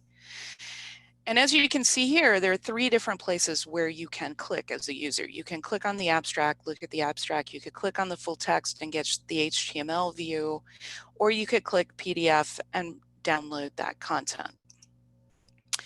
In release 4, how this was reported or how this looked is there would be 1 use for HTML, 1 use for PDF, and the reporting period total would then be 2, ignoring the abstract view. But sometimes the abstract view and using the abstract is really important to a researcher to determine whether the content is really needed or not.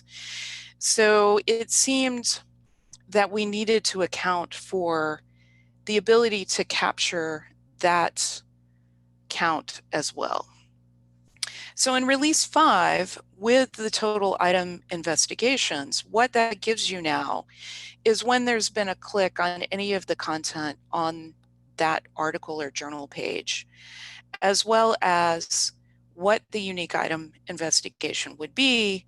In this case, the unique item investigation is the article in itself. The total item request, if somebody looked at the HTML and looked at the PDF, would be both of those. But, and again, overall, the unique item request is just this 1 single article within the journal platform. Counter is really recommending using the unique item request as the metric for calculating cost per use. That said, it's understood that every individual institution and organization might want to determine what they're counting for cost per use differently.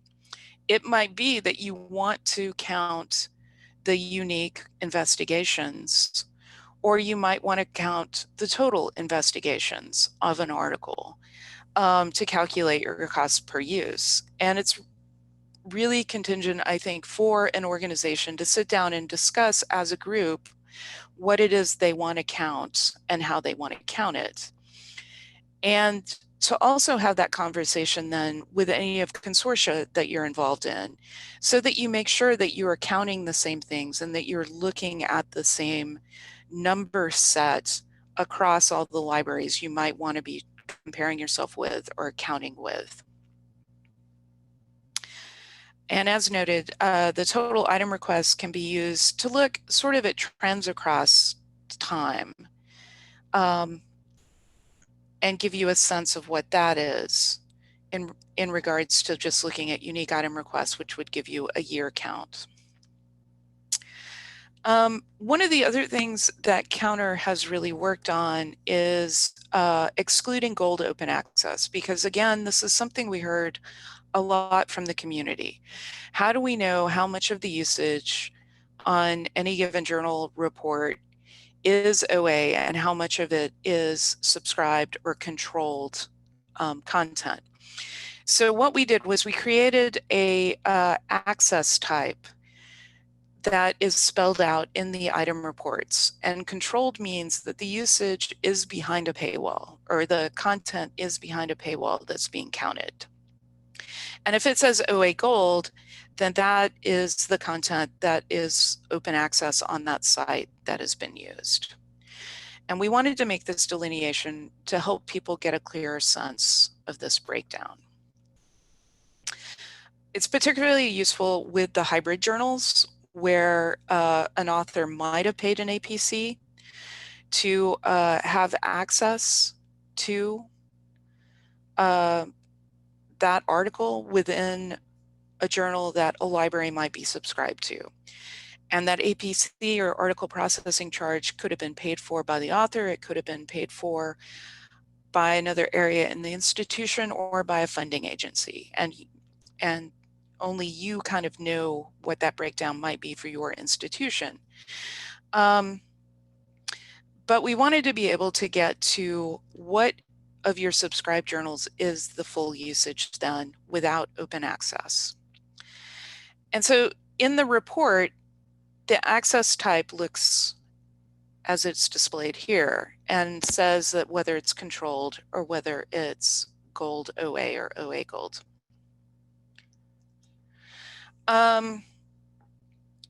In the standard views or the main master reports, like the TRJR1 report, it automatically excludes all gold and open access content. So some publishers' statistics dashboards allow you to just click on the TRJR1 report and get you that information readily available. But it is good to note that that's going to be presented to you without any gold open access. And if you want to account for that, you're going to have to go into the item report in order to see the two different access types that are being provided. Again, the TRJR1 is seen as very useful for calculating cost per use because it does that exclusion for you. And so you are purely looking at your usage up against your subscription cost. Because this is new with release 5 and didn't exist in release 4, you are going to see something of a downturn in statistics and in the numbers with your release 5 data for the TRJR1 report. The other area that we wanted to talk about and take a look at is the metrics used for books. again, one of the community concerns was some publishers provide access to ebooks at chapter or section levels, and others provide it just as a single total book download. And are we really accounting for the same things between the two differences? And how can we get at looking at the same counts regardless of what the platform is? So in order to handle this, we came up with what's referred to as the unique title metric. It only applies to books. It doesn't apply to journal usage. So we have a total item request, unique item request, and unique title request with ebooks. And as noted here, the unique title request will probably be what should be used for calculating cost per use across books and across book packages. So here's an example of a book and the different areas where you can click and gain access to different aspects of this book. In this case, you can download the entire book PDF. You can learn about the proceedings in which this book exists. You can click on a single title or do a PDF download, a single chapter, and click the PDF download for that chapter. Or you can click the PDF of different chapters and look at them within the same book. So in this case, in release 5, the total item investigations for this page would be 5. You could, which is from the book, the about the proceedings, and then the 2-chapter PDF downloads, and then the heading download as well. The unique item investigations is just 3, which would be about the proceedings and then the 2 chapters. No, I take that back, sorry. It's download of the book or the 2 chapters would make up that 3. The total item requests would be download the book PDF, about the proceedings, and the 2 chapters. But overall, the unique title investigations for this entity and the unique title requests is just 1 because it's just 1 book. And again, libraries and institutions look at these statistics differently. We know that for course assignments and class assignments, a faculty member may be only assigning a chapter or a section of a book for someone to read. So maybe you do want to count then the total item requests or the unique item requests in your cost per use as opposed to the unique title requests. But in order to provide the fairest comparison across all books on all platforms, Counter recommends the unique title requests. This column just basically spells this out a little bit further. For cases where there's a single platform with a single PDF and things aren't broken out by chapters or by sections within that. And so if somebody were to go there and utilize that, you would have a total item request of 1, a unique item request of 1, and a unique title request of 1 represented in your usage report. For platform B, though, which is broken out by chapters or sections, you're going to see some different numbers. In this case, you will see how many times a chapter was used in the total item requests, as well as in the unique item requests. But overall, in the unique title request, you're still only going to see the 1 use because it's all happening within 1 title or 1 book. So again, we recommend that the unique title request be the ideal metric for calculating the cost per use.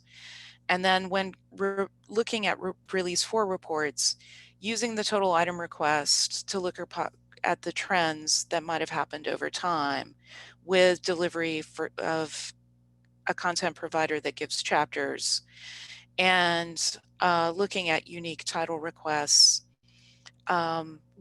with release 4 when looking at those that provide just a single file for download.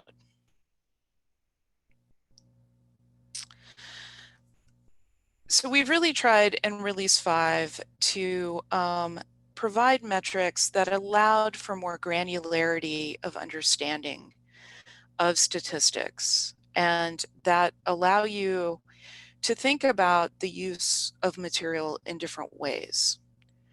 And look at item investigations and item requests in these ways that allow you to analyze and consider your usage in ways that maybe you weren't doing previously or had the ability to do because of the way release 4 was constructed. So if a user were to look at the summary of a book and then decide not to request it, what would happen? In those cases, you would have a total item investigation of 1, but you would have an item request of 0 because nothing was downloaded or utilized beyond just looking at the page. And this was a big problem that a number of people pointed out with release 4 usage and how it was being reported. So I also wanted to cover what else there is to look at and to consider with Counter 5, because as we've been working with Counter 5 at the executive board level and the technical advisory group level, we've been able to come up with different things that we're considering and thinking about that we think the community might be interested in. First and foremost, EBSCO Information Services has created the R5 Harvester, which is an MS Access tool that allows small to medium-sized consortia to be able to readily gather their counter reports for their affiliated libraries and harvest them simultaneously together and look at those as a group, which is really fantastic. We've been working with others to try to develop a consortial reporting tool, which is still in development.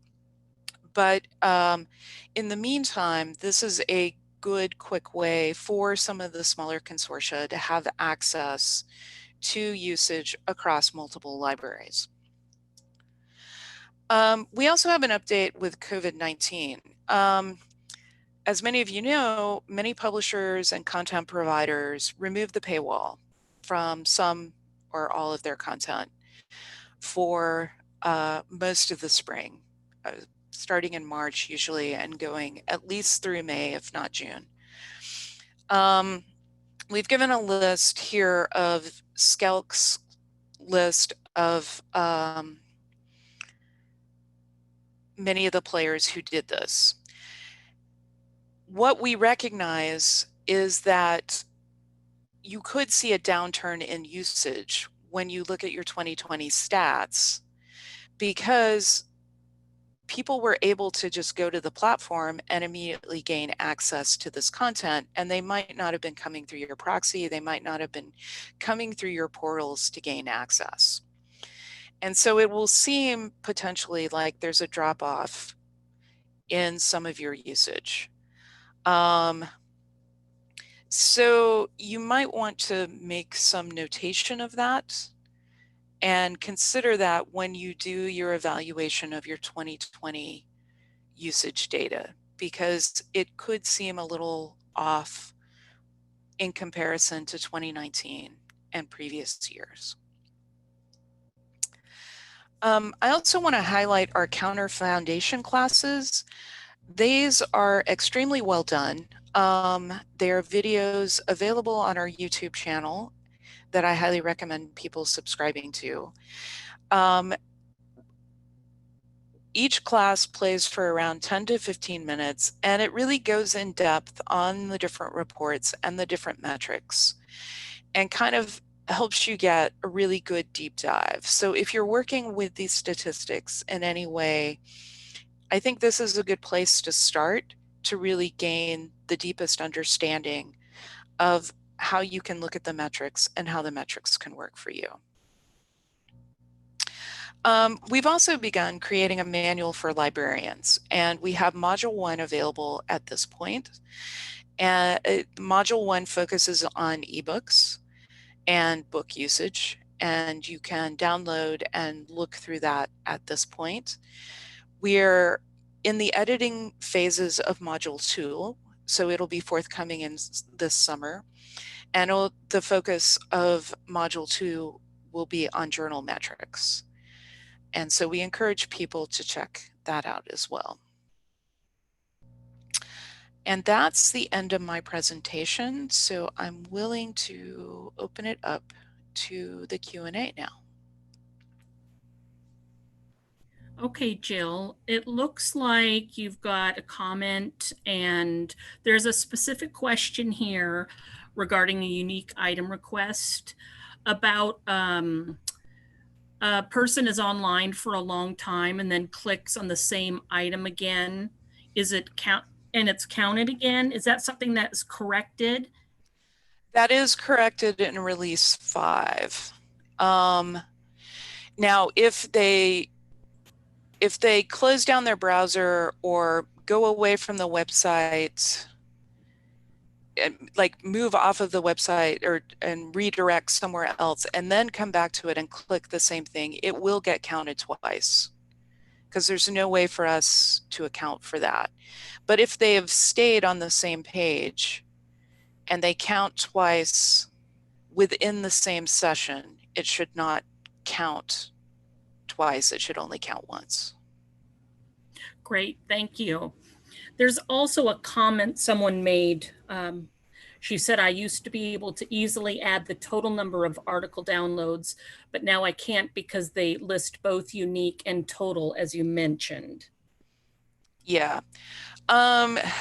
So we do have one of our foundation classes on sorting the reports so that you can then readily count up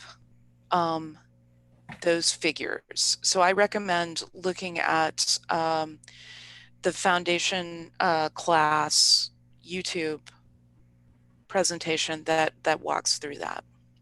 Yeah, those look great.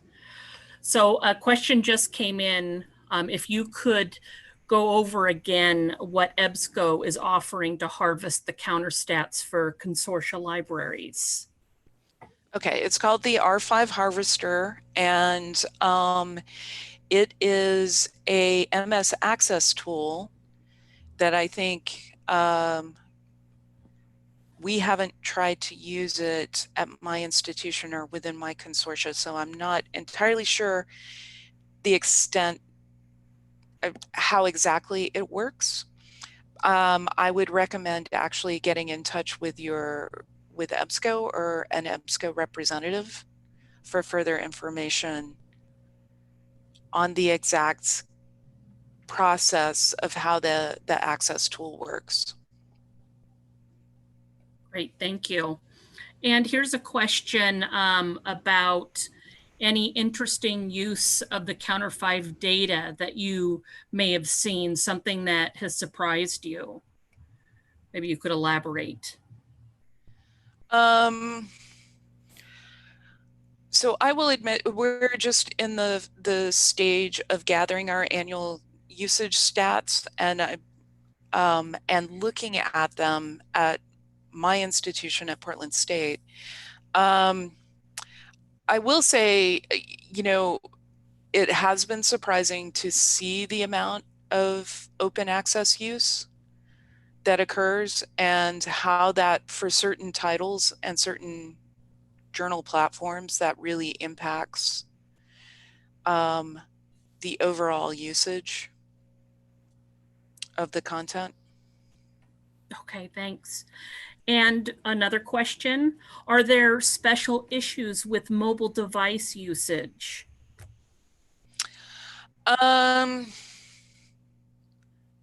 That's on our platform report. And to be honest, it's not a report that I've looked at very closely at this point. So I'm not able to respond directly to that question. Sure, I'm sure that'll come up, Yeah. soon for you. And another question about foundation classes. Someone asks, is there a good foundation class using Excel, the pivot tables? Yes. Oh, go ahead. Yes, there is. I believe there is one. And if there isn't, the other thing to do is just email us at Counter. You can either email Lorraine Estelle, and it's, I believe, Lorraine, LORRAINE .Estelle, ESTELLE at counter.org, at projectcounter.org. And we will put somebody on making one. We are really good about co-opting and getting others to help us create the foundation classes at this point. Nice. And remember, any questions that aren't addressed, or if people have more, you can, the attendees can come to the forum and be able to ask them then. But we have another one here. Someone asks if you have to be an EBSCO library to use the harvester. I don't believe so. Okay. Jill, could you go back a slide? I think you had a tiny URL. Yes. Yes. Here we go. Oh, thank you. That's great.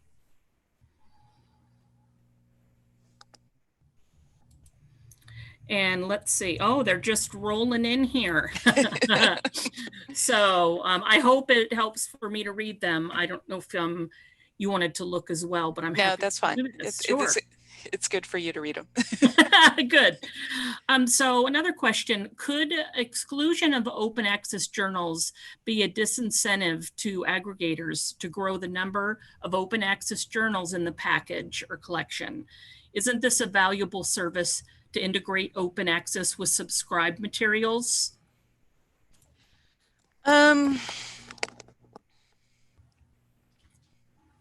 It is an advantage, I think, for aggregators to include it. I think it then becomes contingent on the library to really determine how it is they want to evaluate an aggregator, and do they still want to evaluate them in the same way they did previously. Now, in what I was showing was a journal platform, the Royal Society, and the report that showed the differentiation between the two was, again, a journal platform between the controlled access and the gold OA access. I'm trying to think on the database report, because in most cases an aggregator would be a database report and not, at least at my institution, we don't look at the TR-JR report for aggregators. We look at the database report, which gives different count information, not looking specifically at titles. So I think it really depends on what you choose to evaluate when it comes to aggregators at your institution as to how much of an impact that's going to have.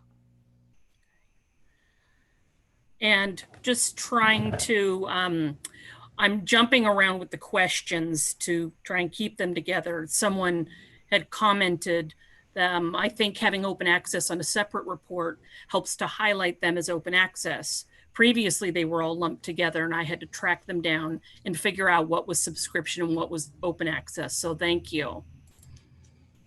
Yay. Yay. And while there's a couple more, and someone asked, maybe you could go back a couple slides about the foundation classes. Someone asked if you could show that again. Maybe that's yes. Easy to do while we're looking. Here we go. Okay. And another question, oh, and someone else commented, thanks attendees for helping out here. Someone said that anyone can access a EBSCO created tool, the R5 harvester that you mentioned. Great. Yeah, I thought that was the case, but I didn't want to. Yeah, no, this is great. So let's see, another question. Those sites using the Adafon, I've never known how to pronounce that. Adafon. Adafon, thank you. I've always read it, never had to say it. Insights link are terrific, but some publishers are using their own different sites. Most of these are hard to use. Is there any way to get everyone on board with the same site? No. Unfortunately not. Like, different content providers and different publishers they've had to work quite a bit to enable release 5. And we recognize this from the executive board and the technical advisory group. And it's how things interplay or interact with those providers within their own content environments. Some publishers and content providers use third parties. They use Scholarly IQ, for instance, or they use MPS as a platform to show their usage overall. And I think Scholarly IQ and MPS have different views that a publisher can, or a content provider can utilize. But not everybody, and especially some of our smaller society publishers, they can't afford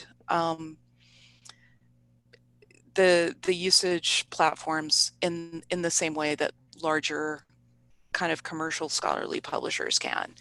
So it's kind of understood that there's that the provider is doing the best job possible to make these reports available, but it's just not possible to even advocate, I think, from a librarian standpoint, that everyone look and be exactly the same, just because it all depends on how they're able to extract the data from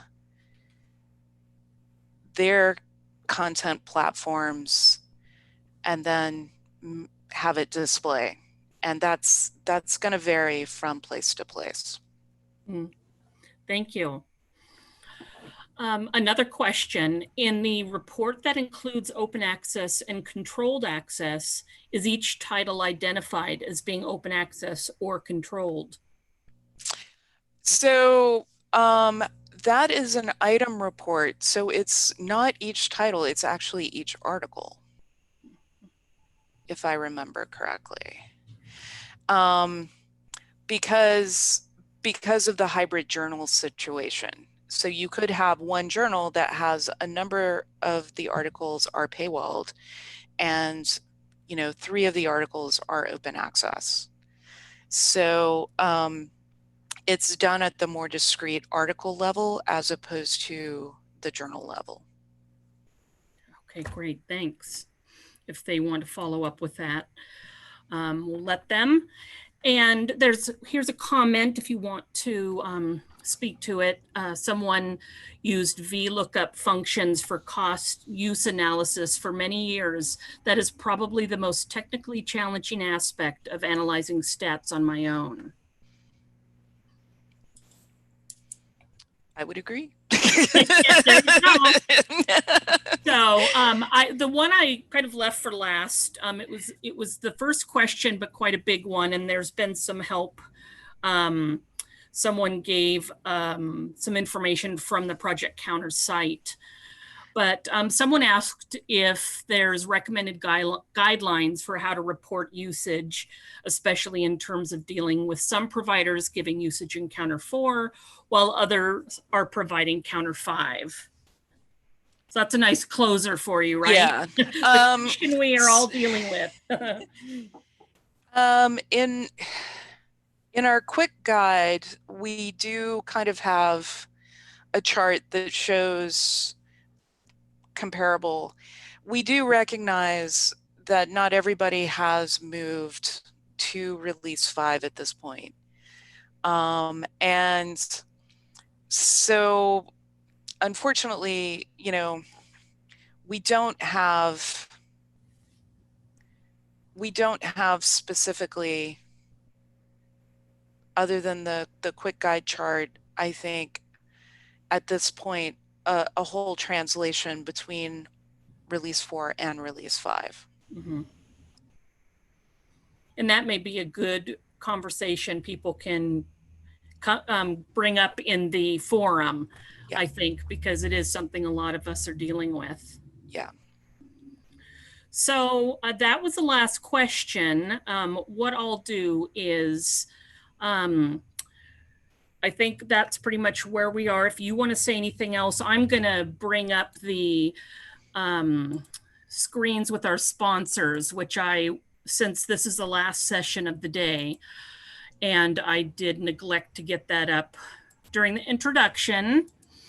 But I want to thank you, Jill, so much for your presentation. A lot of really good information there, and a reminder to everyone that this recording will be posted to our YouTube channel, and Jill will be monitoring, and her partner presenter, whose name I just lost. Jill, you can remind me. Lorena Stell. You had mentioned her. Thank you. They'll both be monitoring the forum through June for any questions that weren't covered. And we hope you'll join us again tomorrow for more sessions. And you'll find all the information you need on our website. Thanks so much to everyone for coming. And go ahead. I do have one last thing I want to, we want to thank NASIG for being members of Project Counter and supporting the work that we do. Mm-hmm. Thank you. Jill, did you have a URL for the quick guide that was mentioned? And if that's in your presentation, that will be fine. Yeah, if you go to where the module, the foundation, the tiny URL for the foundation classes? Yes. Actually, the tiny URL for the foundation might take you to YouTube. I think on the manual, the link on the manual page. If you want to come back to that, you can take the screen back. Yeah. Hold on. Oh. Let's see. So not this one. Are you seeing here? There we go. The link for the manual, I believe, is the quick guide as well. And people hopefully also posted them into chat, and then I reposted to everyone. So hopefully the person who was wanting it can find it now. Okay. And just to close, lots of thanks to you, Jill, on the Q&A if you didn't see it. Oh, good. Yay. Yeah. Great. Thanks, everyone.